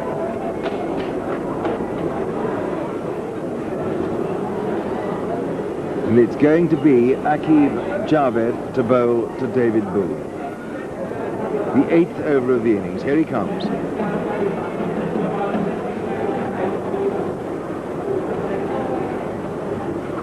I think there was a bit of bat in that. Just see whether no leg by. There was indeed. So 36 for no wicket. Did you have a pleasant rest day yesterday, I think? Did you do a bit of shopping? No, I didn't. I just rested the morning and the afternoon. Saw a bit of an Indian movie, part of it. It's my only chance to see Indian movies is really out of India. Right. Aqib Javed. Taylor getting that on the pad, maybe a bit of bat as well. Salim Youssef's hand goes up, but then Salim Youssef's hand tends to go up if he considers there to be a millionth chance of a nick or a LB or something. He's very competitive, and it was Javed in the gully who picked up. Still these lovely ladies with their red trays carrying cups of tea to and fro on the gangway, giving them to all the VIPs, or rather offering to them. Marvellous service. Ijaz picks up there at extra cover. And I suppose the moment we're all waiting for is when Waqar Yunus appears. He's bowled 29 overs altogether in this competition so far. He's taken 15 wickets for 88.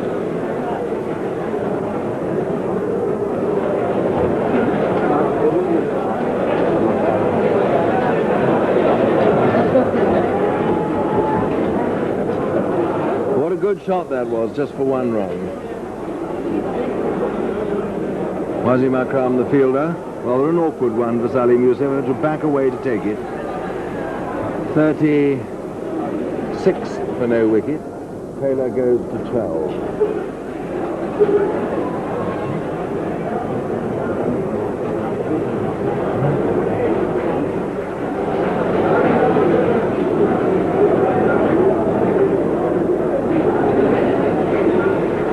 Aqib Javed bowling from the football stand end. We're sitting at the other end of the ground, the members stand, the AGFA end. Salim Malik in the covers, bouncing rather nicely for him.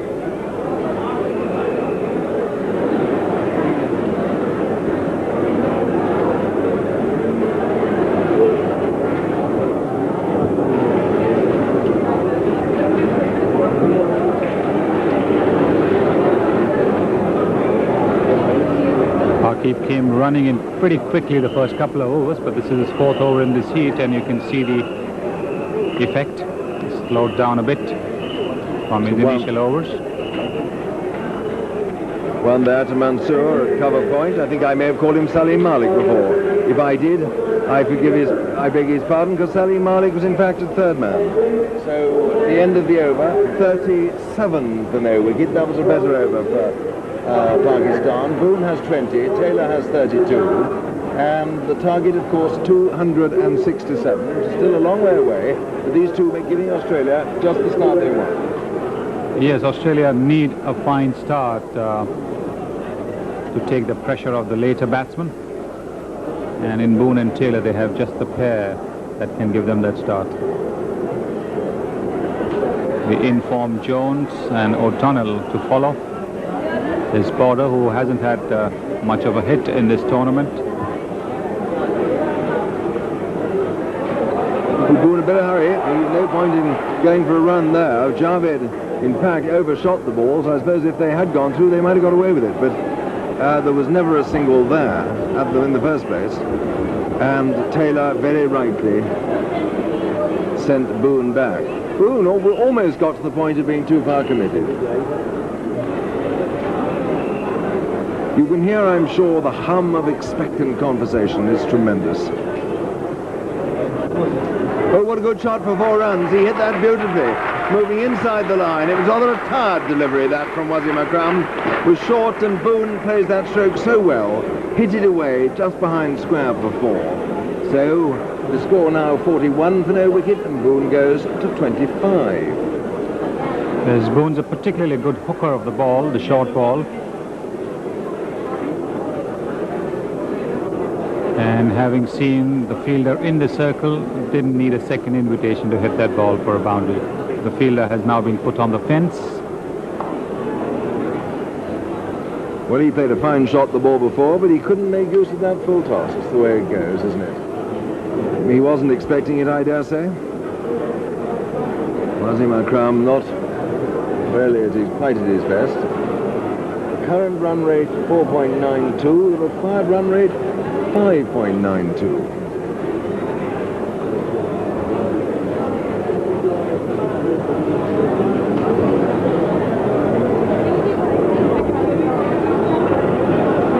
Fielded there in the gully.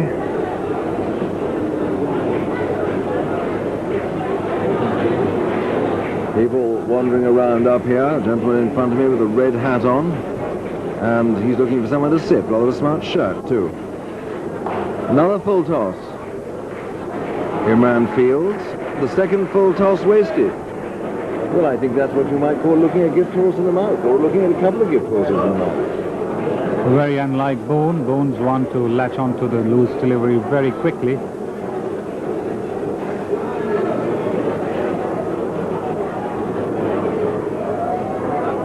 Delicately played, just opening the face, running it down to third man, and it's Waqar Yunus who fields. That is the end of Wasim Akram's over. He's been running in from the AGFA end. The score is 42 for no wicket. Boone is 26, Taylor is 12. My immediate competitor is the public address system, who's rather more magnified than I am. 9 overs have been bowled. And the run rate now is just under 5 an over.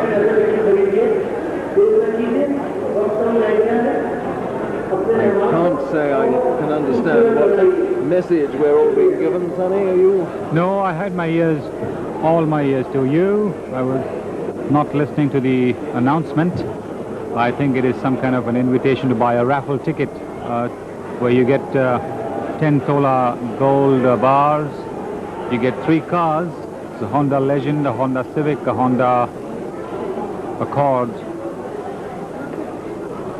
So Henry, if you're interested in any one of those cars or the gold and sundry other gifts. Well, if I won one, I could cancel my air ticket and drive it home, couldn't I? Yes, and I believe you have driven around the world in a car, isn't that right? I once drove in a 1921 Rolls-Royce in 46 days and nights from London to Bombay. In 1976, for the start of that tour, captained by Tony Craig. One of the great experiences of my life, I can tell you. Here is Aqib Javid.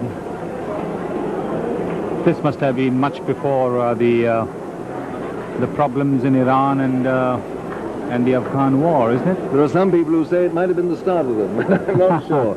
I think it's true to say that we couldn't do it now. The Ayatollah hadn't raised his ugly head. The Shah was still in charge in Afghanistan. I don't think the Russians were there. And it was a memorable journey, and I think it's fair to say the cars were easily the least temperamental members of the party. A good shot by Boone for a single, but he was a good piece of running that, because he hit it to Ijaz Ahmed's right hand. Ijaz had to run round it, so it was always a comfortable single, although initially the ball looked to be going close to the fielder, and therefore to be a tight one. 43 for no wicket. Boone has 27. A whistle blows somewhere to my left, and a chap in a yellow t-shirt has written across it in large black letters, "Boss." So his wife might have been wearing that. Or maybe he has his wife's permission to wear that. Aqib Javid starts in, stops. The field is changed. We now, instead of a backward square leg, we have a backward point. Salim Malik.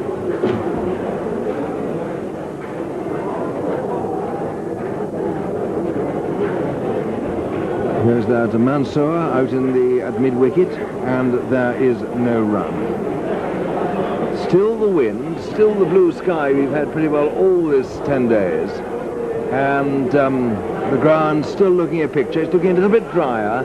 The grass is looking a fraction, not burned, a little bit straw-coloured in places. And I dare say when today's game is over, it will be doused with an ample supply of water.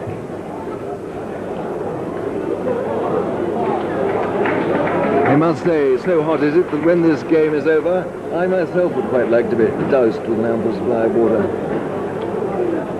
Would you? Well, it's hot, isn't it? I was thinking more in terms of cold shower than you threw me into the swimming pool or anything. 43 for no wicket Australia in what is becoming a reply of considerable proportions. We're only in the 10th over.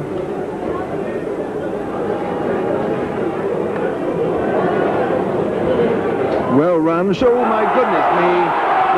That was a lovely piece of fielding there by Salim Malik. But umpire Aldridge was in absolutely the right position. He said gave gave Taylor the benefit of the doubt, and he was in absolutely the right position, and one can only feel sure that he got it right. But it was a close call nonetheless. 44 for no wicket at the end of the 10th over. David Boone has 27, Mark Taylor has 14. It's time for general change, and it's going to be Harsha Bogle who's going to take over from me, and it's going to be Ranjit who's going to take over. Salim's coming in. There he is. Salim's looking.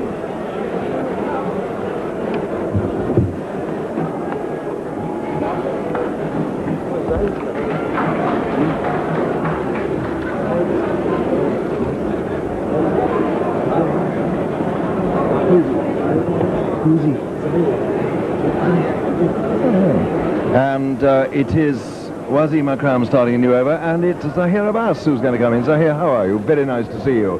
Haven't seen you for a very long time since you were taking guard for Gloucestershire. So I shall leave it all in the faithful hands of you and Harsha.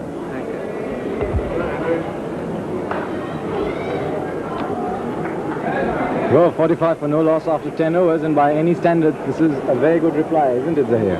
Yeah, well, it's a good score, and they haven't lost any wickets, so it looks like that it's going to be a close game, but one can't predict at the moment. Not losing any wicket of 45 runs, it's a good score. Both Boone and Taylor starting off pretty confidently, and one must keep in mind that Australia have gambled on their batting in this game and are playing a batsman short. Wasim Akram is bowling his sixth over. Very noticeable, like in the earlier matches, that he's not been able to go flat out. Into Boone now.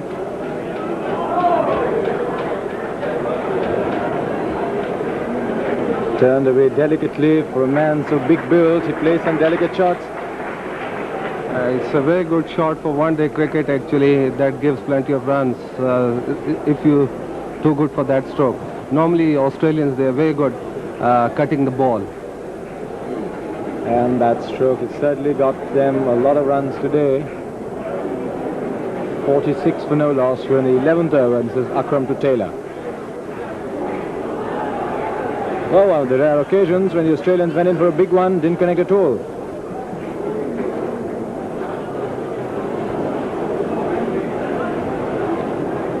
The talking point of this match will come very shortly when Waqar Yunus comes into bowl, and it will be very interesting to see how these professional Australians handle him.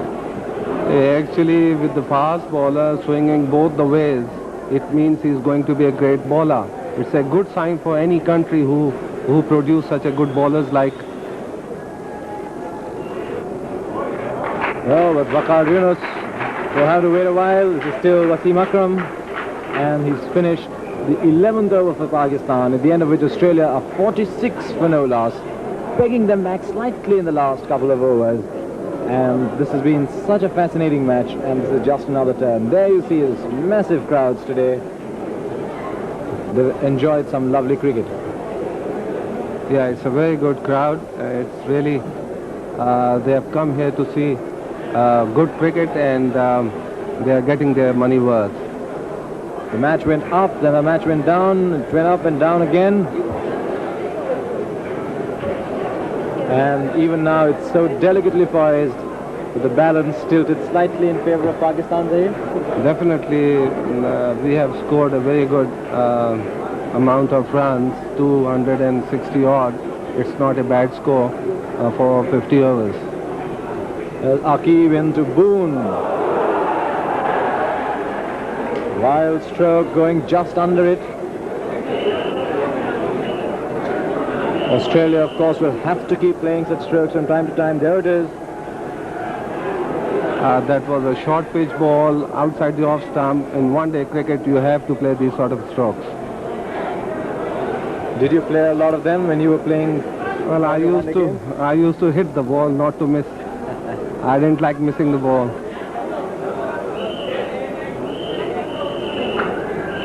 There's Aqib. Now into Boone.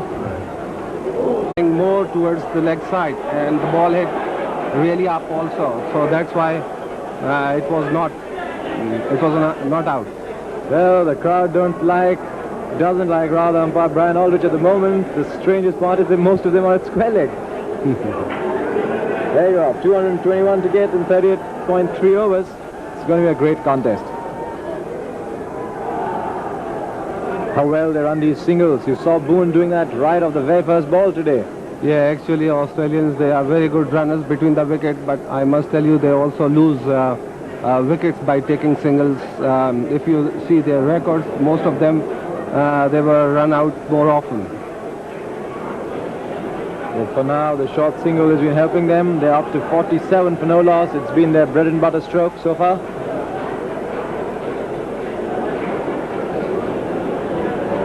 Aqib now to the left-handed Taylor.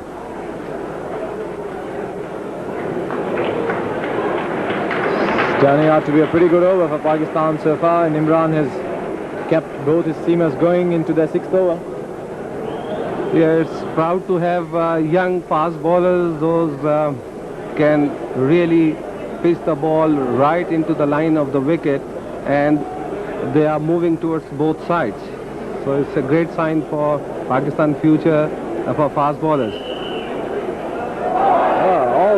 Almost played that, took it off at the last minute, and that's been a very good over for Pakistan. End of the 12th, and they've pegged Australia down now to fractionally under 4 and over.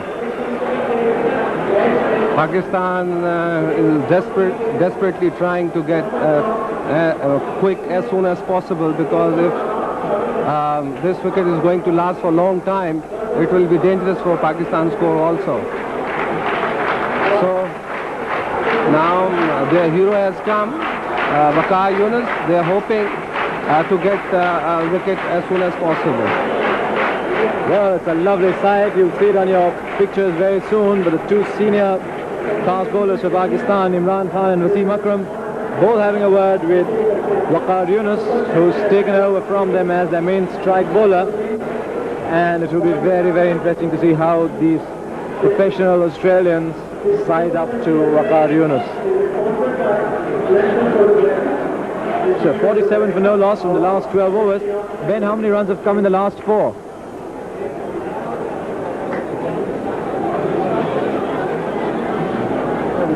Just 12 in the last 4. I thought as much. What a stage then for this fast bowler.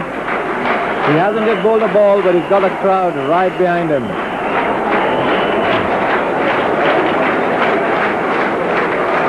Here goes.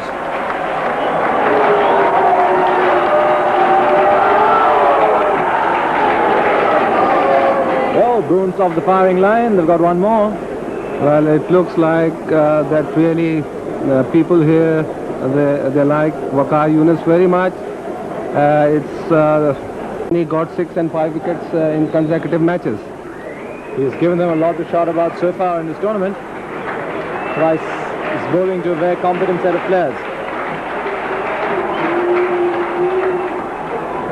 That's a good shot, but it finds the fielder. Still 48 for no loss. The final promised to be a great match. It's lived up to it so far. The great thing about Waqar Yunus is, with his speed, he moves the ball in and out. That's the greatness of this young chap. And if he will try to learn more from Imran, in few years' time, you will see he is the greatest bowler in the world. Here he goes.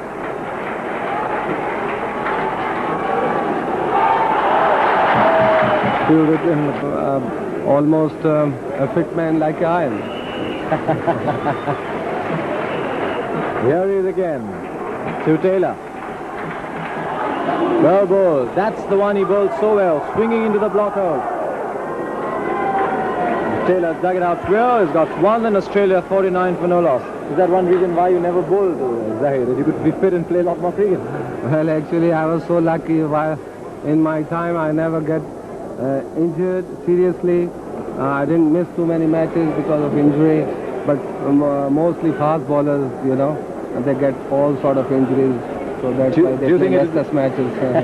Do you think it's a little more difficult for fast bowlers starting their careers now with so much one-day cricket?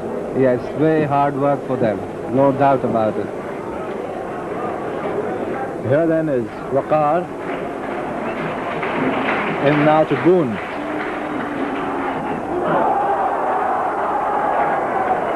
Looking for a stroke on the offside. He'll have to play those strokes now.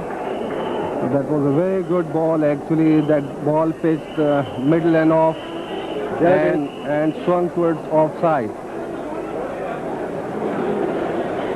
It was not just a one-day ball, but it was a very good ball for 4 days or test cricket.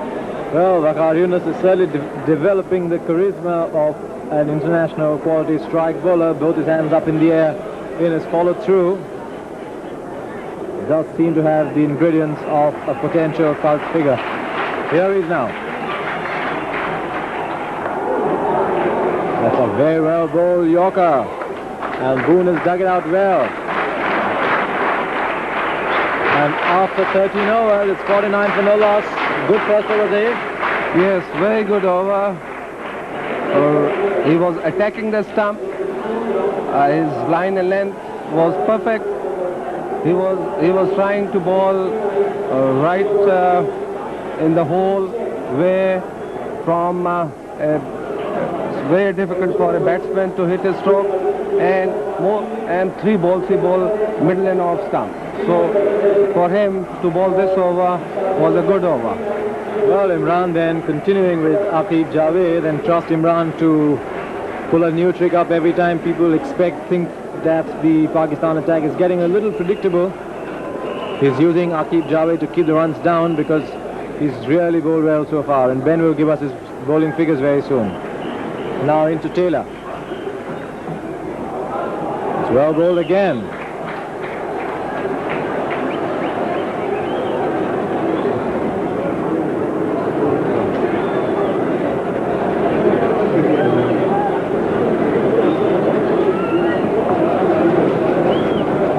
There it is, Aqib Javed, 6 overs, none for 24, but the important point is that his last 3 overs have fetched Australia only 6 runs. A good bowling by Aqib. Steady. Now into Mark Taylor.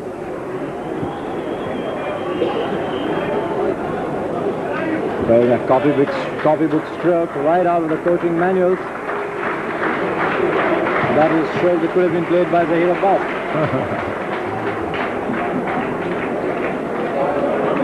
You see, Australians, they are trying not to lose any wickets on these fast bowlers because our main strength is fast bowler. And with the new ball, if they don't lose their wicket, then it will be easier for them to get runs. They're calculating it well. Let's see who succeeds. Boone now and strike to Aqib. Just touches, just see how cleverly Boone has pushed his bat back at the time of impact to prevent the ball from going very quickly to the cover fielder, and that's how he's been stealing all those singles. 51 for no loss, and brings the left-hander back in strike. Zahir Pakistan, of course, have gone into this match 1 bowler short. They only have Saeed Anwar as a backup bowler. Yes, actually, it happens sometimes when after seeing the wicket, the captain feels, that will be a good thing for Pakistan not to have too many bowlers in the side, so they can, easily use 1 or 2 bowlers to fill all those overs. And it certainly worked because Pakistan, playing with the extra batsmen, scored 267. And this man, Aqib Javed, is making things a little difficult at the moment for the Australians.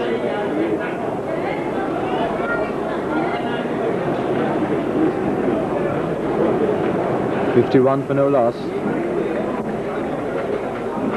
He's gone into that pull stroke. There you see one of the 2 fielders square behind the wicket on the onside. Yes, actually, Imran just come back from Australia and he was captain there. He knows how Australian plays their strokes, especially on short pitch balls. They love to pull, they love to cut. So you will see both the times they are having pull shot and a cut shot fielders right at the back. That's a very interesting observation. Boone doesn't get hold of that, and a lovely stop by Javed Mirdad in the covers. What a lovely fielding display we've seen from him so far. Actually, if you see, their running between the wicket is so good, and they are trying to take runs from Javed Mirdad, but Javed Mirdad looks to be very fit now. Well, I heard, and what I heard or what I read in the papers, that he said that I'm fully fit. He looks to me is fully fit, the way he's picking up the ball and he's throwing the ball. It's nice sight to see him fully fit. Well, the fact is that at the end of 14 overs, Australia are 53 for no loss, which means they have now been pegged, in fact, just under 4 an over, which is very good going for Pakistan. They must remember, though, that Australia haven't lost a wicket. They've got somebody called Dean Jones waiting to come out. Well, I would love to see this match. Will be a very interesting one. And people here, they are here to see good cricket, actually. And I don't want this game to be one-sided, but my liking is with Pakistan, no doubt about it, but I would like to see a good close match. Well, Wasim Akram has just gone off, and we've got Zakir Khan out substituting. That is in your picture Waqar Yunus bowling the 15th over for Pakistan, his second of the game.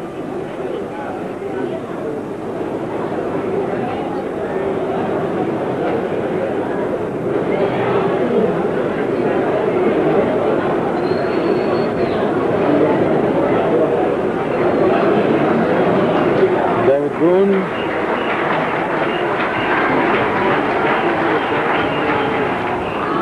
Getting inside the line of the ball and see how he's running.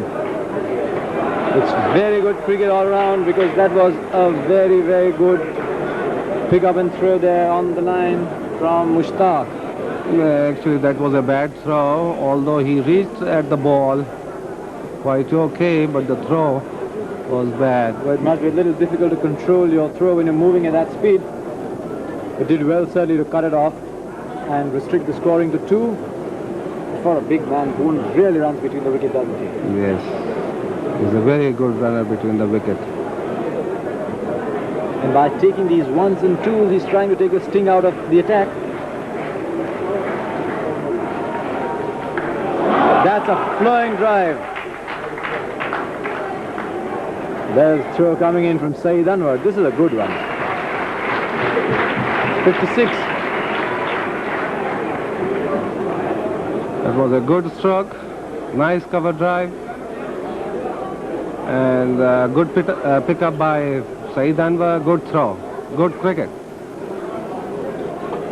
It cannot help Waqar Yunus very much that he's got to keep changing his line all along because of the left-hander and the right-hander going.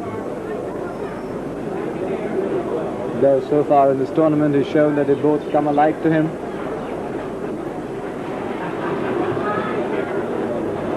Well bowled and very well dug out. And they complete the single. Well, with these Australians, if you let the ball slip a couple of inches from your hands during the pickup, you've given the run away. Yeah, so Saeed Anwar I was talking about, and Pakistan is lucky to have such a good batsman. His timing of the ball is super, and he doesn't play with power, he plays with his wrist. And the timing which he has, that is tremendous. Well, Zahir, you raised a very important question that he plays with his wrists. So many of the people from our subcontinent are wristy players. Why do you think that happens? No, I can't see in this world, in this sort of cricket now, which we are playing all over the world, too many players are playing with their wrist. Whoever is playing with the wrist, they are always a tremendous timer of the ball. And we are lucky to produce another one like Saeed Anwar. Well, there's one just across the border where I come from, Zahir. Someone you like very much? Yeah, I mean Azharuddin. What I'm talking in this match now. Oh yes. But you know, it's few players you can find in this world now. Zahir Abbas trademark, as it were. 57 for no loss. This is the 15th over, and it's Waqar Yunus to David Boone.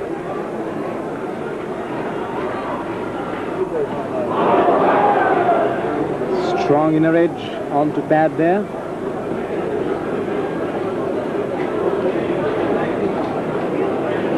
Still 57 for no loss.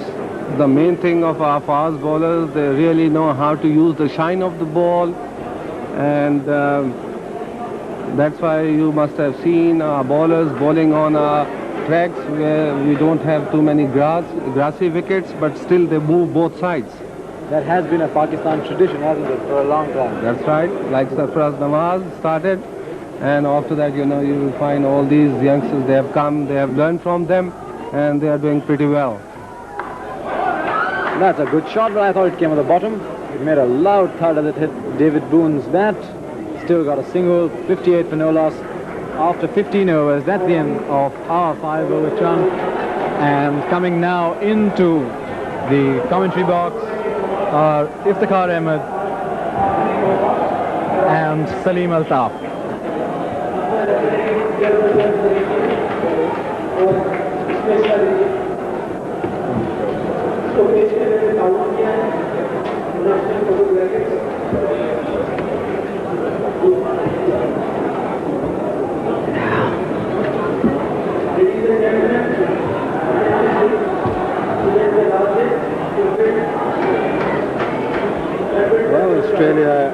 15 overs, 58 for no wickets. A very good start. They have the wickets in hand. The final charge whenever they want to start it, and it's going to be Mushtaq to bowl. The batsman to face him is going to be Boone, and Boone's played very well for his 36, and so has Taylor for his 18. It's been a very sensible start by Australia. Just the kind of start that Alan Border wanted. They're averaging at this stage just a shade under 4. They're 58 runs on the board, and both Boone and Taylor looking very assured now. The only fault shot that I can remember was a miscued, well, that's our colleagues Henry and Zahir, was a miscued hook shot that fell just short of Wasim Akram at wide mid-on.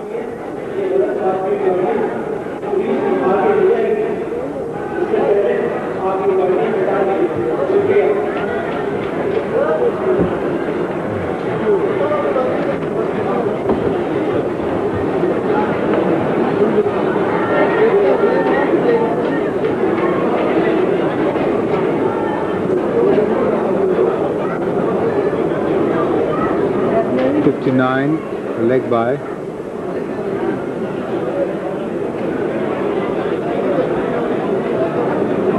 Gradually the match going towards what everyone expects here, and that was expected, a thrilling finish.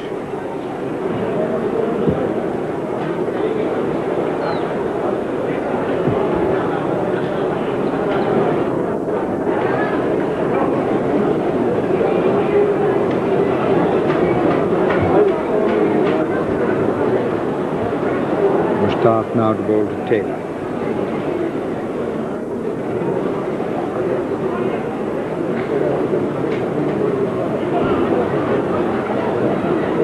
Yunus fields.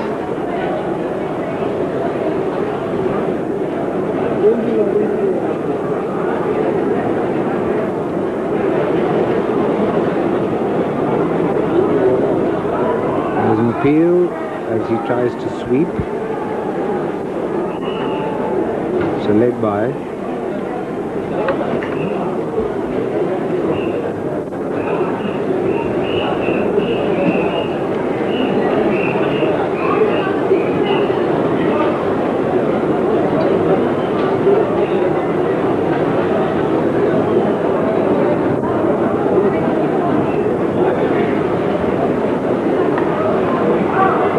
Javed Miadat at cover.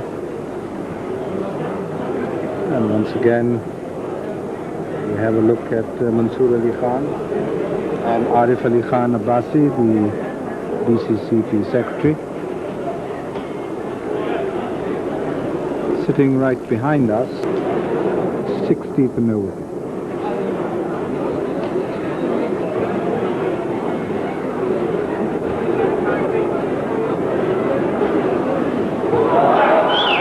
Brilliant bit of work by Salim Yusuf, but the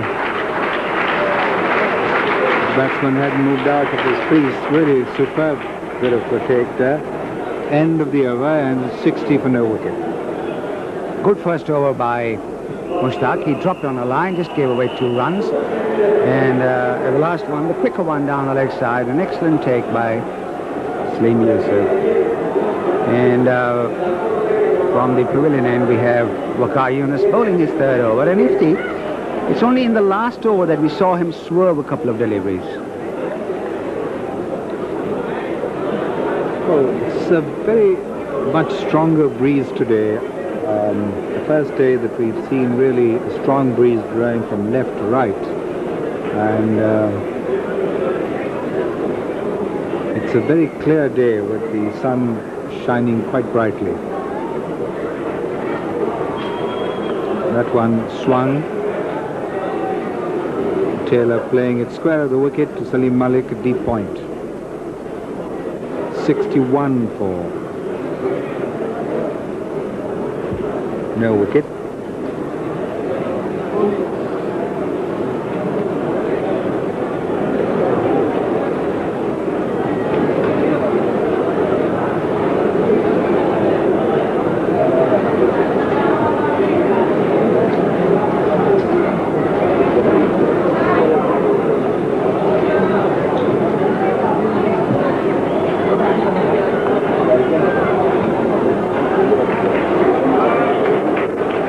good work by Mushtaq. Good presence of mind to throw at the bowler's end. He's learning as he goes along. 61 for no wicket.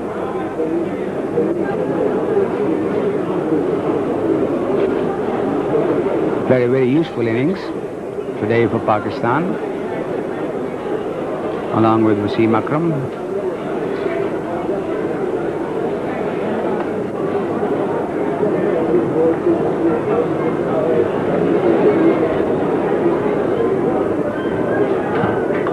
It's a fine shot.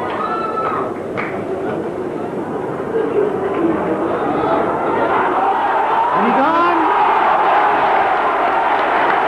What a brilliant return by Ejaz from the deep, and a superb take by Salim Yusuf. He literally dived into those wickets.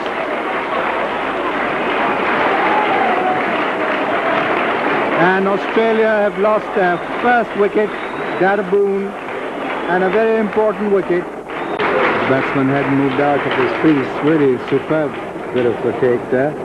End of the over, and 60 for no wicket.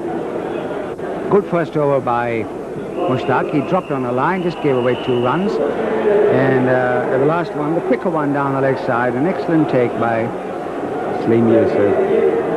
And from the pavilion end, we have Waqar Yunus bowling his 3rd over. And it's only in the last over that we saw him swerve a couple of deliveries. Well, it's a very much stronger breeze today. The first day that we've seen really a strong breeze blowing from left to right. And it's a very clear day with the sun shining quite brightly. That one swung. Taylor playing it square of the wicket to Salim Malik at deep point. 61 for no wicket.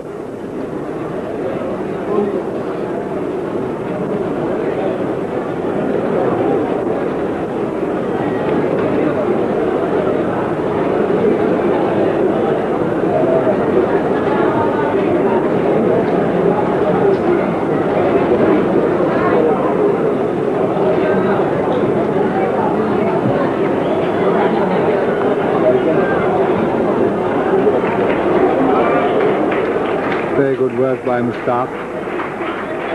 Good presence of mind to throw at the bowler's end. He's learning as he goes along. 61 for no wicket.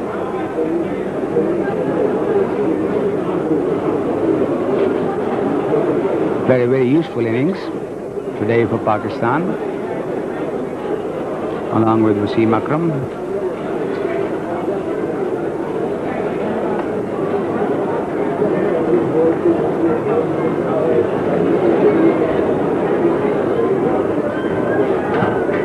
It's a fine shot.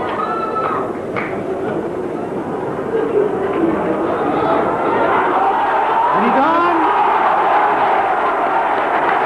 What a brilliant return by Ejaz from the deep, and a superb take by Salim Yusuf. He literally dived into those wickets.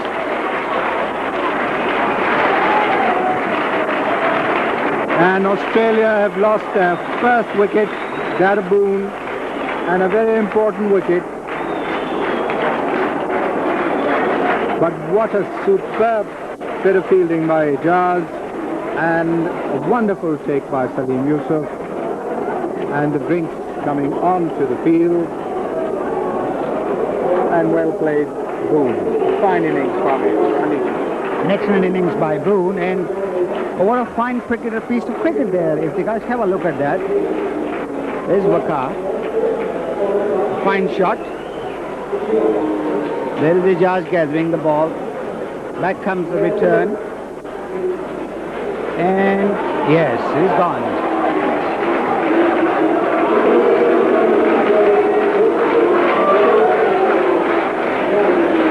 Drinks on the field, and that looked very much like a baseball return. There, of course, you can run out two of the players, and that adds to the fun and charm. Let's watch it again. Now watch Ijaz as he picks up the ball, and he knew which way to throw, which end to throw at. Salim Yusuf beginning to... Yes, very good decision by the umpire.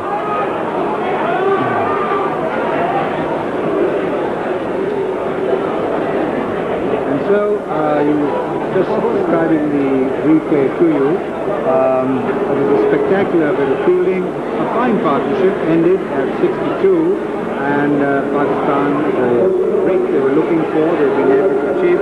Now, with the fall of the first wicket, and of course Australia slightly behind on the run rate. And let's watch that replay again.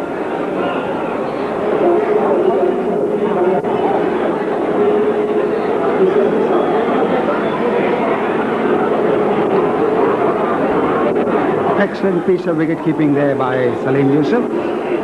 Yes, Australia were off to a very good start. They put on 62 for the first wicket. Now, another 206 runs are required if Australia is going to win this match.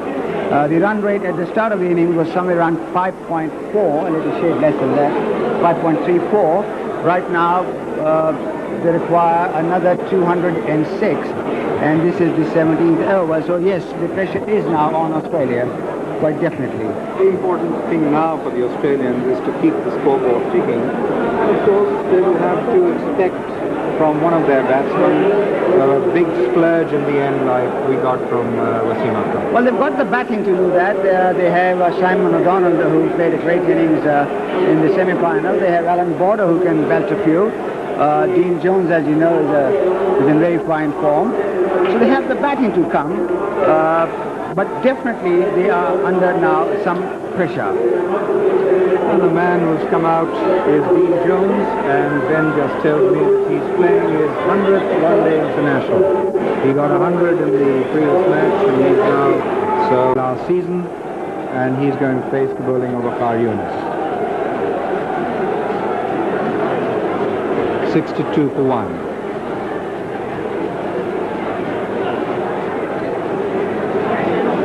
An absolutely packed ground here. The gates virtually closed. In fact, on one particular gate, the one we use is a huge padlock on it.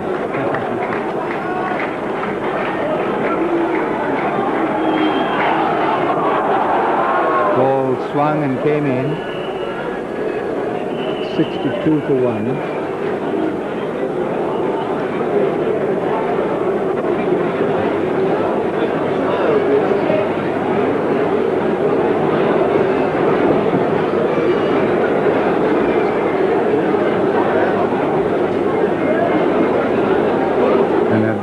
For Jones, it's interesting, we've got a slip now, brought in, and a gully.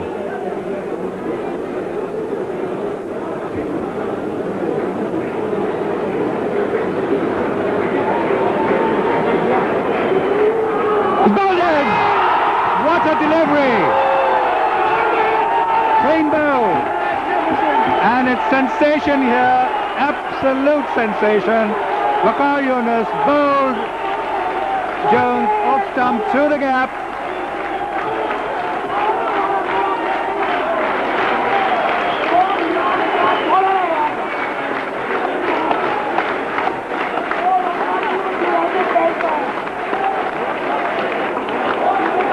Well, that scene tells the story. What's happening here, and what a delivery. Between bat and pad, and Jones going for a shot. Bat and pad not together.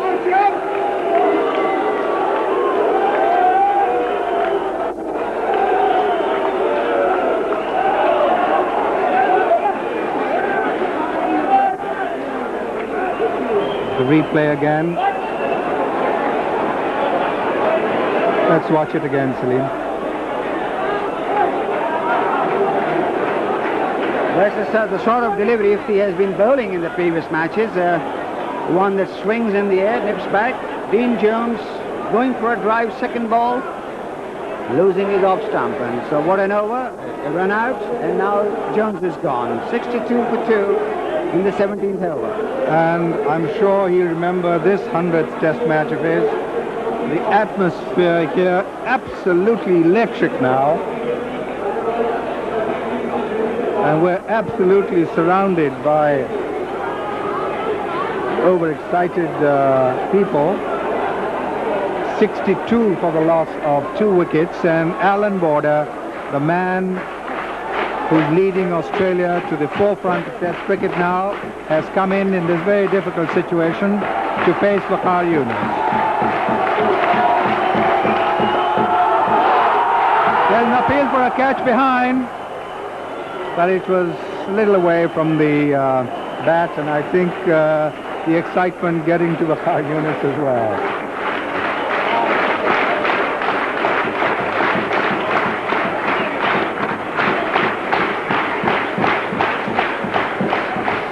That ball went under his bat before he completed the shot. That's right, and Border under pressure, going for a drive, which was to a delivery which was wide enough. He could have left it alone. And this gentleman on my left-hand side, FD, my word, he is an enthusiastic supporter.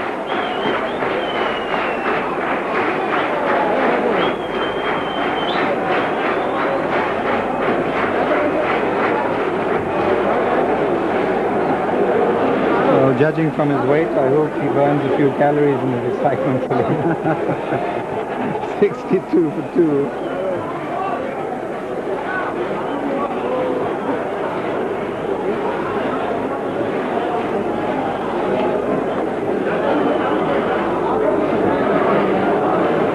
Mushtaq.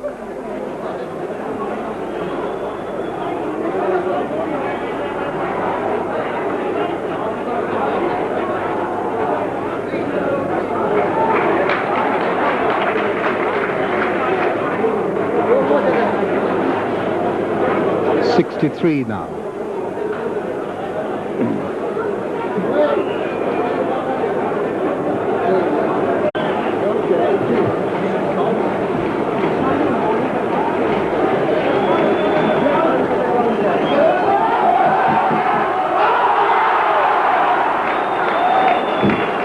They're home for 1, but that is close, and I'm sure Border himself will agree that it was unnecessary at this stage.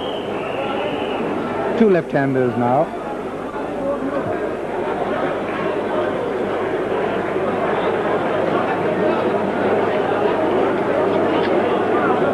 $64 for 2.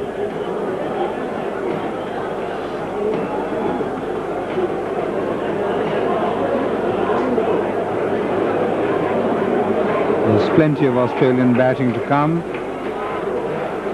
Pakistan also lost 2 wickets early, so anybody's game still.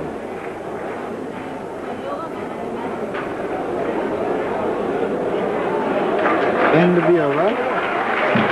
End of the 18th over, and it's 64 for 2. And that's Zakir, Qadir and Sharjah. Qadir looking at his successor, Mushtaq. It's always a difficult thing to do, but there it is. Yes, I was just going to ask you, what is he thinking at the moment? Would he rather be himself there in the field?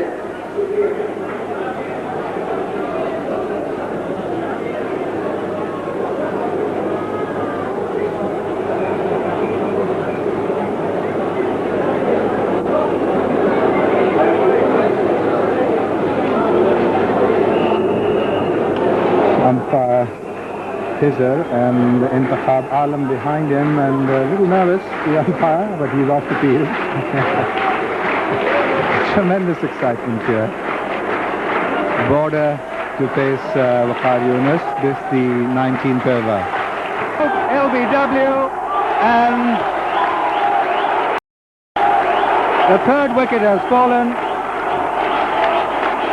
Magnificent lifty. That's a great delivery there from Waqar Younis. Border on the back foot.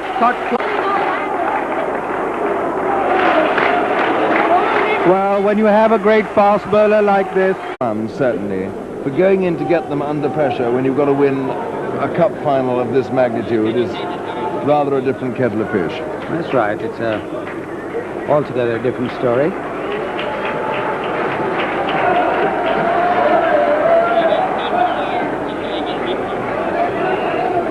Yes, you feel Waugh is standing there, tense, as though every ball he is defending his life, isn't it? His right to live, which I suppose in a sense he is.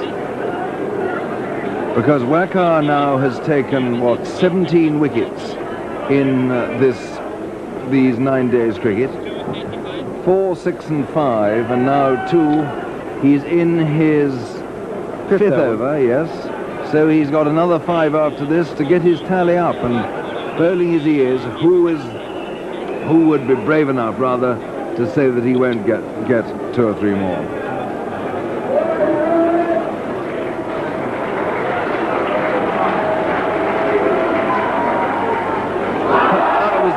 That, my goodness me, down leg side, I would think. He might just have got a nick on it, I suppose, but that came in late and a long way. I think it did a little too much there. Yeah, I think, yes, that was going down leg side. But it's amazing how he manages to produce that, Henry. Goes to the edge of the crease and suddenly that swerve comes, and at that pace, my word, it's difficult to pick it up. No one else has really swung it, have they? Not really, neither. Well, a little bit. I thought starting at Terry Alderman swung it around a shade, but nobody else really moved the ball either off the seam or in the air. Oh, well, that's 4 runs, and in this situation, that can often be the best way of playing when you're really with your back to the wall. Waugh, if he does take a risk and flashes, does so off the back foot, where he hits it very hard. He got away with it then. Well, it's safe. It's down where his 2nd or 3rd slip would have been. That's one delivery that Wakar Yunus tried to move off the seam, and it was short and wide enough to play that shot. Still off the edge. Had there been a 2nd or 3rd slip, I think Wakar would have picked up his 3rd wicket in this innings. Oh yes, had there been another slip or two, that would have been how's your father, wouldn't it? 76 for 3. We're in over number 21.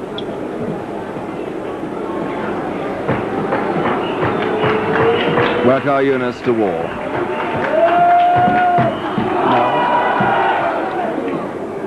Again, the anxiety returns.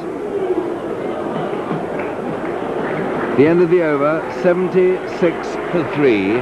The required rate is now over 6.5. Waugh has 8. Mark Taylor has 24. And, of course, now that the balance has tilted, enough to satisfy most Pakistanis, except 1 or 2 notable ones like yourself. I feel you're only just tilted, aren't you, Salim? Well, nothing personal. Well, I would say the balance of the match is in Pakistan's favour right now. They have picked up the wickets, and the run rate, which was 5.34 to start with, has gone up to 6.56. 21 overs have been bowled, and Australia are down. As you mentioned earlier, they're a batsman shot. Mushtaq Ahmed to Taylor. A well-taken single. And that good-looking chap you saw on your screen between the overs there was our Commander-in-Chief, Ifty, who was having a well-earned rest reading the paper, well, I'm afraid which has the appropriate headline, Akram Blitz. There is the Nawab of Pataudi, the former captain of India, at the back there. And he's the one chap who always greets me in the morning with a loud, "Hello, Henry." So we can say hello, Pat, to him. It's a good shot. That's going for 4, I think, isn't it? It does. Yes, it's gone. Very well timed. Beautiful stroke. He didn't really better hit it, did he? And so that had taken Waugh to 12. And the total now... Who we got that? That's Arif Abbasi. Well, that's the secretary of the Secretary of BCCP. Pakistan Border Control, yes. And the managing director of Pakistan International Airways. Goodness, what a powerful figure he is. A lovely man. I was talking to him at lunch. 81 for 3. Well, the Australians are making a fight of it, but they've got a long way to go. 6.58. This is the depressing thing when he gets over 6. You have a good over and you score 6 runs and still the run rate goes up, the asking rate. That is the problem you are facing. Well taken there by Salim Youssef. Oh, wide called. I wouldn't argue with that either. Well, rather a belated signal by umpire Aldridge. He's had a good look at it. I saw you were breaking off your comment then. Oh, but I missed Ifti earlier on, Henry. Did you miss him? Yeah. He was looking at his debonair best, I can promise you. 82 for 3 is the score. We're in the 22nd over. Salim Youssef took it, asked if there might be a stumping. He took the bells off, but wasn't, and then umpire Aldridge quite rightly signalled wide. Will he do it again? Well taken there by Salim Youssef, who whips the leg bail off, I think more in celebration than in actual hope of getting a stumping. And umpire Aldridge grits his teeth and keeps his hands in his pockets. Well, well, well.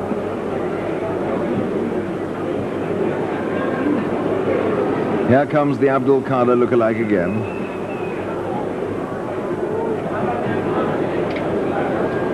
Rehearsing the stroke, Steve Waugh. Steve Waugh, wonderful series in England, the first 2 tests last year, 117 each of them at Headingley and Lords. Has rather fallen by the wayside subsequently. Why, I'm not sure. One run down there to Saeed Anwar at long on. 83 for 3 at the end of the 22nd over. And again, I think we'll see the required run rate just edge up nearer to 7. It's very, very difficult when you get to this stage and it gets near 7 and you've got something like, or nearly 30 overs to go. Isn't it? I mean, it's not a hopeless situation. It's definitely become a difficult task. Now, what I was thinking, Henry, is now that Waqar is coming back for his 6th over. What is going on in Imran's mind? Does he want to have 2 or 3 overs in check for the later order batsman, or is he going to allow this lad to bowl his 10 overs through? Well, we'll wait and see. I have a little side bet with you that he'll just have 1 more over. Well, Henry, that'll take another 5 minutes to find out. He will, I think. But think of the tension that will build up in the commentary box. Everything will hang on the outcome of this bet. Even Mush is getting tense about it down here on my right. 83 for 3, the 23rd over just beginning. Waqar Younis, if he gets another wicket in this over, I dare say Imran will keep him on. But I would have thought he'd probably bail him 6, maybe 7, and then keep 3 or 4 up his sleeve. Well taken. And it reminds me a bit, Waugh was quite anxious to get up this end, of a story that Fred Truman used to tell when he was facing Yorkshire playing the West Indies, and Kazim Noorani, of course, had a lot to do with his set-up of this ground on the right there. Fred was playing the West Indies, and Wes Hall was bowling in a blinding light, and wickets were falling like mad, and Jimmy Binks, the Yorkshire wicketkeeper, came in and said, well, he said, Fred, he said, what's the game? And Fred Truman looked at him and said, 2s and 4s, he said, knowing full well that he was at the non-striker's end. When you get a really nasty fast bowler in action, perhaps the safest place to be is at the non-striker's end if you're a batter.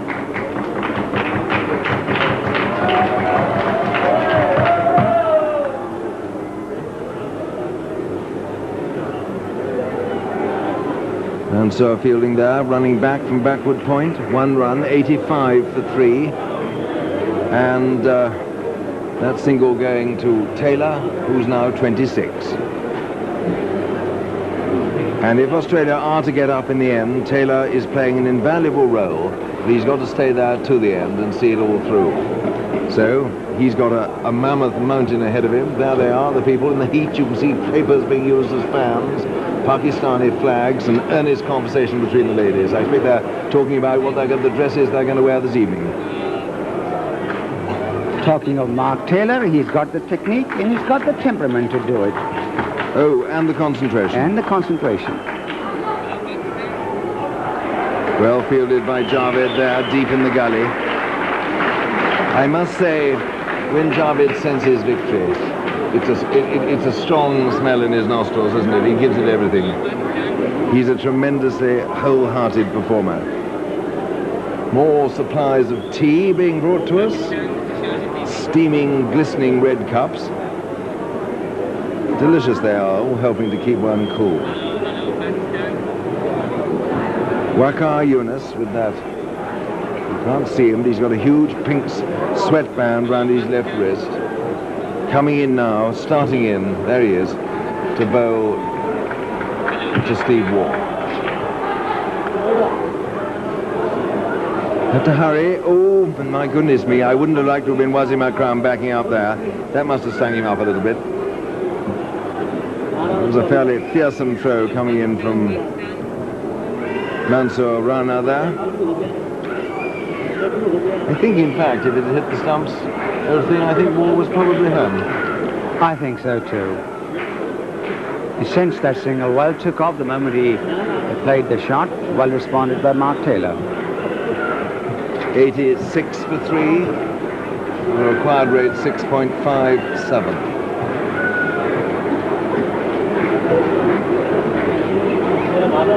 And I must say the crowd here in the VIP area all around of us is intense. Everyone packed in and all the way around the ground. We've got much the biggest crowd of the tournament so far. Round the wicket now. Wasim Akram at mid-on. Waqar Yunus changing his line, going round the wicket to the left-handed Taylor. Sorry, Salim. Well, I was going to say, Henry, the ball did swerve, but he pitched it round about middle and ended up at his leg stump, and Mark Taylor were able to play a front-on drive. Perhaps if we could try round about the off stump or thereabouts, and then try to swing it in and see if we can get it through the gate. Yes, the old gate between bat and pad.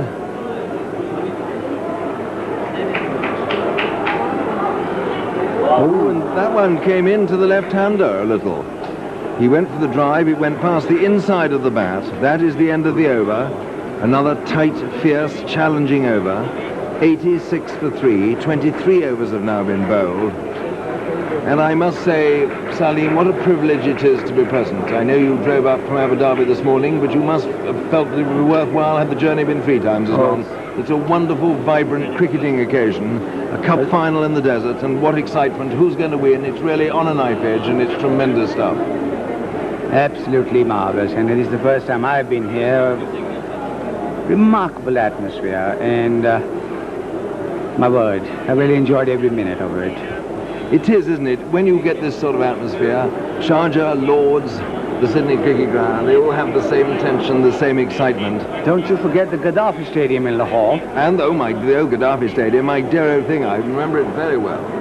Watched some great matches there. Over number 24, the run rate has fallen below 4.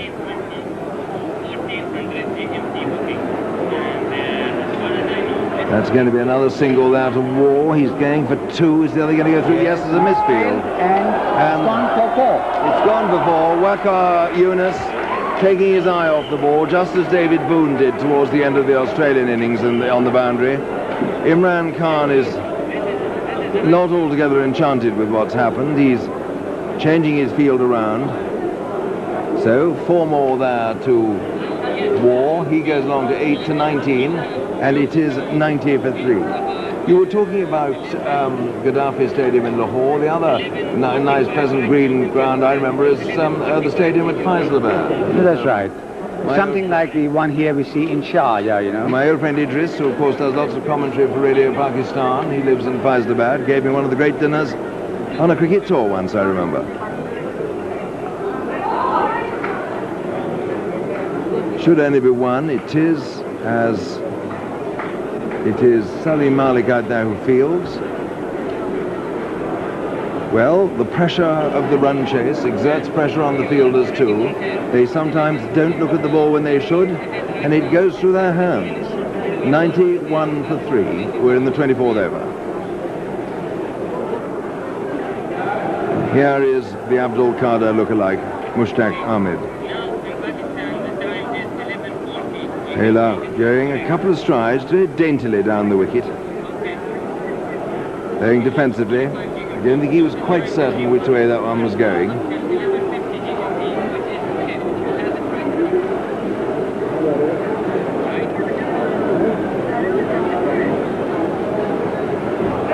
Comes the sweep. That's just the single.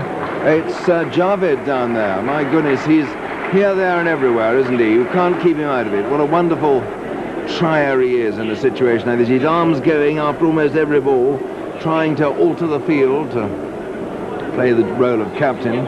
Don't know how that pleases Imran. I think Imran, in fact, doesn't take much notice. 92 for 3.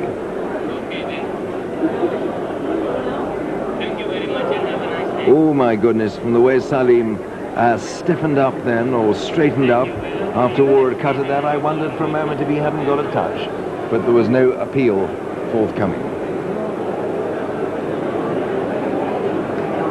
People standing in the aisles now. There really is almost no sitting room whatever. Standing room only at the stadium. The end of the over, the 24th over of the innings. The score 92 for 3 now.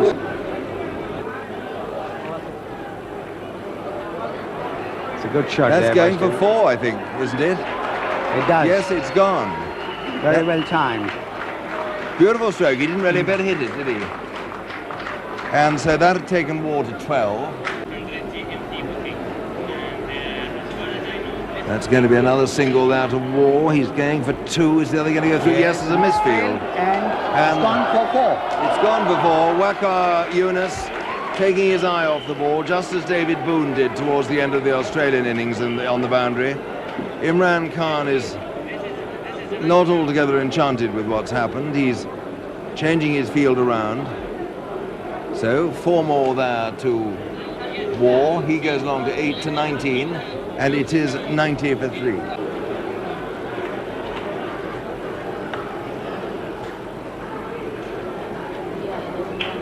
And they go for the second. Javed there comes in, throws down to, oh my goodness, I thought there was going to be a bit of a scramble then, but Javed seemed to have that one covered. But War is deceptively quick between the wickets, and I think was home, even if that had been a good throw. It was not, it was a bad one. It's Nadeem enjoying a cup of tea.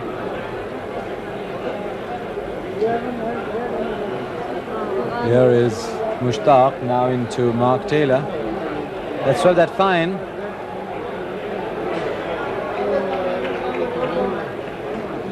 Javed Miandad, who's had a great day in the field today, cuts it off to just 2, 99 for 3.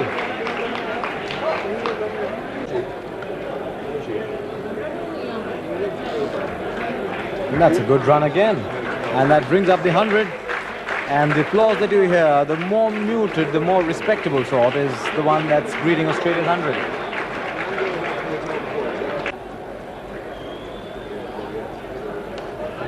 That's a lovely shot. Slight bit of pace taken off by Kawa, and there's Javed Miandad running around there, around the bend like he was 20 years old. And restricting the scoring to only 2.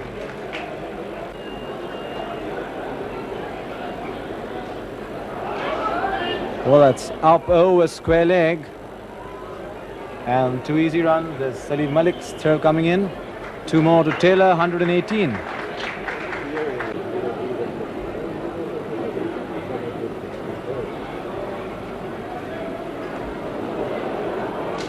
Moved inside the line of that one, and 4 runs.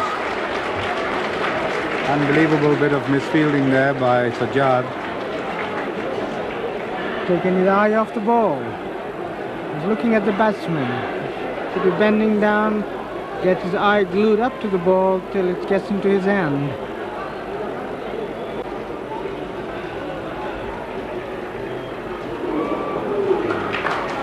That's the 50 for Taylor. He's going back for the second. 131 for 3. And Taylor reaches his 50 in the 33rd over. A superb effort from him.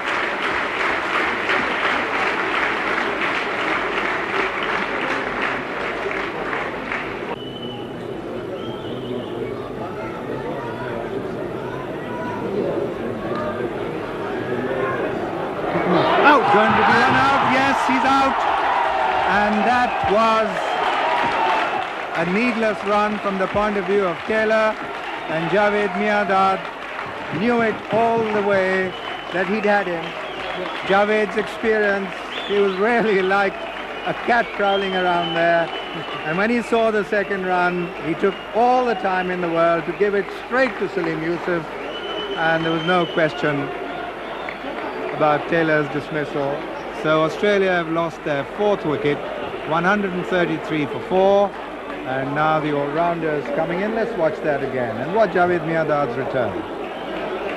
There we go, Javed Miandad having one eye on the batsman, the other on the ball, approaching the ball with the 2 hands, picked it up, saw the batsman coming in, flat throw, just like a shot out of the gun, and he's about 3 yards outside the crease. Said the bowler.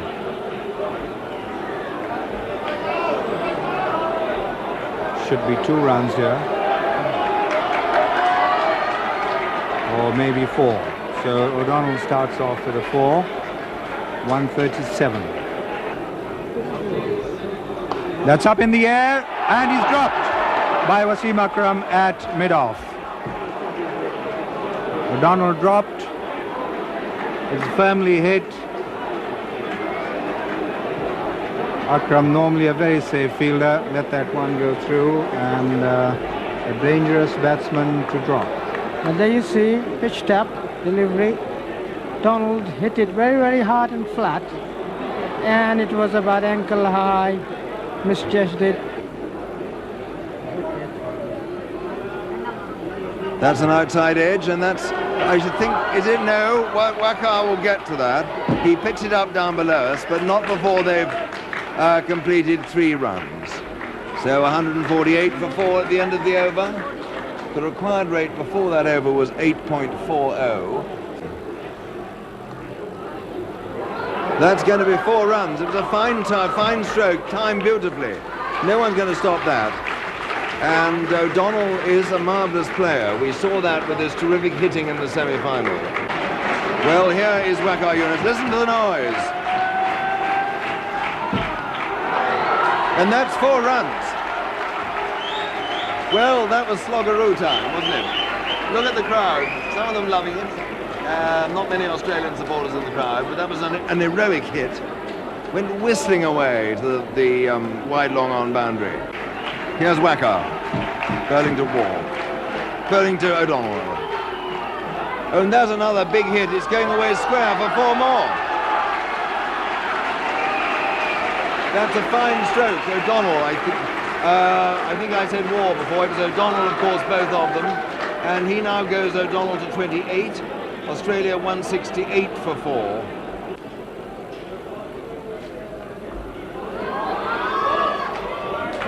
And then we're gone away for 4 runs. He picked the gap beautifully between deep mid-wicket and deep backward square. War hit that marvellously well. He's 46. It's 176 for 4. Well, that's superbly timed. What a great shot. Wakar Yunus tried it again, and that was as well timed as any. Don't make it impossible. Well, that's a big one, and it's going to be caught. Yes, it is. Down to Ejaz.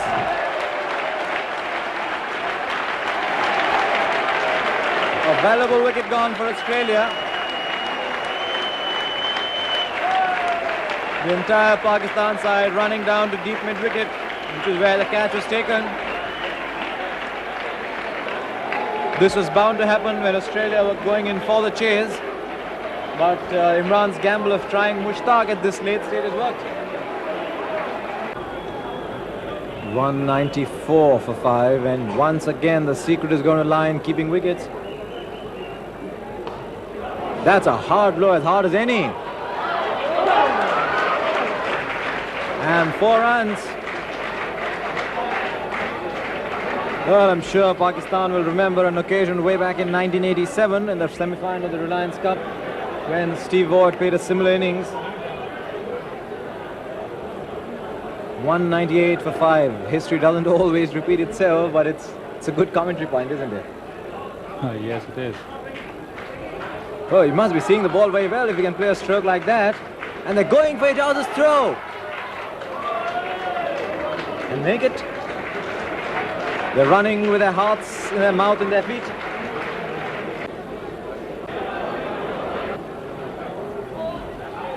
Well, the Australians still running their singles, and they're going to get some more. In fact, they are going to get 4 more. And the pressure is getting to the Pakistan fielders. There was nobody at all backing up that throw. Well, that's lofted down the wicket. There's a man getting under it. He holds it. Aqib Javed.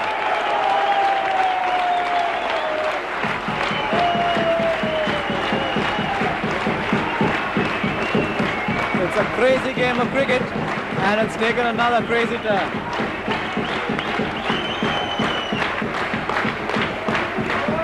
And the Australians find the fielder once again. And the other Mushtaq now. He's gone. Taylor is out.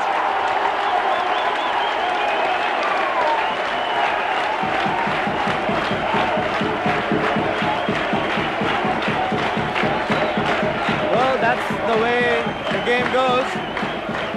Taylor caught Saeed Anwar, bowled Mushtaq Ahmed. And now, must be said, without a doubt, a magic moved Pakistan's way. 2 wickets of 2 consecutive deliveries. Short one from Mushtaq, pulled straight to deep square leg, as you can see. Short ball again and pulled straight to square leg. I'm sorry, not deep square leg. To Saeed Anwar, who makes no mistake.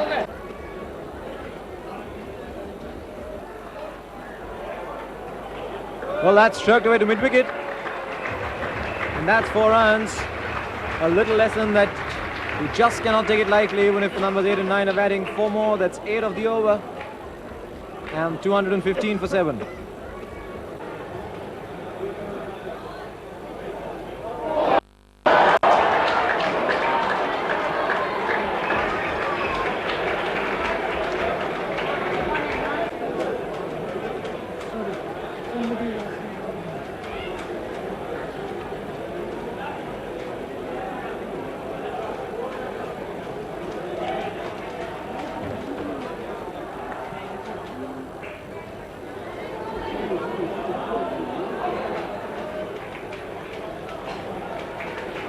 Two runs.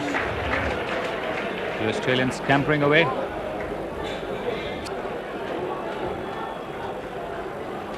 Golden!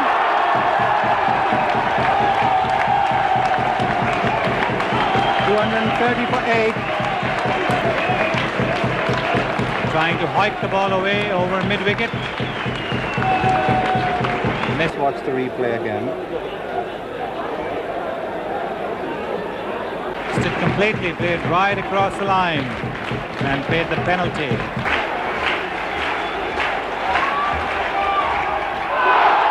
Gone. He's clean bowled. And Akram on a hat-trick. He brought that ball back and knocked the leg stump away. What a dramatic... The replay again from the other side. What a happy Akram. He's on a hat-trick with the bat.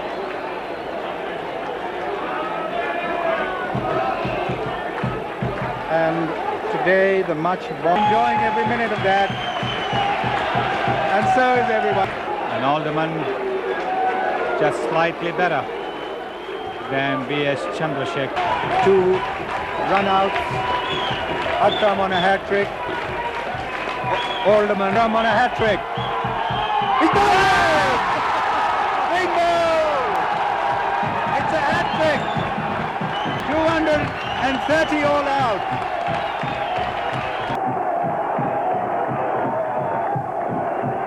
Akram gets the hat-trick, and what a sensational start. And a happy, very happy Mr. Zardari, looking cool in his Salwar kameez, celebrating with Sheikh Faisal and everyone else the Pakistan victory in the Final of Austral-Asia Cup. The victory century, 36 runs, and the crowd tells the story. The scene there describes everything. Come in, Sunil Gavaskar. Well, it's as sensational a finish as when Javed Miandad hit the ball, the last ball of the tournament for a six. Perhaps that one was even more tense because Javed had to hit that for a boundary, if not for six. This time the Pakistanis were pretty certain that they were going to win, but nevertheless a hat-trick is an incredible way of finishing the tournament. 2 hat-tricks for Sharjah.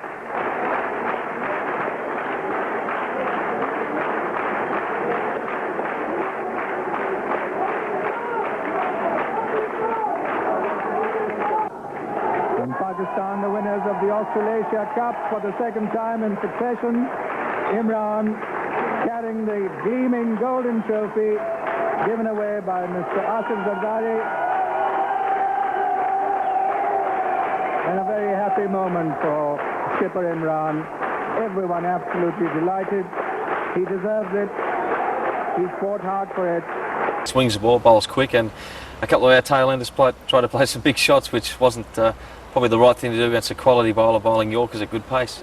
We're a good chance of winning up until probably the last 5 or 6 overs, but as a general rule we haven't had a lot of success here, and I'm not sure why that is. Perhaps we don't give ourselves enough lead-up time going